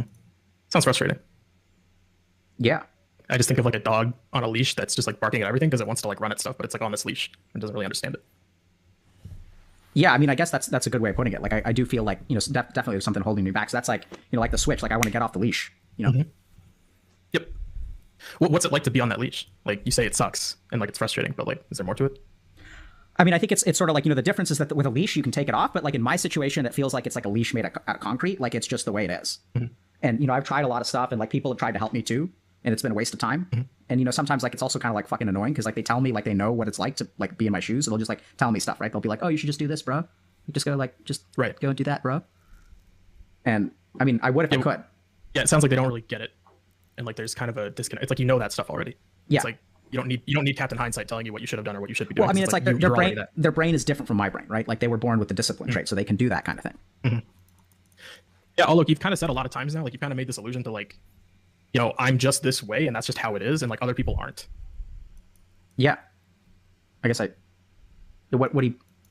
isn't that? I'm confused. What is that? Yeah. What? Yeah. So like, on. I'm just because that's how it is. Right. So when I think about that, like if that's just how it is, then it's like I don't know if we can do anything, right? Well, I mean, yeah, I mean that's why I kind of feel like this is my last chance, because it's like, you know, I don't feel like I can do anything. Mm-hmm. Like it would be easy if I was like disciplined. Yep. So what?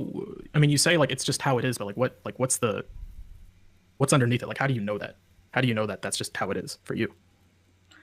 Well, I mean, because I have lots of evidence, mm-hmm. right? So I have like, you know, just for example, like I sometimes like am alone and like I want a relationship, but I can't get one. And, you know, I've tried that in the past, but like women just find me unattractive. So, you know, there's just really nothing I can do about that. It's just truth, you know? That you're unattractive. Yeah. So like, you can't ask people out because it's just like, you just know like you're unattractive and it's like, there's no point. Absolutely. You know, because like I was reading this website and they were talking about signals, like, you know, how to tell if a girl likes you, and like they don't give me any of the signals. Like, so I know they don't like me. Oh, okay. So because you're not getting these signals that you researched on the internet, it's like you just know they don't like you at all. Yep. right? Because that's how you know, like, whether they like you or not. And so I just know, because like I can also look in the mirror and I can tell. You know, I don't have the jawline. Right. Because you don't have the jawline, you're not getting the signals. And so you can't ask anyone out. Yep. Okay. So yeah, man, I feel like the way you're presenting. Oh, go ahead. I was just gonna say, I mean, I guess I could, but like it's not gonna go well, you know? What makes you say that? Well, because I'm not getting the signal, so like it's just not gonna go well. What does it mean to go well? I don't know. I guess like she'd give me her number. Okay. I guess I don't really know. I haven't really thought about that before. Okay. What does it mean if you ask her out and she doesn't give you her number? I think it just confirms what I knew before, right? That like she wasn't giving me the signal, so that's, you know, that I'm unattractive.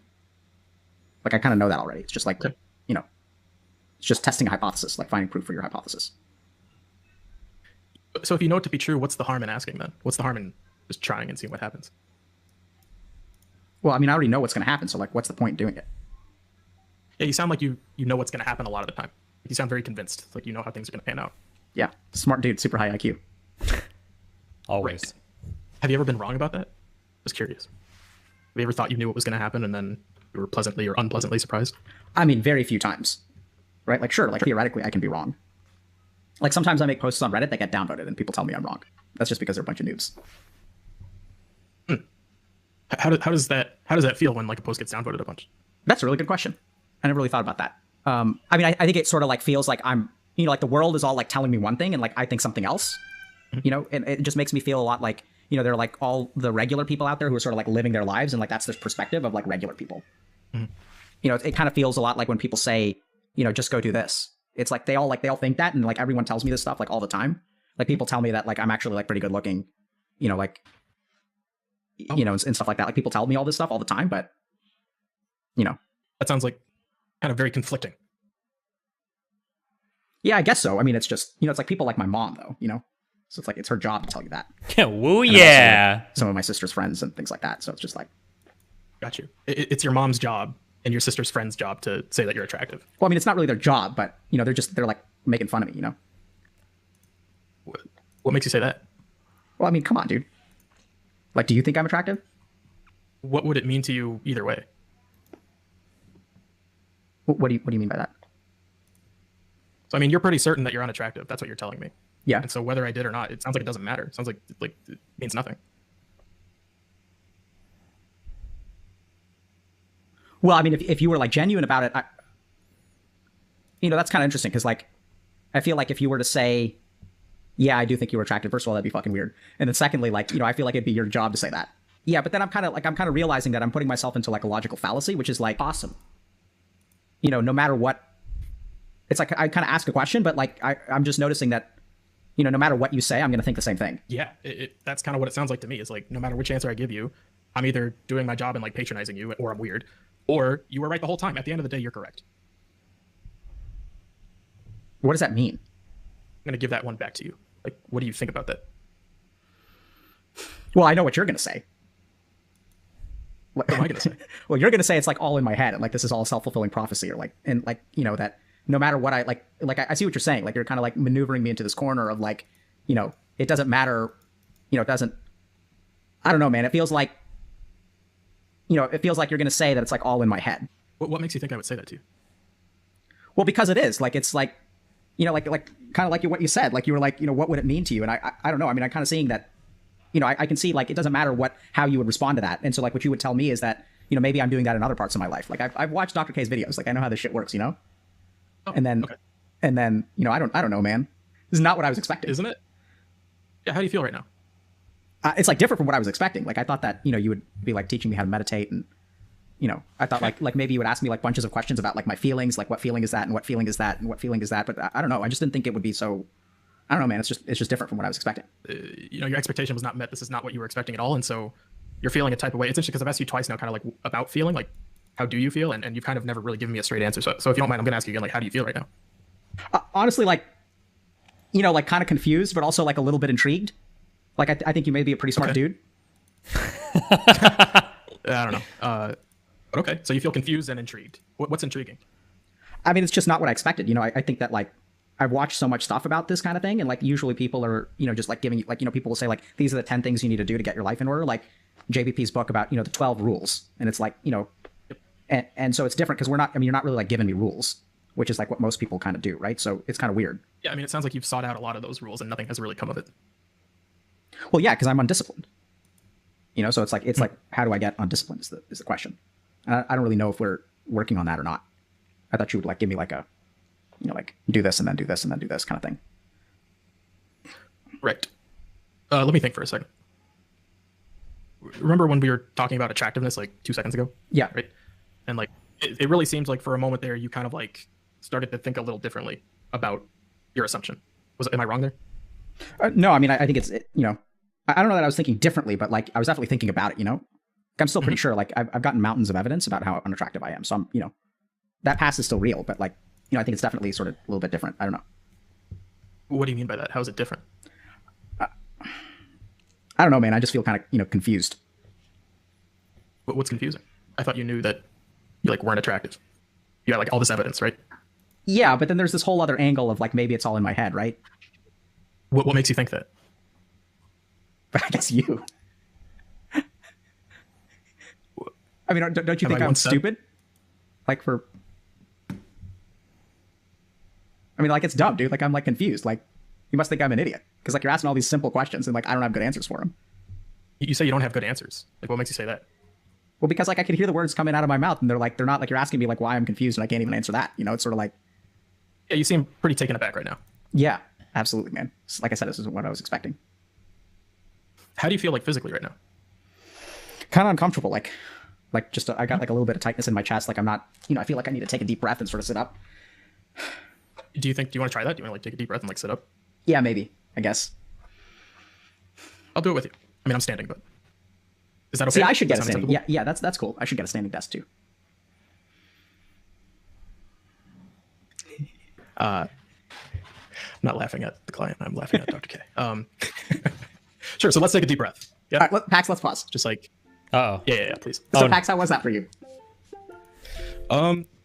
Familiar, but very extreme, I would say. I've never had a client who's like on that end, like so far on that end, right? Absolutely. So Pax, I thought you did a fantastic job. I was trying to throw you as many curveballs as I could in one session. I could tell. Yeah. I thought you did a really fantastic job. I'm going to check. Chat, what did you guys think about that? No, so this is the thing. So even though I was trying really, really hard, Pax, to be so sure of my beliefs, you did a fantastic job of like confusing me, which is exactly what you need to do, right? So like, because when people have very rigid beliefs about themselves, what we want to do is like, we want to, you know, it's sort of like they've saved a document that is only readable, but is not editable. And so confusion is actually like the first step of moving from pre-contemplative to contemplative. So you did actually a really good job of that, of, you know, kind of asking open-ended questions. I also threw out a lot of traps for you, which you dodged really well, right? You want to tell people what the traps are and what we explain about traps? Yeah, I mean, asking me shit like, do you think I'm attractive? Like, do you think I'm stupid? Like, you know, anything where like, if I say yes or no, I've essentially confirmed something that they believe, right? And so by kind of avoiding that, you know, I'm not giving them what they want, because a lot of times when people are that pre-contemplative, like they just want to be right about what they feel so sure about, because like weirdly enough, that's like, it's kind of ego gratifying, and like it kind of makes them, even though they feel like shit all the time, it like makes them feel better because they're like, well, I'm right, no one can help me, so like there's nothing to be done, right? Right. So the beautifully said. So Pax, I thought. Okay, this is completely and totally unrelated to this in any way, size, shape, or form. But I actually fucking hate it when people do this to me. I need to find like the nice like therapist way to tell somebody. Somebody asks me a question like, oh, like, do you think that I'm good enough for this, or do you think that I'm smart, or do you have this opinion? Like, usually when I respond to, usually I say like, you shouldn't give a fuck what the fuck I think about it. Like, what do you think about this? Like, I don't know. Like, why do you care about my opinion? God, that drives me fucking crazy. I don't know how to. I don't want to give specific examples, but like when people try to pull that on me, like, oh, like, well, do you think that I'm smart enough for this, or do you think that? It's like, dude, don't ask me this fucking question. Like, who the fuck cares what I say? Fuck that conversation line like drives me fucking crazy, because it never leads down like a good, yeah, ugh. That was a perfect example summary of what I was projecting, which is I want to be right and fuck you, and so nothing can be done. Right? I'm helpless. I'm hopeless. I'm sure I'm helpless and hopeless. And there's no way that I'm wrong about being helpless and hopeless. And so like when you create confusion, that's actually really, really good. Because then like what am I confused about? It changes the rigidity of me being hopeless. And so you also did a really good job if I said like, oh, you think like something about when I was talking about the self-fulfilling prophecy, you did a really good job around that too, where you were like, oh, I said something like, you think that, what did I say? Do you remember what I'm talking about? Where like, You kind of, like I said, that I felt confused and, oh, you must think this is all in my head. And you did a really, really good job of like not stepping into that trap too. Because you could have said, you know, because it is all in my head and you know it's all in my head. And you could have said, it's all, yeah, like, you know, sort of like I wonder about that sometimes. And so even though that would have, and so for people watching, so like that was a really, really important point for PAX because I was moving in the right direction. And if PAX had agreed with me, then I would have gotten super defensive and then like retreated. I don't know if you guys are able to follow that. But, so like, but when you didn't own that, when you were like, no, I actually don't, you didn't say yes or no, right? You did a good job. You were like, no, I don't think it's all in your head. No, it must be so hard for you. And like, yeah, maybe it is all in your head, bro. You know? And so the more that you were, and there's a very like sort of Tai Chi kind of like manner to you, PAX, which is awesome, which is that I'm trying to push you like one way or the other. And I'm like, it's all in my head, right? And then you're like, I'm not gonna take that bait.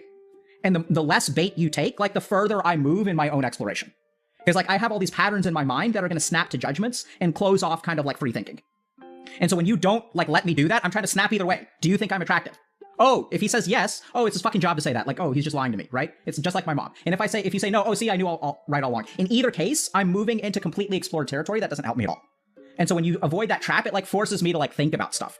And so confusion in this scenario is absolutely like that's what we see in coaching is like people get confused because we start to like work in a way where we don't let them go down like the same old track over and over and over again. And if you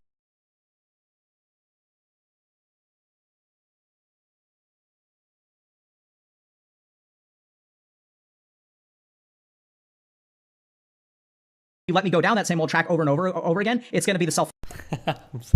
Sorry, fuck. Shut the fuck up. Wait, Vindalici just linked something that said failed bench press, and I'm looking at it. How did the bar go through the thing? This is like a fake picture, no? Or am I missing? Is this like an optical illusion? Sorry. Fulfilling prophecy. Cool. Thanks a lot, Pax. Thank you. Poggers. Cool. Thanks a lot. Take care. All right. Peace out. Adios. Okay, good one. I don't know how much input I'm supposed to have on that one, but the one was good. Okay, it was a good one.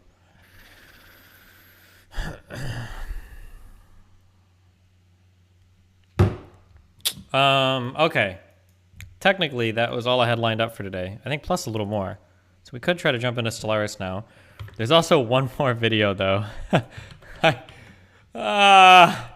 It's very, very hard. I hate this guy so fucking much. Oh, God.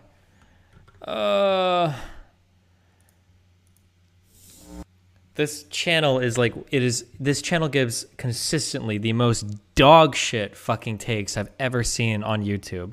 It is some of the worst. Destiny, the lower bench rack isn't connected to the top. It's slipped in between. Oh, I see. Okay, yeah, maybe, yeah. So it is kind of like an optical illusion, maybe, yeah.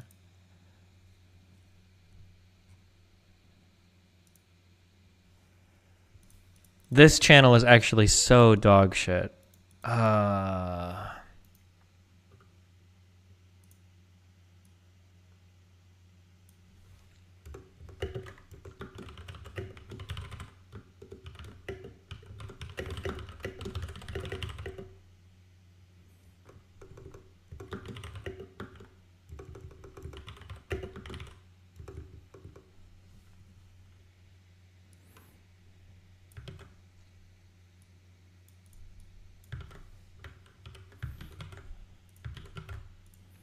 Everybody linking me shit in chat. I'm not clicking on any of your fucking links whatsoever, but thanks for spamming my chat with links. What is this clip? I'm going to go off camera 1 second. Bear with me. Sure.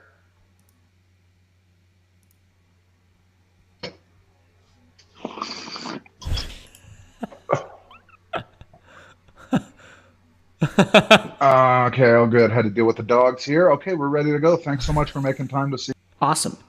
Did you just do a line? What the? Or what was that? Jesus. Oh, no, it was a bong. It was a bong. Ugh. Okay.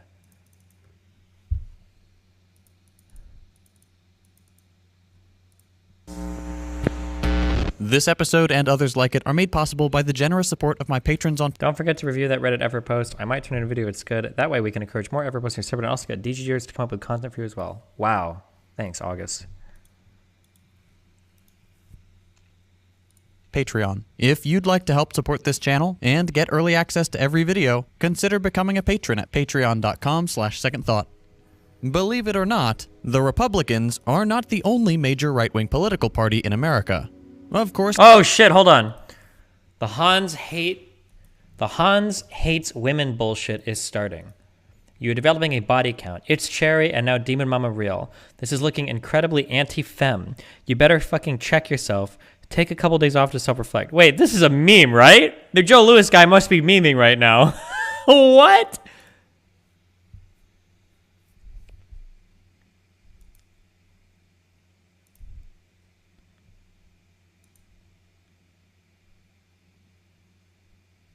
No, I just watched him critique the debate for hours. The Joe Lewis guy? Oh, if he wants to chat, I would gladly chat with him about that debate. No way could you fucking take Demon Mama's side on that. No way. Patreon.com/secondthought. Believe it or not, the Republicans are not the only major right-wing political party in America. Of course, there are smaller conservative groups like the Libertarian Party. It's the whole in Europe, all the political dichotomy exists between left and right, and there are so many healthy, strong, powerful left-leaning, not left-leaning, but leftist governments. The Labour Party in the UK is a shining example of socialism. The Swedish Social Democrats are the most socialist government, like all the socialisms all across Europe. But in America, we have two evil right-wing parties. And the Constitution Party, but for all intents and purposes... Never mind the fact that the UK literally just ejected itself from the fucking, not the Soviet Union, from the European Union over immigration, but... And contrary to what you've probably heard your whole life, the Democratic Party might as well join them on that list. How else could we categorize a party that blocks movement to the left, passively accepts movement to the right, and sometimes even embraces conservatism outright? In this episode, we're looking at how the Democrat... I like the flashing. I hate this guy so much. I actually hate this guy. He is one of the biggest propaganda, and he does it in this bullshit like, I'm a video essayist, so I'm just reading you facts. Even embraces conservatism out. I like how his example of embracing conservatism is Biden administration increases border deportations and prosecutions to deter migration. Because every time a Democratic president rolls around, you get this huge influx of people that think that they can legally migrate to the country easier, which maybe some can, maybe some can't, or whatever, to try to pretend like the Democrats and the Republicans have the same stance on migration, right? One party tried to give us DACA, and the other party tried to take it away. Like, how are you going to pretend at all like both sides are the same on this? It is so mind of destiny to debate him. This type of guy will never, ever, ever talk to somebody who disagrees with him. This is the type of guy that exclusively does video essay content and then circle jerks with a whole bunch of other dipshit lefties and will never challenge his opinions ever. All of his fucking videos are dog shit. Are you gonna fact check everything like you did with Rogan? I'm too lazy to do that, but like even in this guy's videos, there's not even usually stuff to fact check because it's usually just like broad conspiratorial claims with like no actual data. Like he doesn't actually like cite polls or cite studies or cite data. He just like links like a fucking article and is like, oh yeah, so the Democrats are all taking money from fucking corporate donors and they move us further and further to the right. And Democrats actually the same as Republicans because they agree on like some things like Israel. They're the same thing, right? Like this is all of this guy's videos are like this. There's not even like a debunking or fact check to do. It's just broad conspiracies asserted with zero fucking evidence that like weave together to make a compelling story for a fucking tanky to jerk off to. Right. In this episode, we're looking at how the Democratic Party takes advantage of the current electoral system to stop, to the best of its ability, the progress of left-wing politics and how it even actively promotes a right-wing agenda. We're talking about something called the ratchet effect. If you've been following this channel for a while, you've probably already heard me talk about the absurdly stunted American political landscape. If you're new here, the basic idea is this. American politics lean heavily to the right. On one side of the aisle, the Republican Party espouses alarmingly far-right politics, more extreme in their nature than even some notable far-right parties in European politics, like the National Rally in France and UKIP in the UK. Often left out of the story, though, is that the Democratic Party... I don't know if the... I would have to go back to Marie Le Pen shit. I don't know if the mainstream Republican narrative is necessarily as far right as like Marie Le Pen's party in France. I don't know if that's necessarily the case. Or you can, I would have to go through and like dig through their policy positions or whatever. But like, okay. The National Front is pretty insane. Yeah. Is also on the right. perhaps not by US standards, but in the range of political ideologies, both parties are devoted to neoliberalism and the ideology's strict adherence to free international trade, austerity, and highly privatized economies. This means that at the end of the day...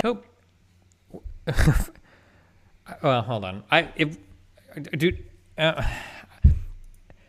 I'm trying to think if even Republicans believe in austerity, because Trump spent like a motherfucker. But I guess you could argue that any cut to like a welfare program is austerity. But austerity is like first of all, I think it's usually a term Europeans use more, although you could arguably apply to the American system. But like, damn, Republicans spend like fucking crazy. But I guess you could argue that austerity, even if you're spending like crazy, just means you're threatening to cut private programs, I guess. Or I'm sorry, like publicly funded programs maybe, but...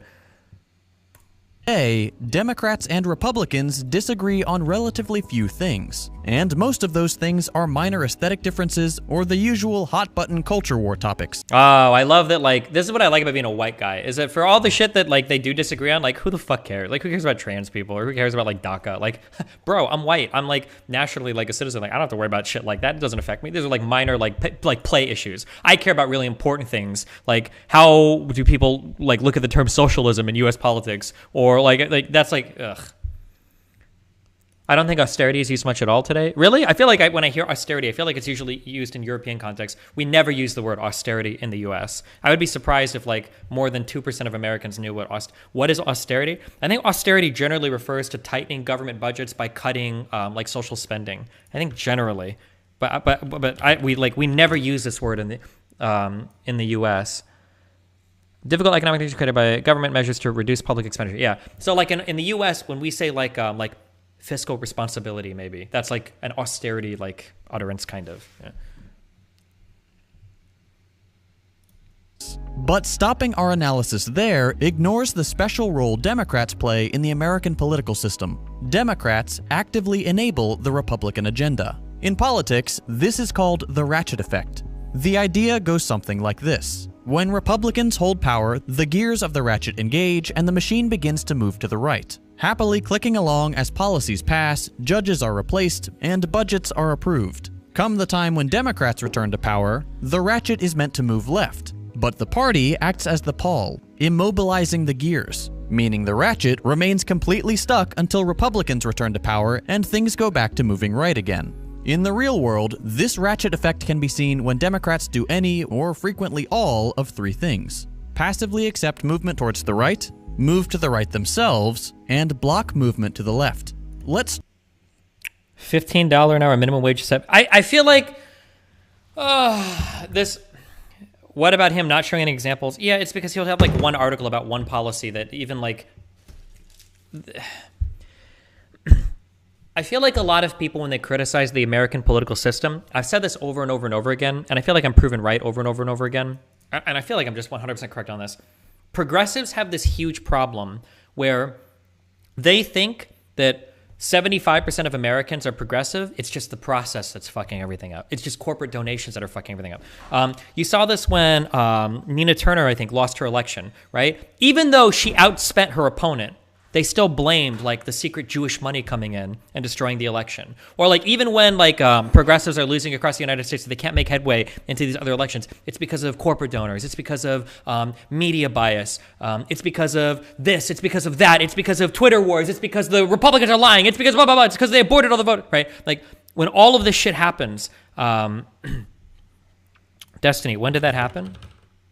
Wait, am I crazy? Did I get the name wrong? Was it not Nina Turner? Am I...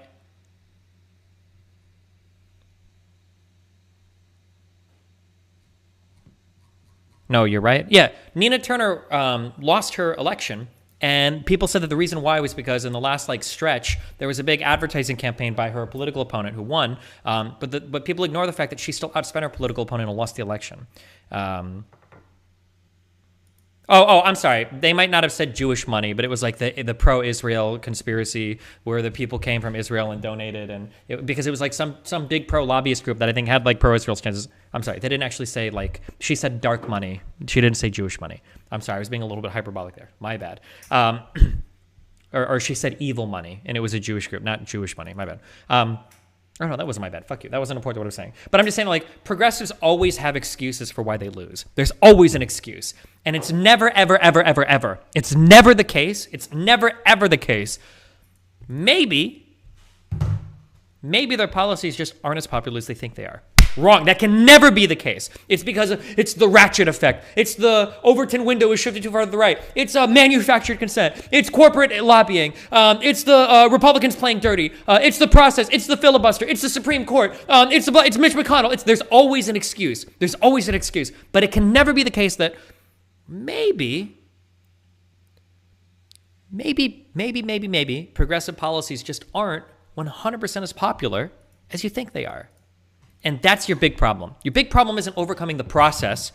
Your big problem is overcoming all of the conservative people, both Democratic conservatives and Republican conservatives, that exist in this country, because you haven't made the argument to them. You haven't convinced them yet that you're correct. That's the issue, right?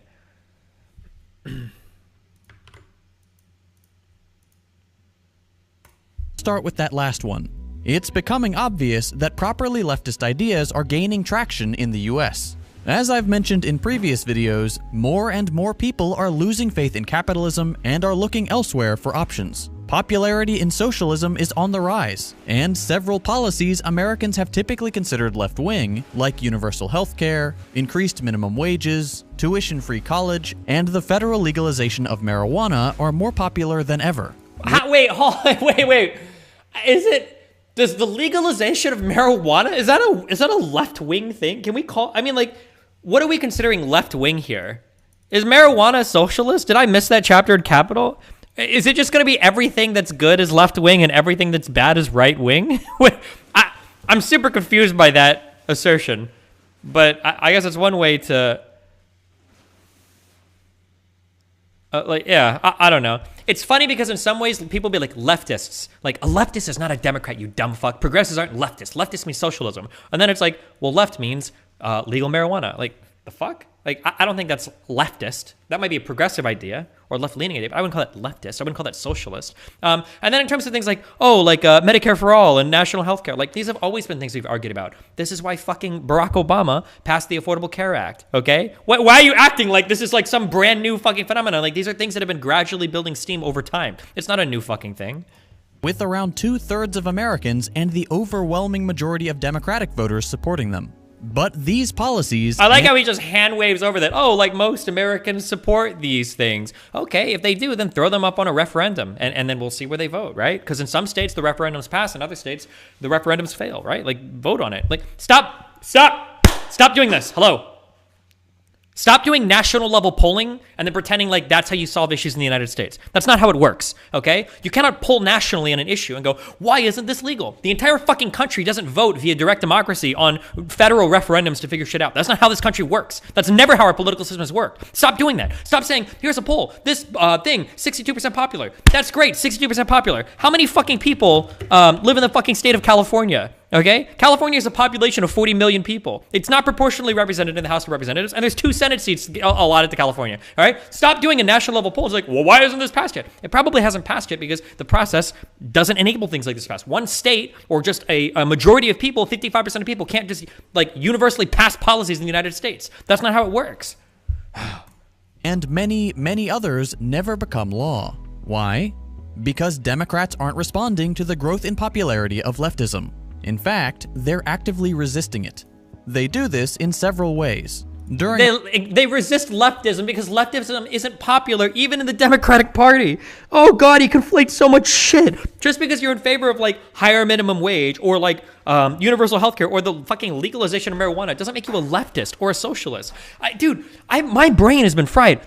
Republicans and conservatives and left-leaning people on the internet are doing this really weird thing where we play fast and loose all the time with what the fuck leftist means. Does leftist mean socialist? Because that's what they'll argue with you about on the internet. They'll call you a dirty liberal and say, oh, you're not a leftist, you're a fucking capitalist, you're a fucking liberal. But then they'll be like, oh, leftist ideas like legalization of marijuana. What the fuck does that have to do with fucking socialism? What are you talking about? Elections, it's as simple as Democratic elites clearing the path for their more centrist candidates.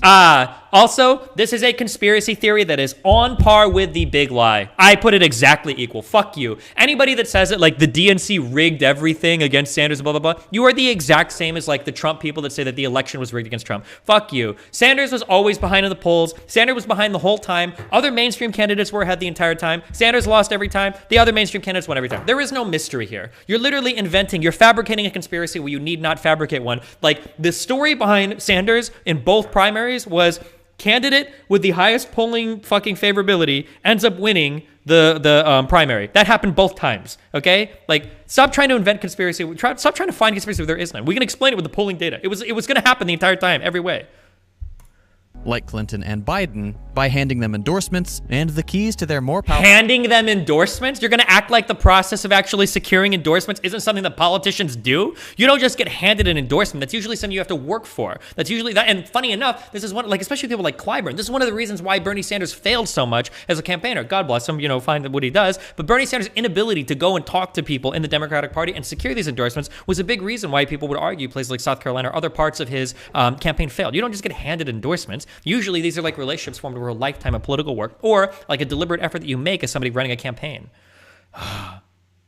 Powerful fundraising apparatus. The mainstream media also heavily favors these so-called moderates, offering effectively limitless free publicity and often outright slandering the more left-leaning candidates. But it doesn't stop there. Why not? Maybe the mainstream media prefers these candidates because they're mainstream candidates that most viewers prefer. Like, why can it never be that? It's like never, it can never be that thing. It has to be a conspiracy all the time. Once in government, the party's attachment to centrism only grows. We see this when Biden abandons the fight for a $15 minimum wage long before it starts, leading it to fail in the Senate. I like how it's like it was Biden's fault that 15 an hour didn't pass. 15 an hour was DOA. That shit was never going anywhere. For not ignoring the fact that it's bad economic policy, you never ever had any of the center-leaning Dems. You never had wasn't there like, am I wrong, or weren't there like 8 Democrats that actually explicitly came out against a 15-hour minimum wage before it even like really got onto the floor? Like, this was never happening. This was never ever happening with only 50 Dems in the Senate. Maybe if you had a bigger majority, maybe, but never with 50. We see it in the infrastructure bill going from this to this. We see it in the complete silence of high-ranking Democrats when Amazon workers and Alabama coal miners attempt to unionize or go on strike, leaving them alone and without the support they were promised by America's so-called most pro-union president you've ever seen. Everywhere you look, the ratchet is frozen in place. They aren't fighting like hell for the little guy, they're getting in his way. Now, of course, when Republicans take control of government, the ratchet begins to move freely again. Policies get passed with purely performative resistance. Judges get appointed who uphold right-wing policies for decades. And the country continues trending towards the right. When Democrats... How were Democrats supposed to stop the appointment of judges? Was there even a theoretical aside from like a Democrat breaking into Capitol Hill with an AR-15? What were they supposed to do?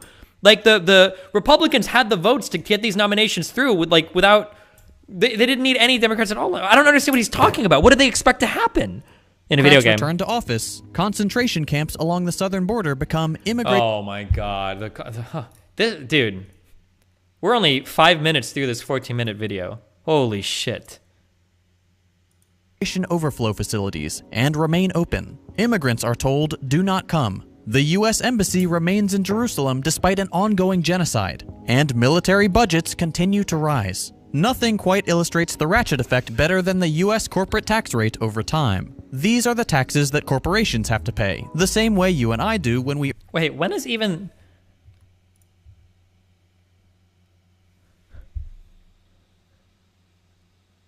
Okay. Continue to rise. Nothing quite illustrates the ratchet. I was going to say, how do we have a 2022 U.S. budget for the military? But this is a budget proposal, I think so. Effect better than the U.S. corporate tax rate over time. These are the taxes that corporations have to pay, the same way you and I do when we earn our income. Back in 2017... Wait, hold on, sorry. I was reading chat, let me listen to this. Rates the ratchet effect better than the U.S. corporate tax rate over time. These are the taxes that corporations have to pay, the same way you and I do when we earn our income. Oh God, whenever anybody talks about taxes, it drives me crazy. Oh, I don't even want to. I'm not even gonna get it. Whatever. Back in 2017, Trump cut taxes for both the richest Americans and corporations, while giving effectively nothing to the rest of us but the promise of an eventual, fictional trickle-down. With this cut, Trump brought the corporate tax rate from an already low 35% down to a paltry 20%. To be fair, I'm pretty sure the U.S. has one of the highest corporate tax rates in the world. U.S. tax rate, corporations compared. I'm pretty sure the U.S. is like one of the highest corporate taxes in the world. And even when you go by the effective tax rate paid, I'm pretty sure it's still like pretty high. Now, I don't know after Trump, maybe it's not, but because Trump cut it quite a bit.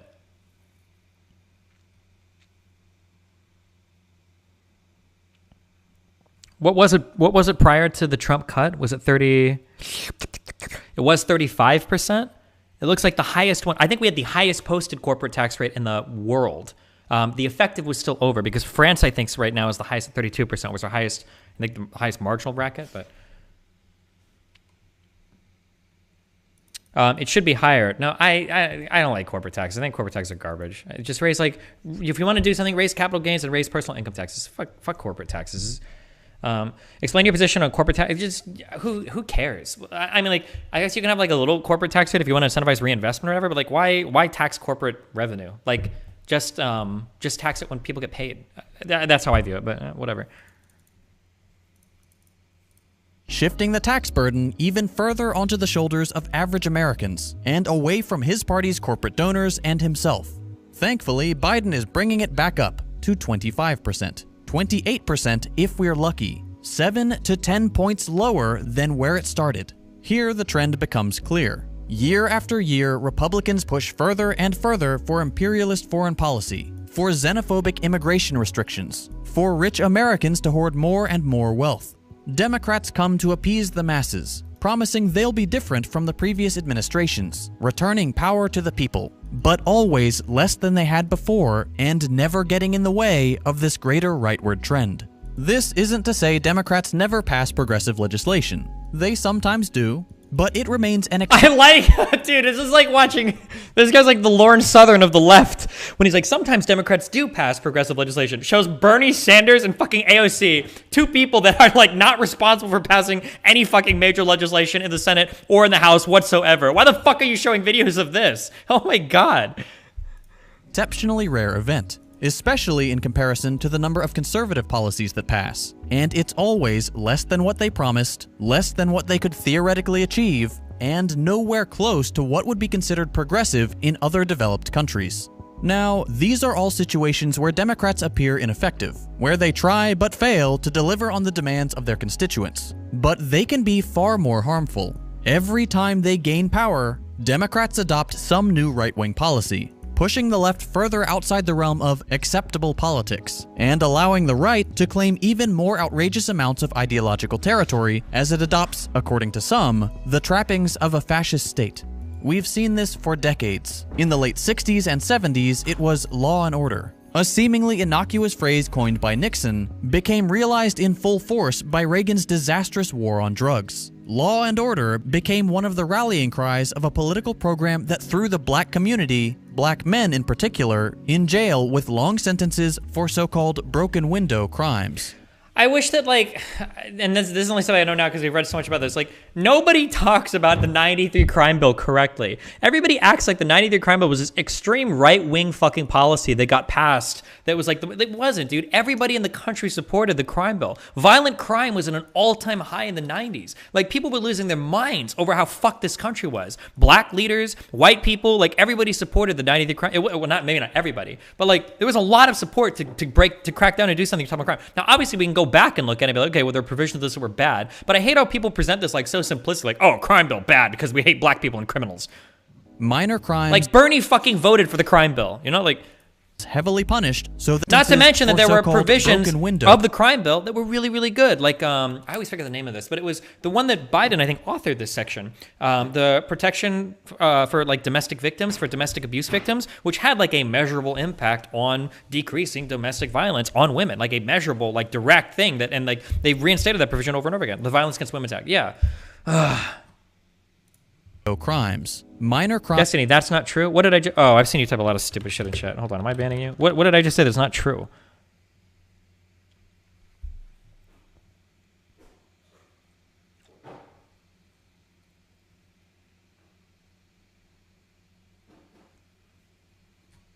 Never mind, you just said dumb fuck. Crimes heavily punished so that the state could showcase its power. Politicians drummed up fear of black and minority criminals. No, they didn't have to drum up fear. Can we, violent crime rates, U.S. rate should be over time anyway. You didn't have to drum up fear for this. Like, what? Why doesn't this guy like do any research or show a single graph or like do any type of like, if you're doing a video essay, like at least support your shit with data.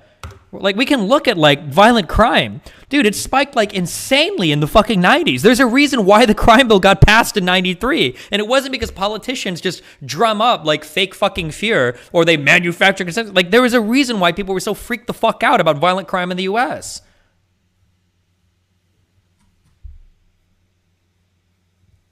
Yeah, like, holy shit, like, look at 80s movies that depicted, like, the future of the U.S., like fucking RoboCop, or, like, Escape from L.A., or Escape from... Wait, true, like, these movies show that, like, the future U.S. was, like, this dystopian, like, fucking future ran by crime bosses and shit. Like, oh my god. Judge Dredd, Demolition Man, like, holy fuck. While simultaneously terrorizing non-white communities with an over-militarized police force. In the 90s, Democrats latched onto this Republican program with their own narratives. You may have heard the term super predator. This super predator... I love that Republican arguments against like Hillary Clinton and Nancy Pelosi are actually latched onto so fucking pathetically by these leftist like scum-sucking dipshits. These people that call themselves socialists and make tens of thousands of fucking dollars every month, but they hide it from you on their Patreon so that they don't actually like show themselves as the petite bourgeois that they actually are. Like it's so fucking hilarious to me how like they buy into all of this propaganda hook, line, and sinker. Jesus, you like leftists like propaganda hits against Democrats like, oh, soy, I knew the Dems were bad the whole fucking time. Trump told me so. I saw this on Tucker. Remember in Hassan? It's like, whoa, Tucker Carlson makes some great fucking points sometimes, guys. Like, oh my God, it's so dumb. Holy shit. Is my YouTube cuxing? Hold on.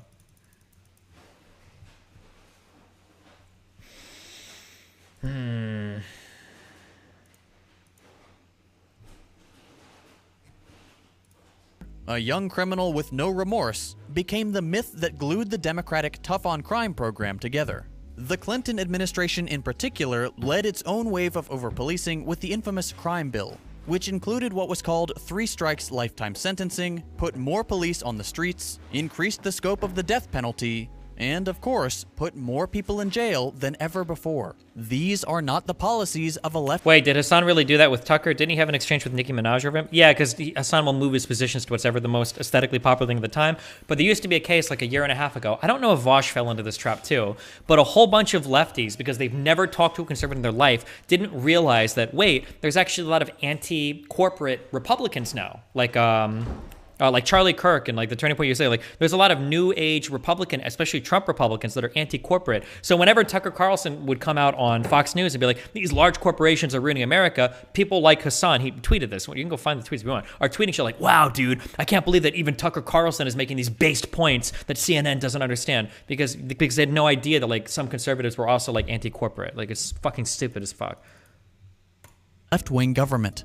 Generally speaking, Democrats are quick to jump on the police state bandwagon. We've seen it when the Biden administration tries to increase police funding and deploy it against Black Lives Matter protesters. We've seen it with the passage of the Patriot Act by a Democratic-led Senate back in... Wait, what?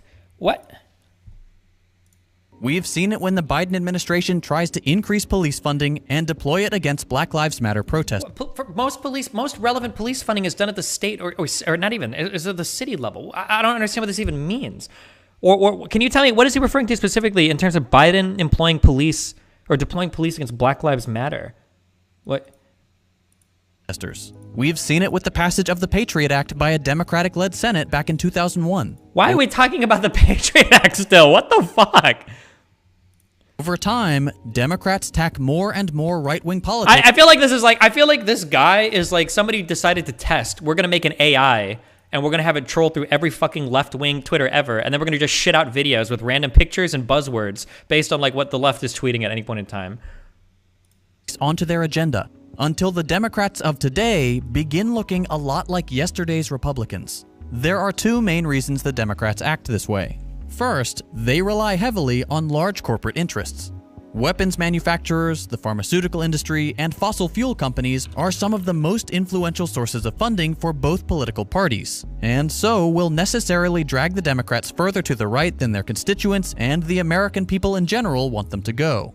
Just look at the Biden administration's stance on oil drilling. Second, the U.S. works on a what is that? Just look at the Biden administration's stance on oil drilling. Wait, is the U.S. just supposed to say the Democrats supposed to be like, we're stopping oil? We're not going to do oil anymore? Wait, what does that even mean? Also, hold on, wait, am I wrong or didn't Biden stop tapping new reserves on federal land? And I thought they did something about fracking, but I might be wrong about that. I know that there were 3 huge pipelines that were canceled as well, but this might not even happen under Biden. I think the Keystone XL one, there was one in the Northeast, and the Dakota pipeline, I think all 3 are dead. I feel like we could make a bingo card for shitty lefty videos, and we could like, one of you guys should do that and post it to the subreddit. We should make like a bingo card for shitty lefty videos. One is like uttered the phrase manufacturer consent, corporate donors, Overton window, what other, there's like so many left-wing like buzzwords. Medicare for all polling most popular. Oh yeah, Bernie Sanders is a centrist. Bernie or the 4 like new Justice Dems are all centrists. 2 right-wing parties, U.S. imperialism, police state, 15 an hour, big pharma, big anything. Mostly majoritarian model of democracy. In these types of democracies, 2 parties naturally rise to power and completely dominate the political arena. Whoever has the most votes, that is, electoral college votes, leads the country, naturally creating the incentive to vote for only those parties who stand a chance of winning. In the US, the Democrats and Republicans. This does a few things. 1, it stops third parties from gaining any significant traction. After all, why vote for the party you like better if they have no chance of winning? 2, it stops the 2 big parties from having to actually be accountable to their core voters, who have no choice but to vote for them so long as they remain preferable to the other option, which they always will.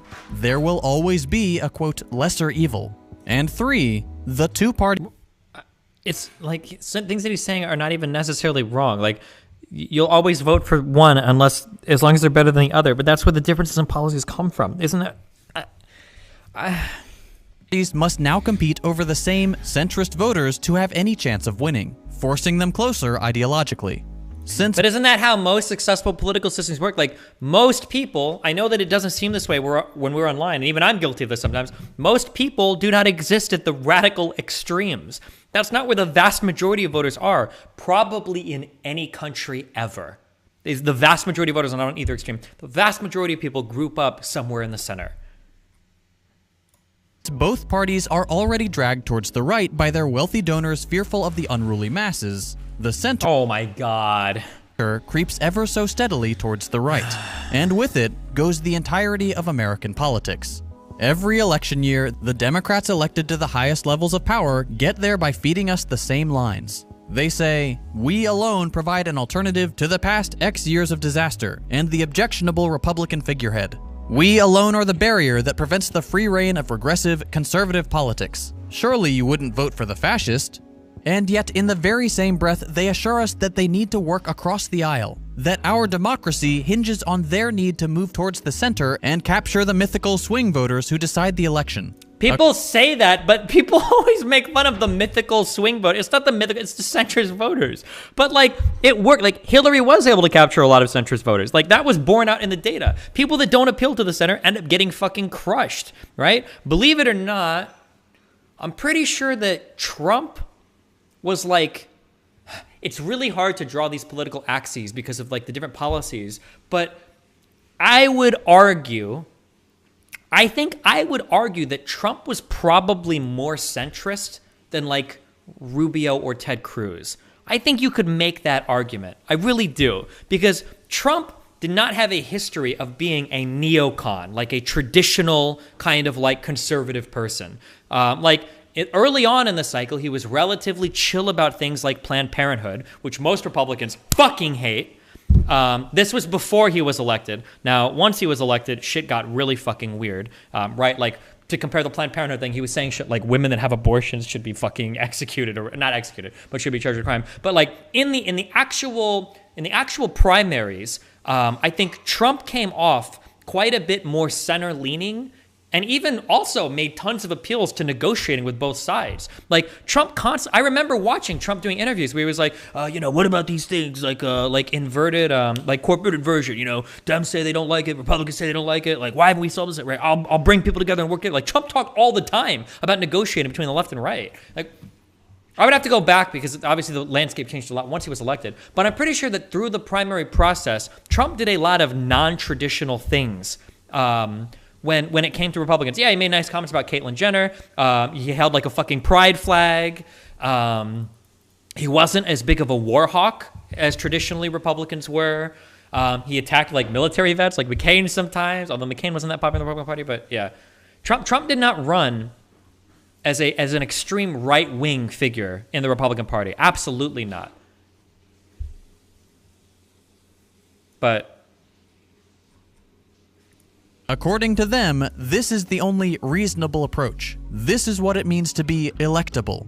All the while, American politics move steadily further right. There is some hope, though. Why is it that we don't have this deluge of left-leaning, or of leftist fucking politicians winning all these elections, though, if that's the case?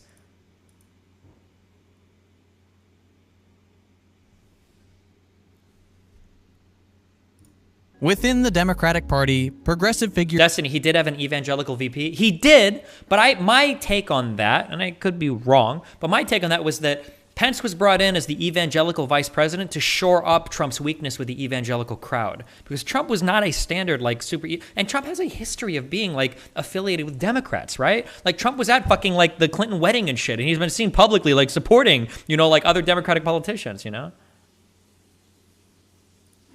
are gaining traction and getting elected. The policies that are considered too far left by corporate Democrats, like Medicare for All and the Green New Deal, are the Green New Deal is not just, it's just not, this is opposed by the AFL-CIO, which is the largest conglomerate of fucking unions in the United States. How are you going to say it's just corporate Dems that oppose this?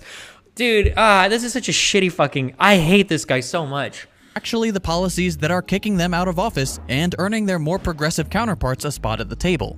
That being said, progressive politicians regularly find themselves defanged by their corporate counterparts. Over time, corporate counterparts, they are assimilated into the centrist fold with every concession to the party's elite.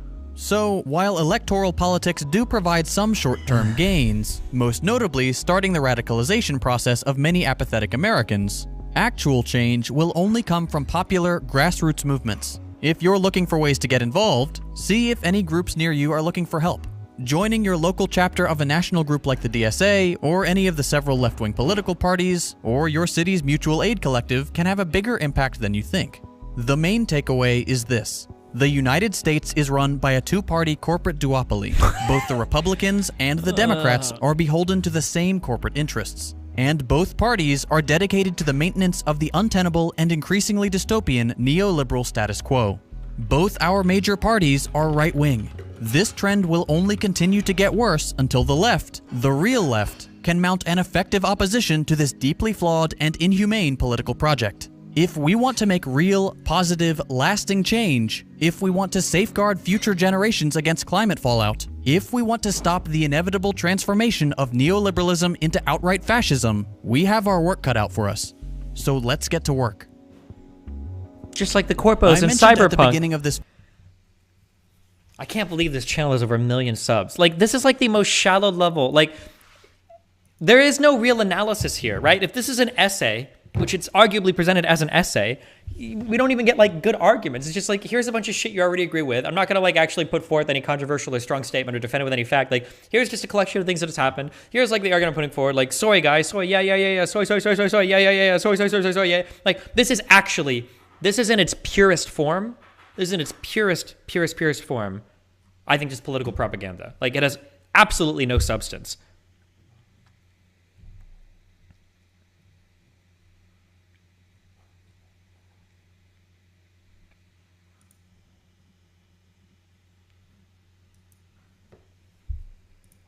Yeah, give me all your cookies. 2,991 Patreons. Income hidden, of course. This guy has a second channel where he drives expensive cars? Wait, no way. Link me.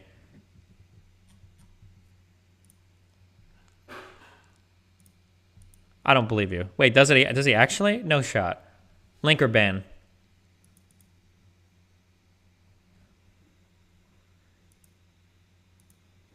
Oh, we're catching up on donos too. Good luck. Here we go. I feel like I've outpaced him intellectually. Why do you think people consume this sort of content? I don't know, because it's like easy to... It's just, it makes you feel good about your own beliefs. Cat, $5. Why don't you reach out to Dr. Hemed Out? Oh, Dr. Hemed Out? Maybe. Destiny, how much do you make? Honest to God, guys, I just wish I made enough to cover my student loans and to pay for rent, okay? That's what I'm trying to do, okay? Guys, please make sure that you hit that subscribe button. Please give me that Prime sub. I don't know if you can tell, I had to move in with my girlfriend because I can't even fucking afford my apartment anymore. Like, it's getting rough out here, okay? Please remember, if you've got an Amazon Prime, hit those Prime subs. What? What are you doing? Are you being shameless? No. Really? Shh, don't say anything. I'm telling you, you're doing it wrong, okay? What am I supposed to do? You're supposed to flex what you got. You've been going to the gym, so you have to flex now. Yeah, in like a month or two, when I can, when I don't have anything to flex. Right now, okay, stop. You can do them push-ups. Okay. For subs, okay? That's okay. what you do. I'll think about it, okay?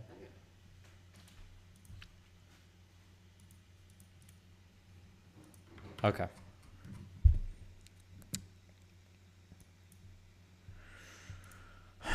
Thank you, Rothlo Bear, for gifting 10 subs, okay? Oh my god, dude. Hold on. What a dumb fuck. I'm about to get that. I'm about to get the Hulk Hogan. Gotcha. One sec. I'm doing my polls right now.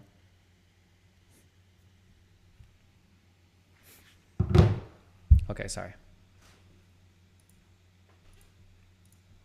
Because I'm putting 100%. His Second Thoughts channel on driving expensive Your cars. beard looks pretty cute. Wait, no. No way, dude. This is not real. Hold on. No possible. Excuse us, don't mind us, just coming through. Just coming through, you know. Also, the headlights and the back tail lights. Yeah. Both of them. As opposed to the front tail lights. Yeah, whatever, shut up. they are shaped in swoopies. Yeah, the McLaren like swoopy. The McLaren swoop.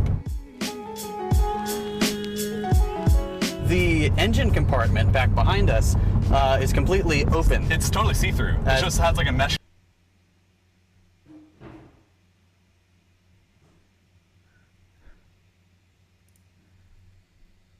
This is the original video on his second channel.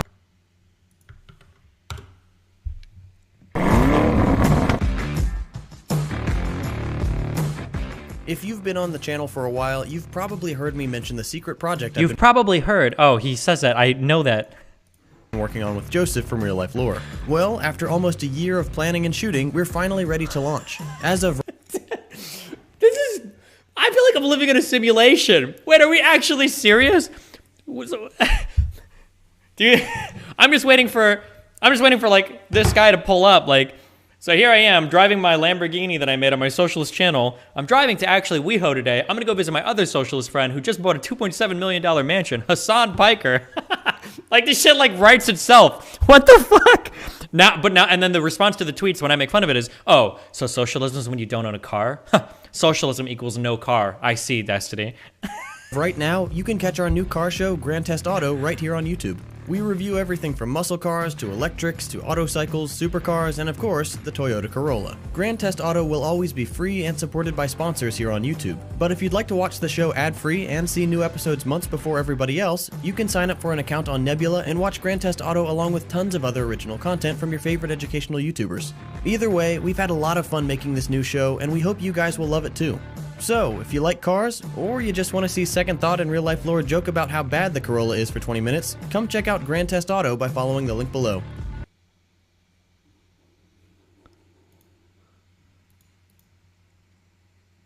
I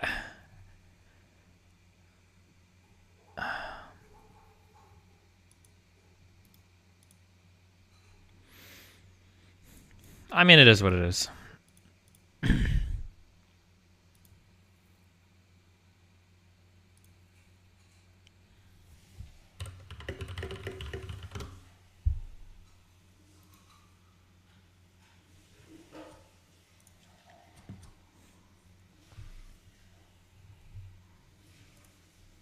Hanz and Demon Mama fighting on Twitter.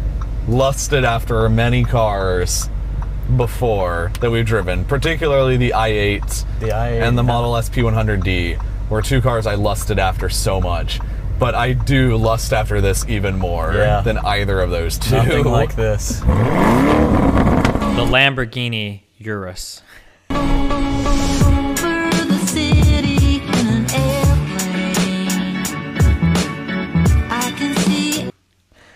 We can't see. I know. It's just.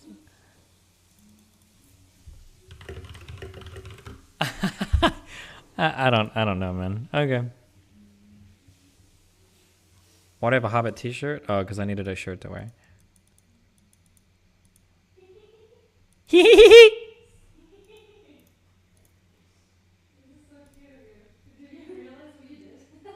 What? This is a candle. What? This is a candle. Oh, did I clean it? No, you don't. Oh, I put coffee things in. Oh, I don't know, because you put... Yeah, it's fine. Nice. I actually, honestly, this is actually really nice. This was a good idea. True, thank you. Yeah, it was. It was actually a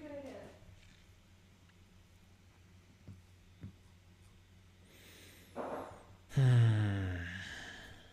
Guess what his response was when people said it was weird? Wait. What is this? The fuck? After so many vids about climate change, you're going to upload videos about supercars? Am I the only one who sees the hypocrisy? Do as I say, as I do. Don't be ignorant. The 6 biggest cruise ships, 6, produce more emissions than every car on the road. Focus your anger where it counts.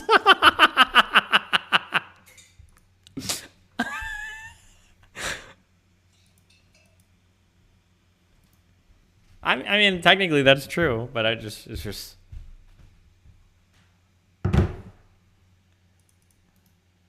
What? How? What are the chances? That guy has a channel where he reviews supercars. That's just so funny to me. We truly live in a society, indeed.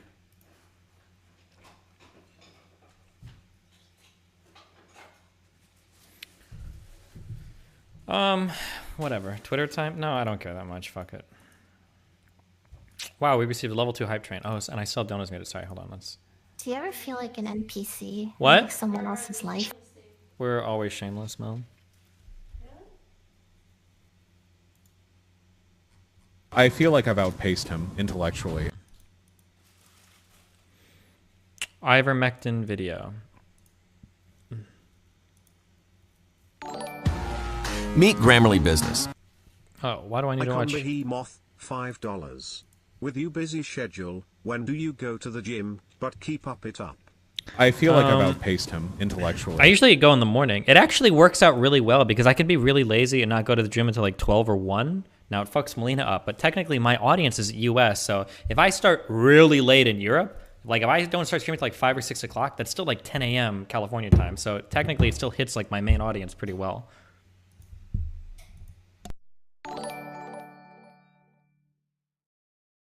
Poco 43 Moto, $4.99. Is his propaganda book a how-to? If 2 nurses were prescribing drugs like ivermectin, they should be fired. That isn't the job of either in that conversation. You're a genius, dude! Why'd people happy?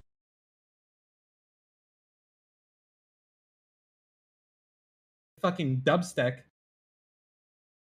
Pog. Pog.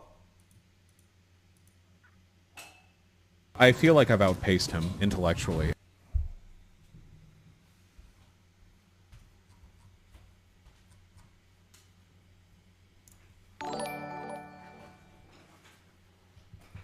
Stefan DeVita, $25. Congratulations. Wow, thanks. Lawson Harrison, $5. This is street epistemology. The claim is my life sucks. /raid. Okay. Des Tiny. Does Destiny like Potholer? Yeah, he usually does Look cool at videos. the comfy mull in the background, Melly comfy. True. I'm gonna get a drink while these catch Do you up. ever I'll be feel back. like an NPC in like someone else's life? Yee. Boy. Fucking dubstep. Just started working on my grip strength. When will my fingers start getting larger? I feel like I've outpaced him intellectually. Dest, 3 years ago we spoke about me taking on a long-term sub position at a school. Don't know for certain whether our chat has helped me get where I am today or not, but it was cool to have that moment in time marked for me. Appreciate it, bro. Smile. Thank you, Steven!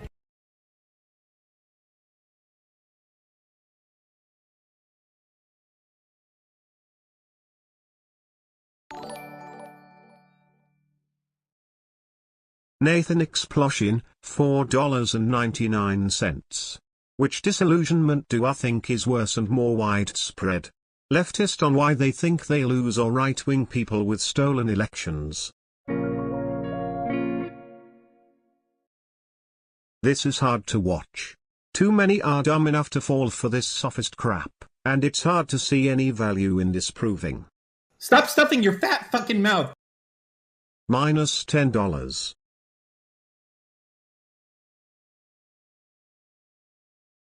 Because I'm putting 100%.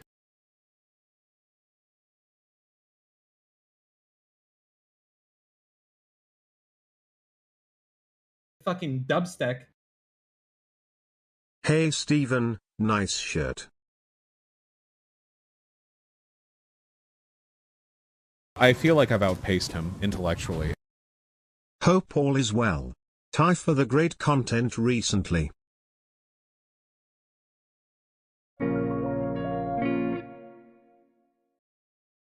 Biden would be a fascist in Europe, soy Democrats would be far right in Europe, soy. How much hope do you have for humanity?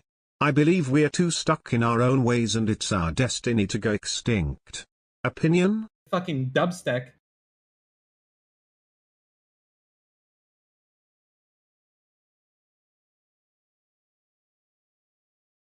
/raid. Des Tiny.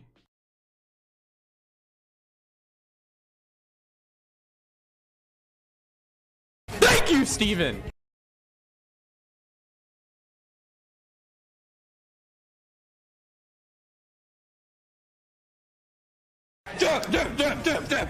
Down!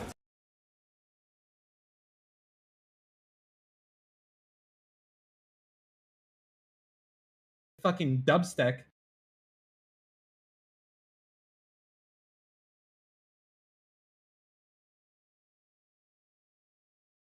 You're a genius, dude!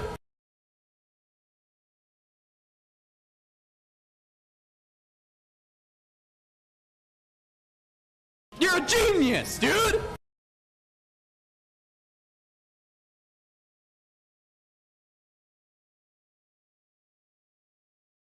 /raid. Des Tiny.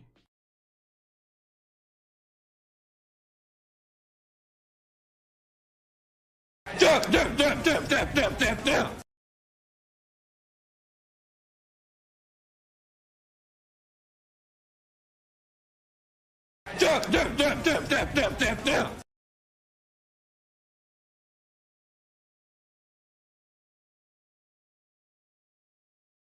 Stop stuffing your fat fucking mouth.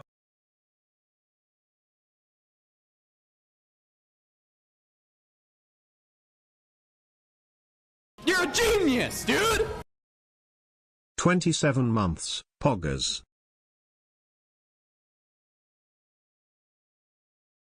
You're a genius, dude!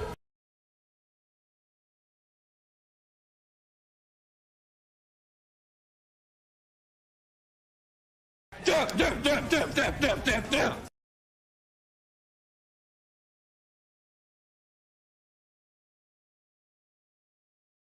Shut the fuck up, movement, alright? It's a stupid fucking meme.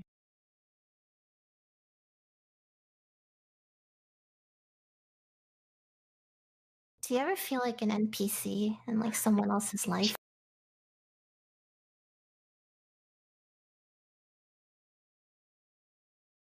Do you ever feel like an NPC in like someone else's life?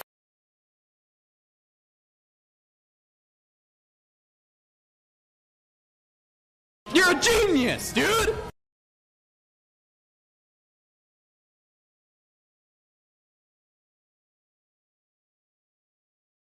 Damn.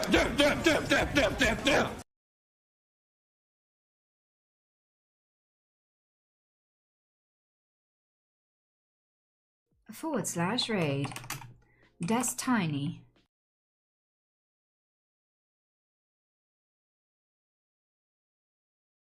Stop stuffing your fat fucking mouth.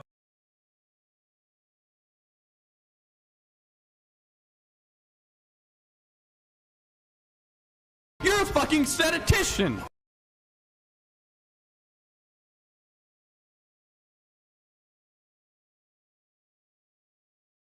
You're a fucking statistician!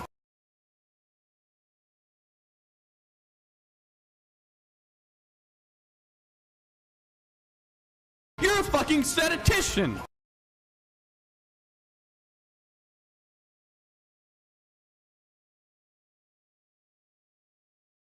/raid. Des Tiny.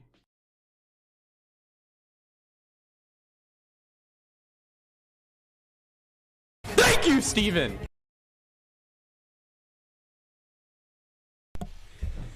Okay.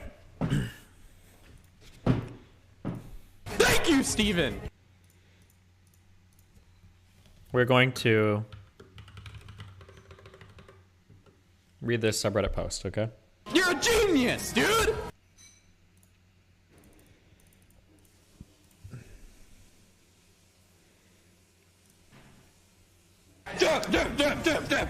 Damn.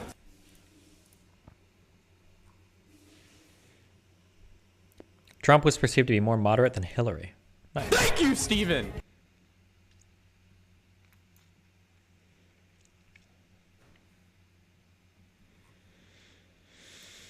Shut the fuck up, movement, alright? It's a stupid fucking meme. How do you enable the HD plugin on RuneLite? Is there like an easy thing to click? Or I notice when I click configuration, I don't see HD plugin there. Is that like a separate thing you have to download? Des Tiny. It's in Plugin Hub. /raid. Des Tiny. Scroll to the very bottom. Oh, Plugin Hub. /raid. Des Tiny. Oh, it's this 117 HD thing, huh? Damn.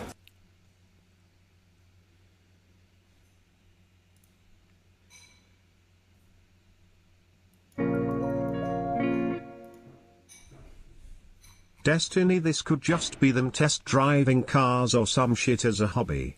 Like renting the car for a bit. They clearly don't own these cars. True. Shut the fuck up, movement, alright? It's a stupid fucking meme. Does Destiny like Potholer? Yeah, he's cool. Because I'm putting 100%. God bless less than 3.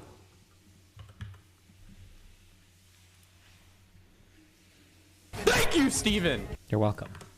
U versus them in 5, 4, 3, 2, 1. Shut the fuck up, movement, alright? It's a stupid fucking meme. Wow. Wow.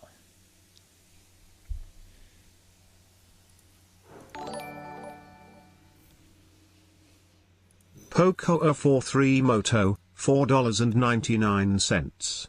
Bad take, I'll debate you. Okay.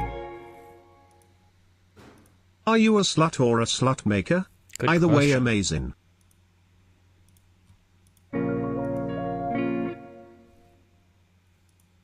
Destiny, why are there so many retards in DGG calling Sam Harris a racist during the video?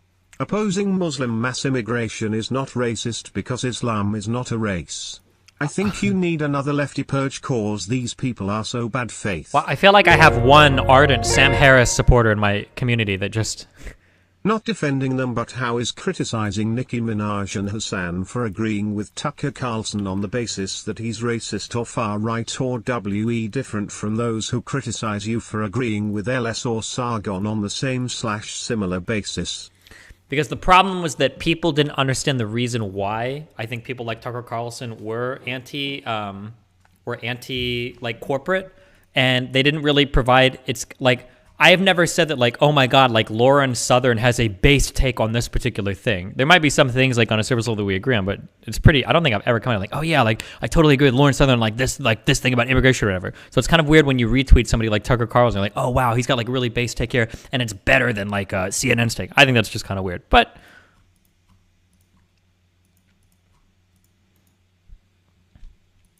Okay, are we all caught up?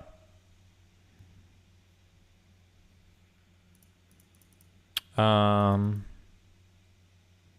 only thing you might want to change is the bloom. Oh, no, I'm using it. It looks pretty, okay? But I think I would turn this shit off if I go questing, because if I died on my account, I would be pretty fucking mad. What level do you have to be? Okay, you keep asking me if I'm gonna react to John Oliver. I'm too scared to watch HBO shit or whatever that is. I don't know if I can do that on YouTube or if it'll like copyright hit me. When Stellaris? A little bit after this, maybe. Depends on the time. Oh, I wanted to read my subreddit. This is a really high quality post. I thought this guy did a really good job. It looks nice. This HD plugin thing looks nice. Actually, it looks pretty nice. Damn. I think it's down at the moment. Wait, what's down at the moment? What level is what? Oh, what level do I need to go to the upper level mining thing? Also, if I was using a rune pickaxe, would it help me significantly mining these things over an adamantite one? Because I think I can buy it, but it's like all my money to go buy it. Oh, Reddit is down at the moment. 72 to get up there. God damn.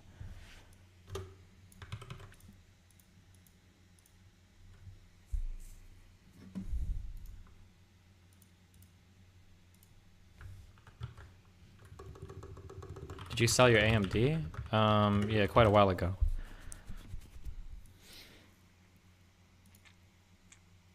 Oh, how are our stock markets? Is everything still like completely fucked or?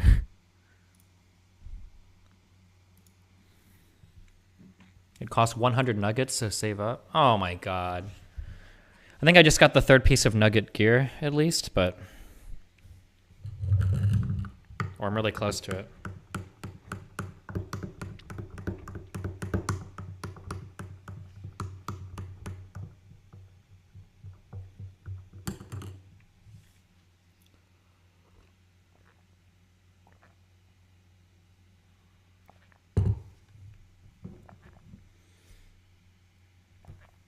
You can sell the nugget gear, but make sure you get your heart. Wait, why would you sell the gear?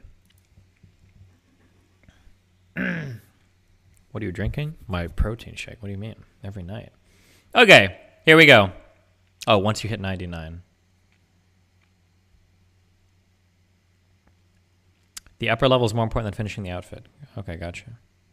What do you want the gear for? Does it do anything? It gives you a small mining XP boost, I think.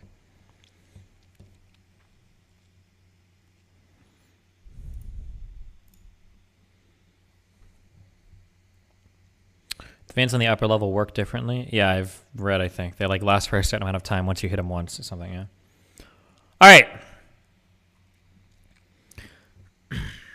Chairs are real. Using prototype theory to solve categorization failures. You can read this a gist on GitHub for the source markdown. I don't know why this is fucked. Okay, chill. We're off to a rough start. I'm sorry. I don't know why that sentence is so weird. Use the gist. It's a lot better. Wait, is it? Oh, maybe it does look better. Okay, never mind. Well, the Reddit posts look good too, but all right. With all the talk about what constitutes a chair lately, I thought folks might be interested in a primer on the limits of classical categorization, or taxonomy if you like, and how prototype theory can help you avoid spiraling into a nihilistic hellhole where words have no meaning. Don't believe the hype. You know what a chair is. This post is based primarily on the textbook Women, Fire, and Dangerous Things by George Lakoff, which was assigned reading at Evergreen, former home of everyone's second least favorite Weinstein, Bret Weinstein. Bret. It's important to remember that categories are just tools, and the imperfect taxonomies that we see in classical categorization work just fine until they don't. As an analogy, if you are measuring something in physics and the object is moving slower than 1/10 the speed of light, you don't need special relativity. Classical mechanics will work just fine. It's the point when things don't fit cleanly into our categories that we need the extra tools from prototype theory. A working definition, classical categorization. Let's start with some properties about categories. 1. Categories are abstract containers for things. A Ford Focus is a kind of car. Now, this guy fucked up pretty hard here because this isn't a Ford Focus. It is a Ford Focus RS. Maybe he'll edit that in later. I don't know why he missed that part. But otherwise, the rest of the post is pretty good, okay? Number 2. Categories have a set of properties. A car has an engine, 4 wheels, and cup holders for styrofoam protein vessels. A car moves people around. Cars drive on roads. 3. Things that satisfy a category's properties are in that category. Things that don't satisfy those properties don't go in that category. A bus doesn't have cup holders for your styrofoam protein vessel. A semi-truck moves goods around, not people. A four-wheeler drives off-road. Number 4, categories are ordered in hierarchies/taxonomy. A Ford Focus is a car. Ford Focus RS is a car. A car is an automobile. An automobile is a piece of technology. Hold on, mine ain't in vain. Categories are axiomatic in math, logic, and science. We don't have to prove that categories exist. Aristotle handled that shit for us 2,000 years ago. How do categories break down? People from California break them. Psychologist Eleanor Roche in the 1970s identified 2 problems with categories hanging out with the Dani people of Papua New Guinea. 1, if categories are defined only by properties that all members share, then no members should be better examples than others. There should be no prototypical, for example, best, or such as best, example of a category. Which of these is a better example of a car? Boom and boom. Which of these is a better example of a chair? Don't worry, you guys aren't going to be quizzed on this. Number 2, if categories are defined only by properties that all members share, then they should be independent of the person doing the categorizing. Which one of these is a better example of good president? It's impossible to separate the category from the person doing the categorization. Lakoff writes that we're all categorizing things automatically all the time, that we do so with groups that have fuzzy borders, and that we even do it within the framework of our language and cognition. We need more rules to properly describe what it means to be a category. Hold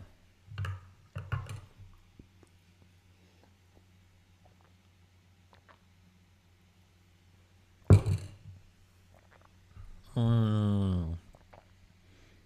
Prototype theory.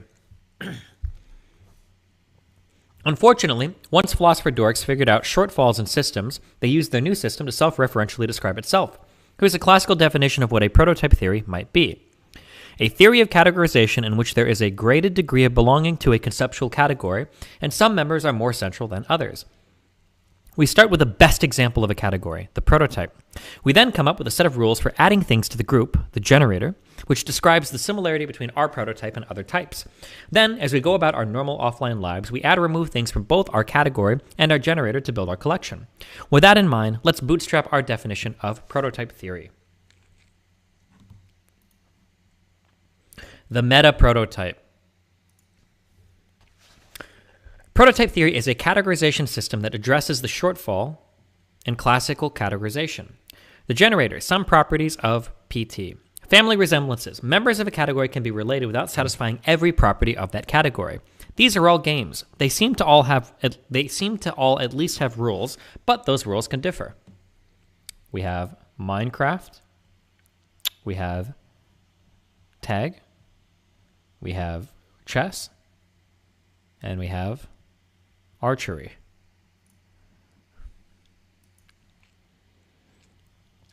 Centrality. Some members of a category are better examples of a category. It's a pool, quoted by the famous Dave Chappelle. Gradients. Some categories have degrees of membership. Some categories have degrees of centrality. Which one of these nerds is the best example of a socialist? We have the infamous online socialist Vosh. We have, I think, Lenin. And then we have the Michelin Man. Which of these Shiba is more masculine? The one on the left or the one on the right? Oh, this is Mao in the middle, sorry. Basic level categorization. Categories do not naturally form a top-to-bottom hierarchy. They instead form a web or graph where basic categories form in the middle, generalization grows upward, and specialization grows downwards. If you think of the category, animals that could eat me, you might find yourself focusing on the category chordata. A shark could eat me, an alligator could eat me, a giant eagle could fly to the sky and eat a baby, a bear could eat me. Chordata is in the middle of the taxonomy. We naturally focus on what is the center instead of the most general, all kinds of animals could eat me, or more specific, think of all the dogs that could eat me. Reference point reasoning. Part of a category, chordata, not chordata. Sorry, my bad. Part of a category can stand in for the whole category when we reason about things without losing the sense of the whole category. That stand-in need not be the prototype for the category. People really like SpongeBob characters and their memes on Reddit. Wow, Sandy. Independent categorical evaluation. Categories that appear related are not necessarily dichotomies. Just because something is included in a category doesn't mean it's excluded from another category, and vice versa. Is the El Camino a car or a truck? I feel like he had different captions on the Reddit post. Wait, where was it?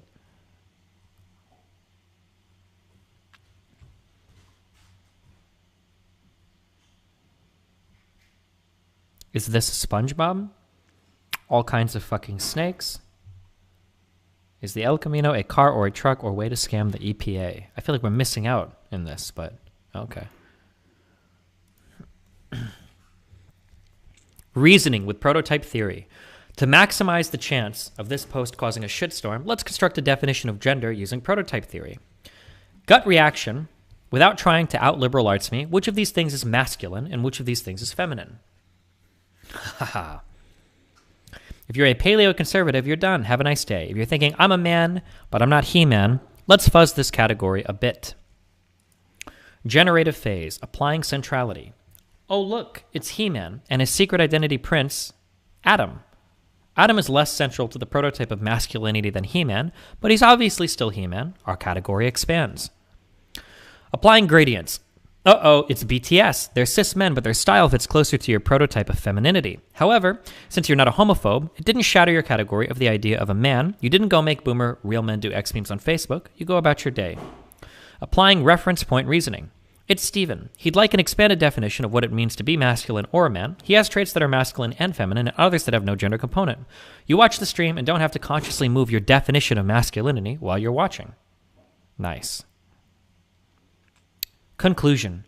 When our cognitive models fail to correctly predict or classify, it is important that we tune them rather than throwing them out entirely.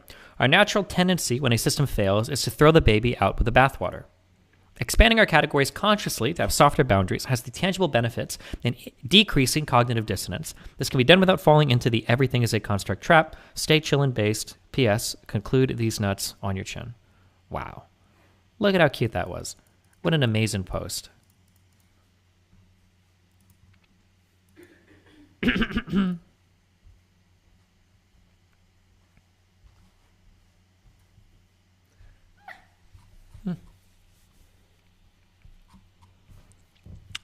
Well, did you agree with it? Yeah, I think so generally. I think it helps give better structure or understanding to, I guess, how I understand categories, and it seems like more intuitive than I guess a strict hierarchy of things. And I think thinking of categories as webs of things feels a lot more natural than thinking of them as strict hierarchies, right? So when I think of a man, rather than trying to like taxonomically categorize everything in a list, thinking about it in webs makes more sense. So like if I think of like man, I can relate that in a web kind of way to stick figure, because stick figures can represent men, and then I can relate that to other things. But like trying to put stick figure above or below, like categorizing things like that is like really weird. Like I don't know how I would do that, right? So yeah, I don't know. I like this post. I thought it did a good job at like giving different languages to how we can like categorize things. Yeah.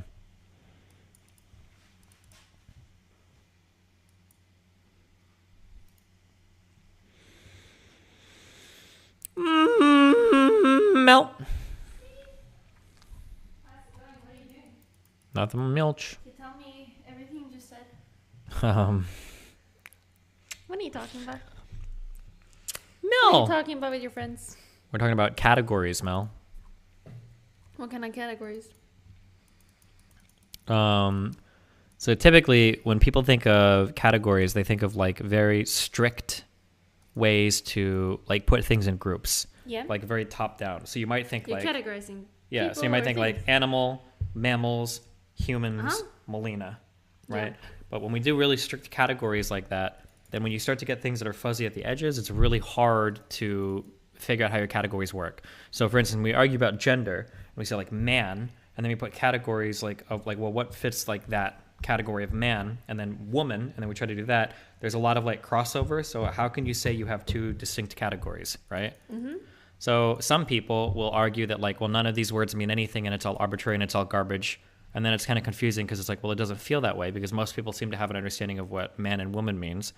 So basically somebody made a big post explaining, well, if we don't think of categories like lists, we think of it like webs, then like everything kind of relates to everything else with like stronger things like gravitating towards the center of one thing and things try. So like, for instance, you might say like Rambo is like the archetypal like man. You know what Rambo is?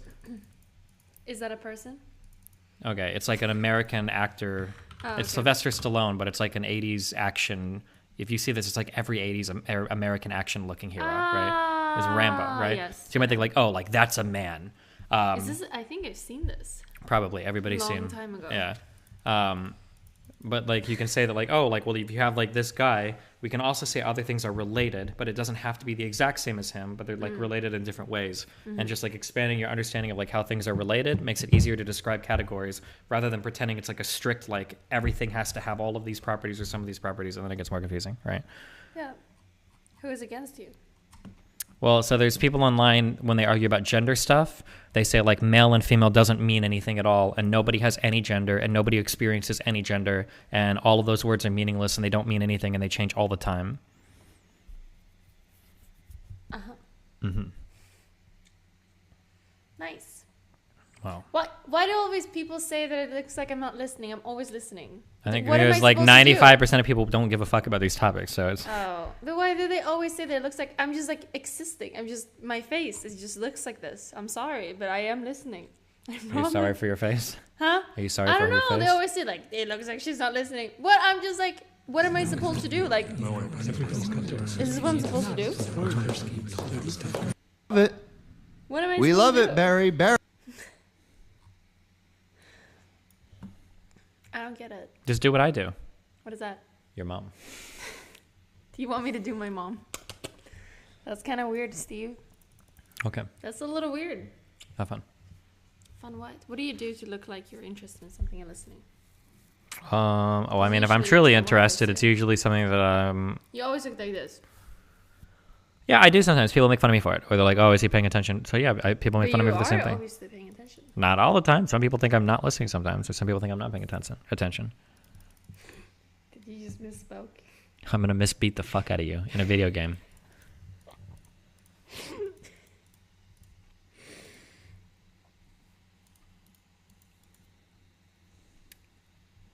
It's kind of nice to hang out here. Oh yeah. What else is up? What else have you been talking about today? How long have you been live for? 3.5 hours. No, 5.5 hours. Oh. Oh. Wait, how long did you stream for? 3. What the Mel? We talked about this. Maybe I should stream less. Okay. It's a lot. So long. Hey, usually I stream for like 5 or 6 hours. Mm-hmm. What the? What? Oh. She's the no. I can hang out at the same time. Yeah. Right. Would you have Asmongold and get into a call with his mom off stream to convince her to get the vaccine? I mean, if he wanted me to, but that seems a little inappropriate. To have a conversation with Asmon's mom? Yeah. I got one comfy milk. Nice. Did you ever show them the comfy milk? Nope. Yeah, ask you. I saw it. Here's the comfy milk. Nice. Look. I'm gonna make a comfy state too. There is actually a comfy state emote that you're not making any emote for some reason. Oh, we'll get it. Don't worry. Really? Will you? Yep. I'm pretty sure they want it. We'll get it. Really? Uh-huh. Okay. Okay. Have fun. Be careful. Okay, I love you. Hey! What? I said I love you. I love you too. Bitch. Got him. By the way, in case you missed it, Lady Raincloud got Sansel banned for a day by screaming the F slur into the microphone in the middle of a long duration. Oh, I know. I listened to that clip off stream, but I muted my stream before I played it. Thank God.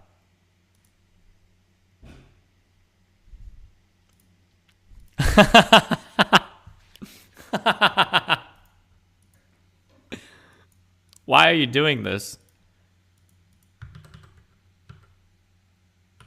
Hanz is burning bridges. Oh no.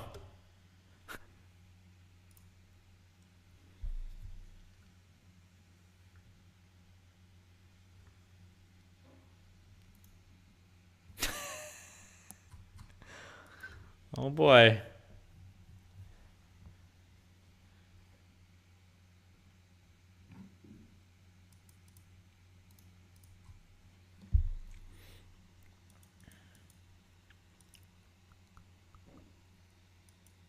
Have you seen the Joe Lewis shit? Yeah, I don't know. It's just weird shit.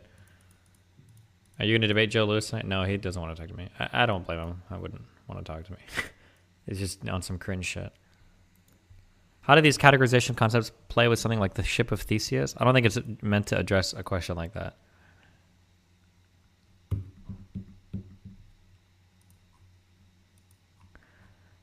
Destiny, leftist bingo. I see it. Thank you. Got you.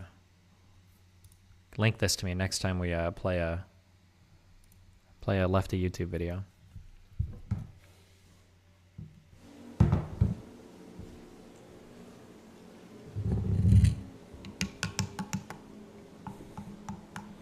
Any chance we got Solaris tonight? Yeah, I could try it, I think, because we're done with all our videos and everything, right?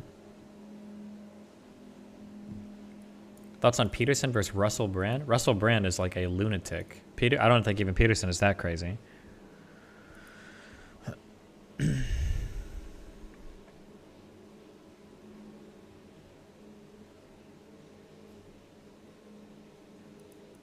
Forgot about the stuff with the scrub. Wait, what happened?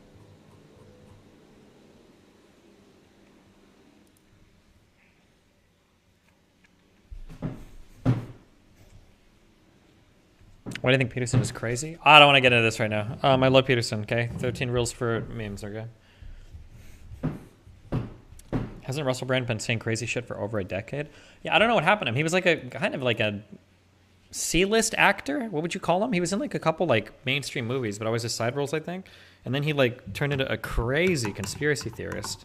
Oh, was he? He might have been a comedian too, I guess. I don't remember. I don't think I saw any of his comedian shit, but.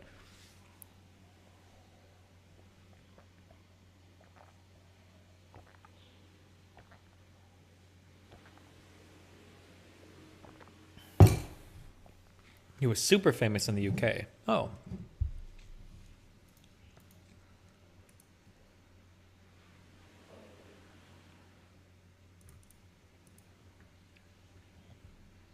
Oh, Joe Lewis was the guy saying white people have been speaking to black people for decades when I was talking to the Scrub King or whatever. Oh, man. Yikes. Cringe. Cringe. Not even MLK let white people speak for him the way Destiny is doing right now. And he was closer to whiteness than a bakery at 3 a.m. Jesus Christ.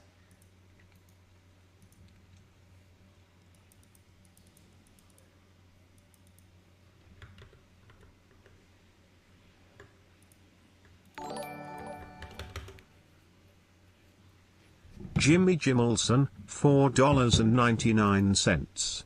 Just finished digging trenches in 97 degrees weather. How does chat feel about working in chairs all day and being very white? Nice. Stop stuffing your fat fucking mouth. Oh.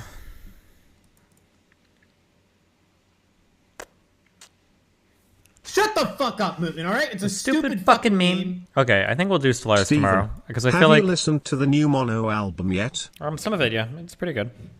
I think, I feel like we gave I'm August enough paced content for intellectually. weeks. Well, not for weeks, but for days at least, okay? I'm tired, alright? You're a fucking statistician! If you're going to do the tutorial, you'll probably knock it out today. Well, okay. If you think I get it done today, Thank you, fuck it. Steven! Let me finish this last load of pay dirt, okay? Do you ever feel like an NPC in like someone else's life?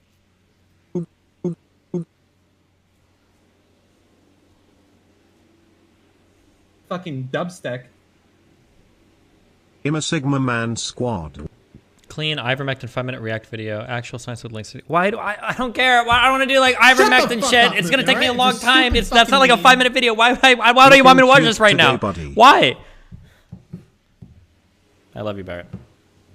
Talked a book about the DM Hanz debate. I feel like he came away with a very different take than you. If he wants to talk like right now, we can, but or so you can message me tomorrow or whatever. Is he still streaming?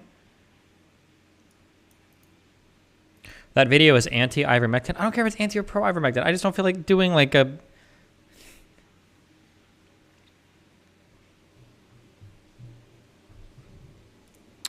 Steven Crowder's take on... Well, I think it makes sense to have a black James Bond. I don't have a problem with it because you're pulling from zero sense. I think it's perfectly fine. Really, it makes sense to have Idris Elba on a tarmac undercover in Siberia. Oh, where is the spy? I don't know. The only not white thing in whole peripheral. Yeah, it's not good when it's like, we're going to need you to be at the ball and ready to meet our contact at 11:43, and then they're like, guys, it's 1:30.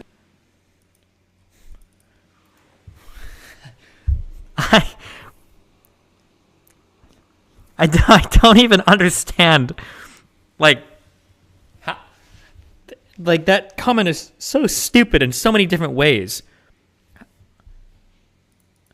Because black people are late? Wait, was it because black people are late? I thought he was because he was implying that black people wouldn't fit in with Siberian people. But like, does James Bond do things where he's like actually cloaked within like...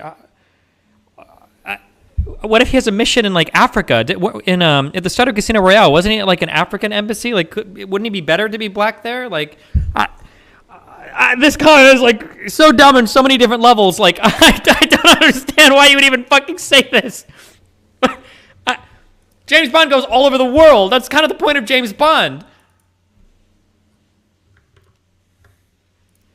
Where is our spy? Look, the script would have to change a little, granted. No, but I think Did you turn my Ferragamos into a phone? Yeah. What you do to my watch? What is it? My watch in my car? I can't. You look. I can't see the plate on the car. You know what's gonna happen with 50? I'll get pulled over for that shit. I can't. Sometimes I think Americans forget that there are black people outside of America. I'm going to admit, Melina has actually said as much, so it's not even just me being racist, okay? As Americans, you do forget sometimes, because in America, black people are like a whole different thing than everybody else. It's kind of crazy, because in the rest of the world, like if I'm in the UK and I find a black person and I talk to them, they're like sound British. Or if I'm like in Sweden and I see a black person, they start talking. There's not many here, but they sound Swedish. I think that Americans think that if you go to any other country on the planet and you talk to a black person, they're going to sound like a black, like African-American American. So they think that like if you go to like Zimbabwe, like everybody's using like street slang or something, or everybody's going to sound like Jay-Z. Or like if you go in... Like there are black people that are in other countries that sound like other people that have different cultures. I don't know if people don't understand that, or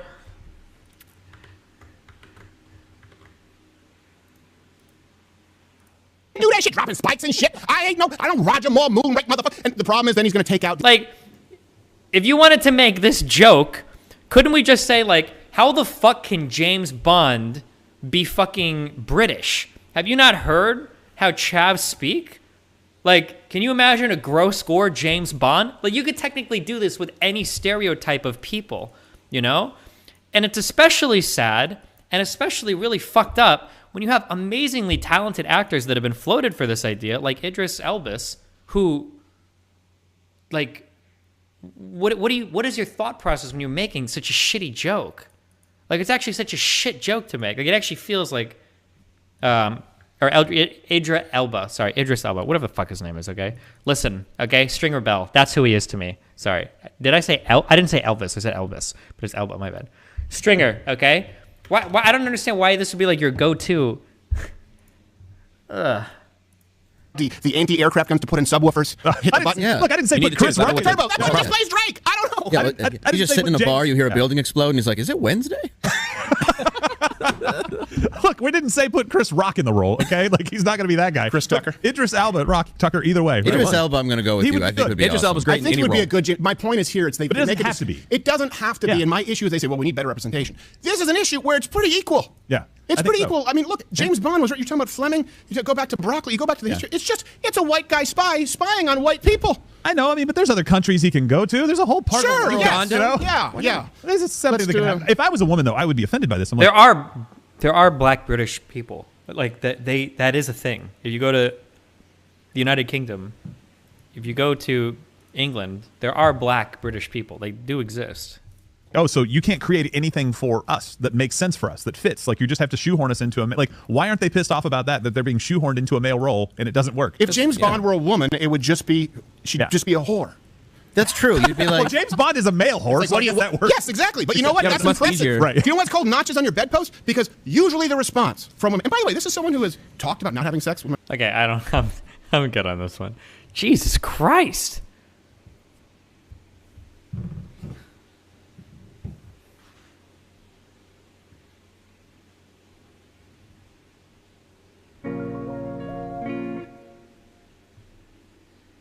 Destiny, Super Slugstiny, but it's not my fault you stream Euro Cup hours. Do you feel like JLP slowed down since your last interaction with him?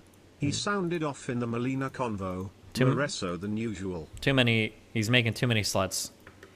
He's ruining too many women's lives. Okay. Let me log out of the scape, okay?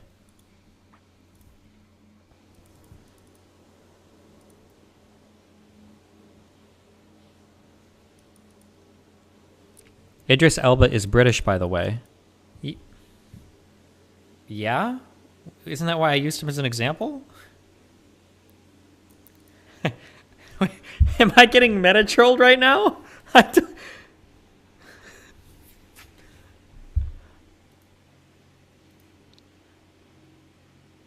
Okay.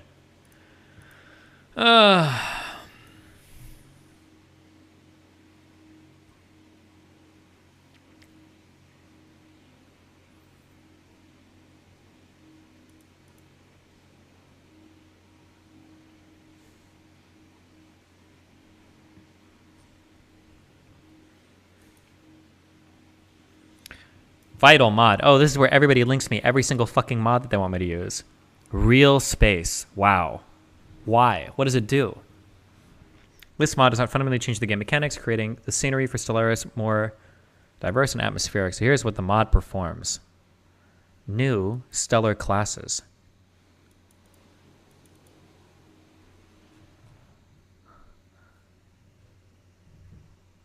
Why do I care about all these? New stellar types, stars. More than 100 variations of binary, ternary, and pair systems with their icons.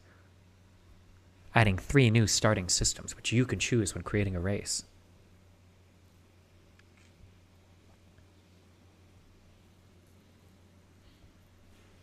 $50 new skins for gas planets. Wow.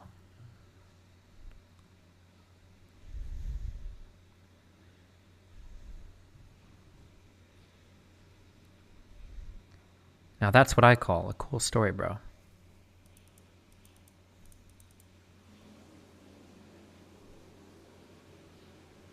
It makes space more accurate, you nerd fuck. Simon ARG, The only thing that would make this mod space accurate is if there was a photo of Earth that I could see your mom's fucking massive dump truck of an ass on, okay? Otherwise, get the fuck out of here.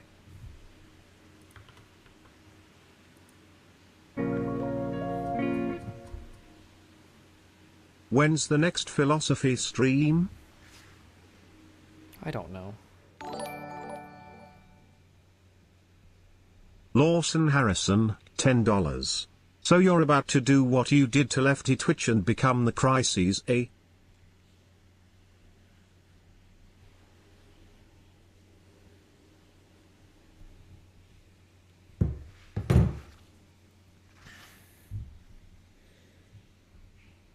Okay.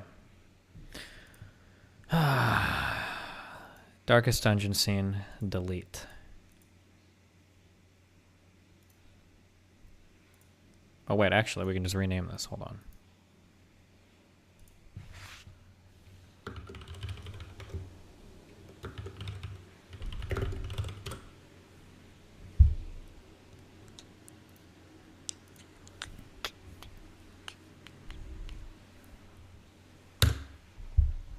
Stellaris.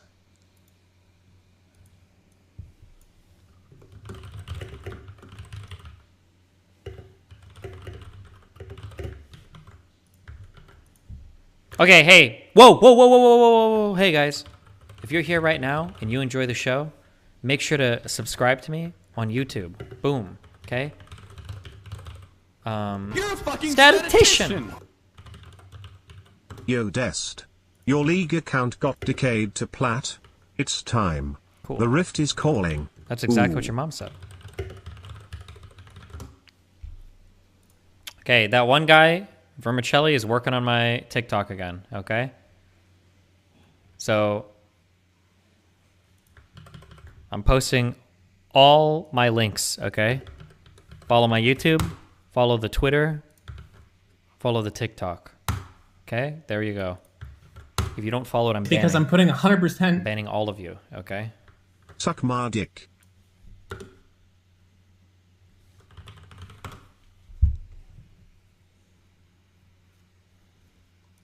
One outside.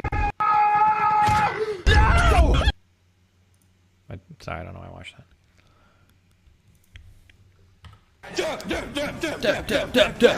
that. Why would I subscribe to you on YouTube when you treat us like the degenerates we are? Well, if I'm treating you like the degenerates you are, then it sounds like I'm treating you appropriately. What do you mean?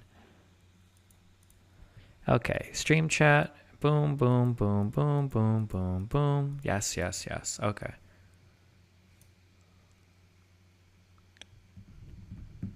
The original account is dead, isn't it? What will you do if you get banned this time? I just get banned. I don't know. Hey, if anybody here works for TikTok or is like a community manager, fucking email me. I don't know how you guys ban shit and there's like no response. I still don't know why my original TikTok was banned. It's pretty triggering because I had like a sick fucking name. I had the Destiny handle on TikTok and it got fucking banned for no reason. They just said it was multiple violations and I have no idea like what the fuck it was banned for.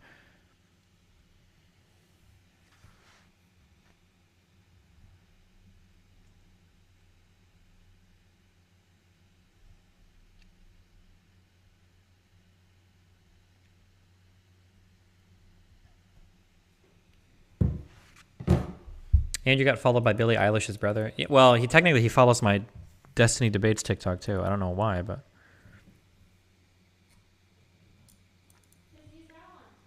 yeah, he is.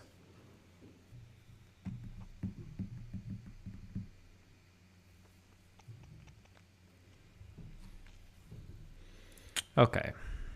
Do I have to do this on full screen mode or does it work on full screen windowed?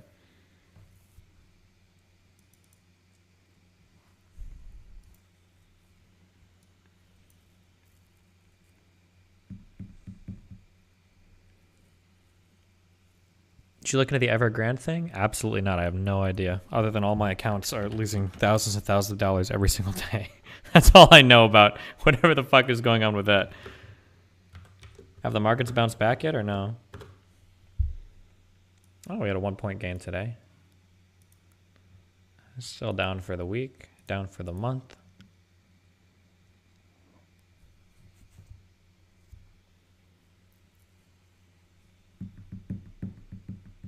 Down for the year. Wait, what? Are we actually? No, we're massively up for the year. What are you talking about? We're almost up 20%. No, I just typed stupid shit. Okay.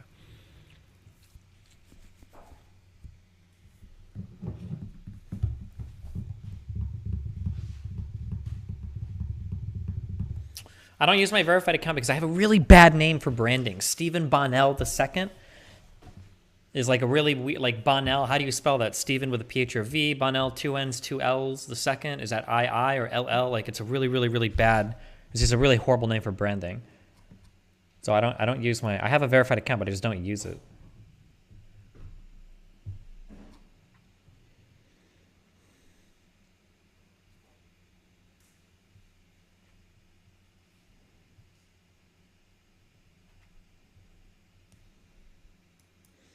Okay, sorry, this is loading, but it's taking 12 fucking hours. Get started. Log in with your Paradox account to sync your game progress, mods, and DLC. Ugh. Do I have Paradox account? Have I made this for any other game before?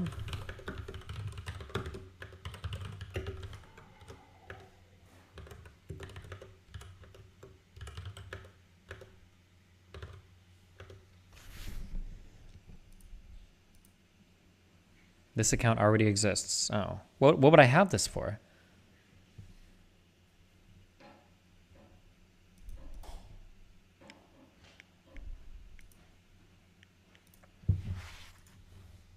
Oh, City Skylines.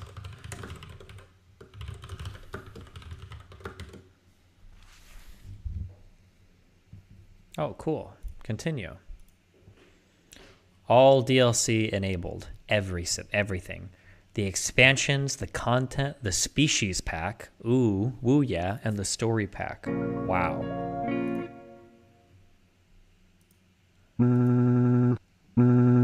Uh-oh. Hello streamer, this is Brian. I can't take the TTS spam anymore. Oh god no, here I go again. 7 quindecillion 777 quadriordecillion 777 tridecillion 700. Stop.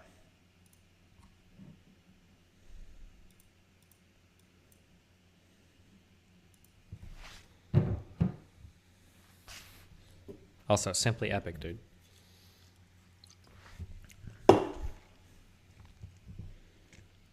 Okay. Playset. Initial playset, I guess? Is that what I'm looking for?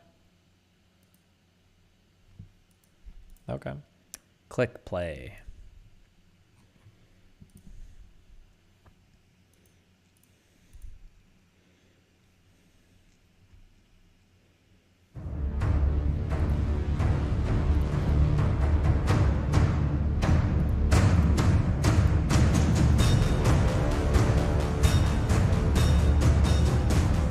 Do you ever feel like an NPC, like someone else's life?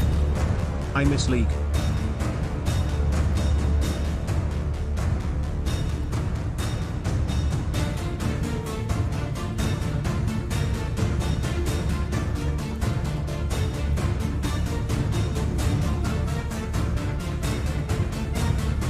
Because I'm putting 100%.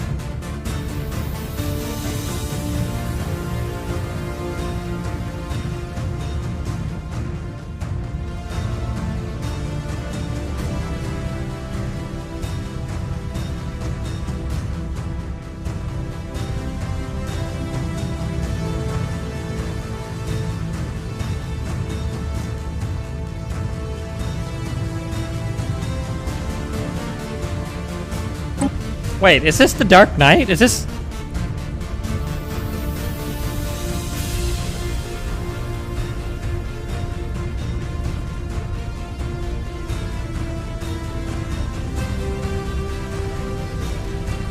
Wait, hold... Oh man, I wish I had my keyboard.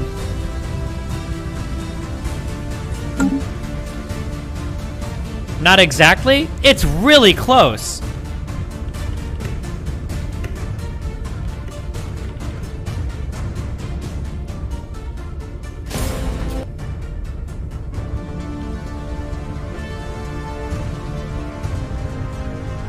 Now it's way different. Oh, wait, I have to play it now. Now for my own. Hold on.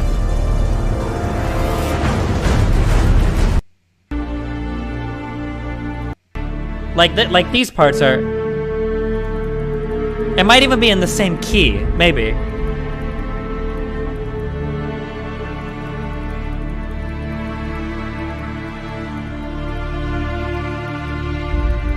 I think there's parts where it has like the ostinatos with the strings in the background too.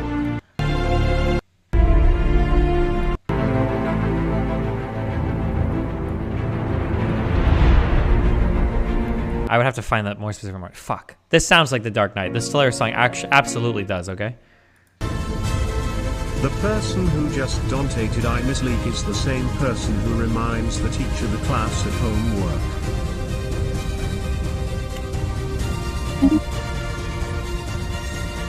Isn't DirectX 9 really old? Oh, dude, this is that song. It totally is. Wait, it totally is. Okay, now it's different. It's an old game? Oh no.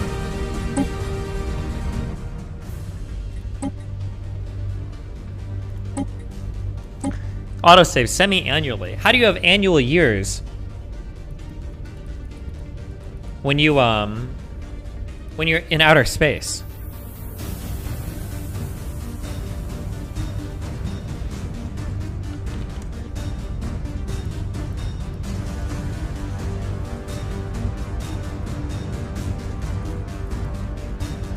It's universal time?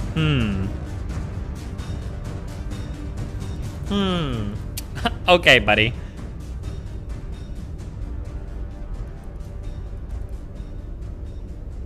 This was the Batman song it's similar to? Yeah, kind of, yeah, this, yeah. But we're not doing this right now, okay. All right, time can still be tracked relative to Earth's. To be honest, I think it would be really, you would have to do time relative to Earth. But it would be really weird to do that because every planet would have its own time because it wouldn't make sense otherwise, right? Like days would be different, like times, years would be different amounts of time. Like, so you would have like a universal time date, which would be by Earth or whatever. But then every other like star system would have its own bullshit, and then every planet would have its own bullshit. I guess Star Trek or something has probably figured this out, huh? Destiny is this big. Oh, cool. Link me random fucking tweets to respond to in the middle of doing a new game. Awesome. Late last night, Apple informed Epic that Fortnite will be blacklisted from the Apple ecosystem until the exhaustion of all court appeals, which could be as long as a 5-year process. Wow, thanks. Do you want me to read the whole thing, or?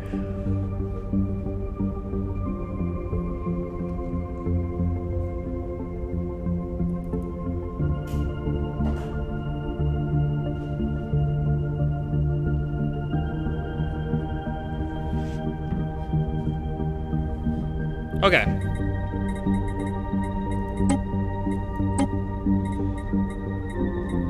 Single player? New game.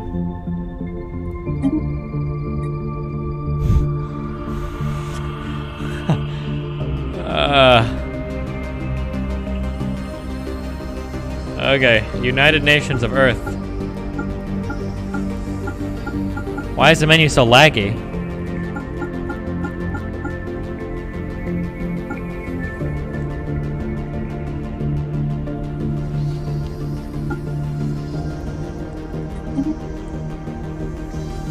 Do I really want to create my own when I don't know anything about this fucking game? I'm good on that, okay? We'll do our...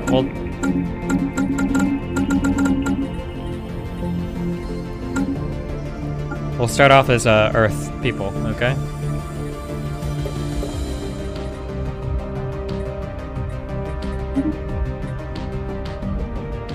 This game is not eligible... Wait, why?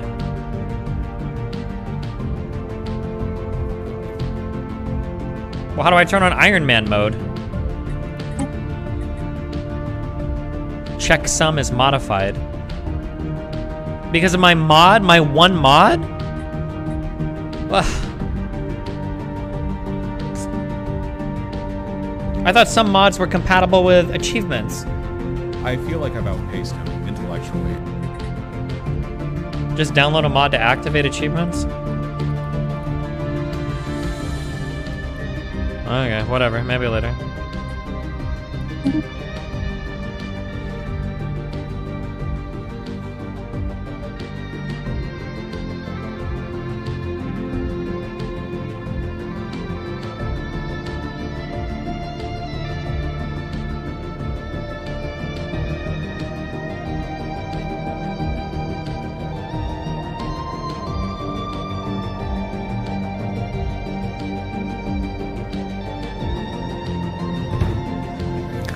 Much has happened since modern humans first emerged in Africa some 200,000 years ago.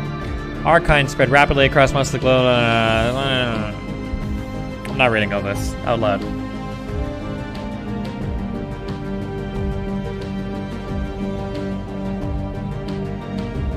Oh, the UN was the world government. Alex Jones was right.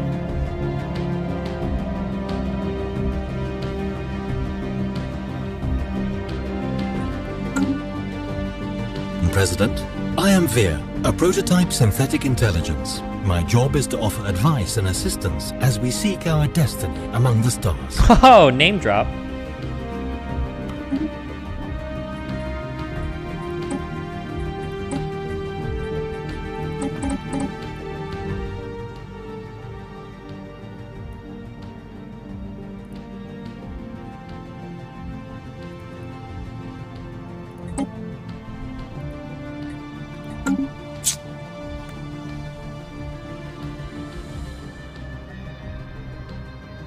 Guys, I'm feeling pretty tired, I'm not gonna lie.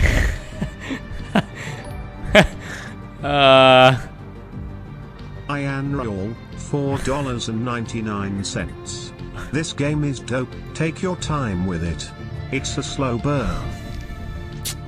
Yeah, you know. An excellent decision. You will have my full support. Oh, I like how there's a wind on the sun. I hear it. Building a star empire can be a daunting task. To help get things started, I will be providing instructional missions that cover the basic steps necessary to establish ourselves as a successful interstellar power.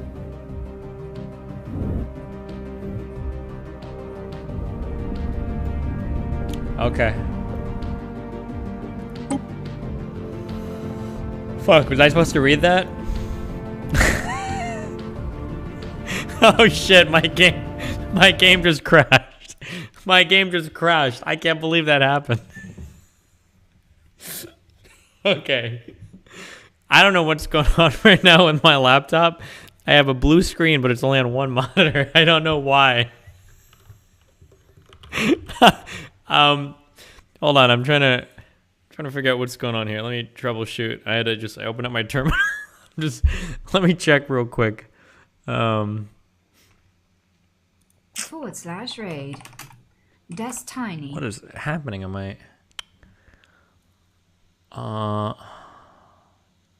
don't even know what's going on. Oh, hold on, wait, what is this over here? Politico reports that. Wait. Listen. I love you guys. Okay, tomorrow I'm gonna come back.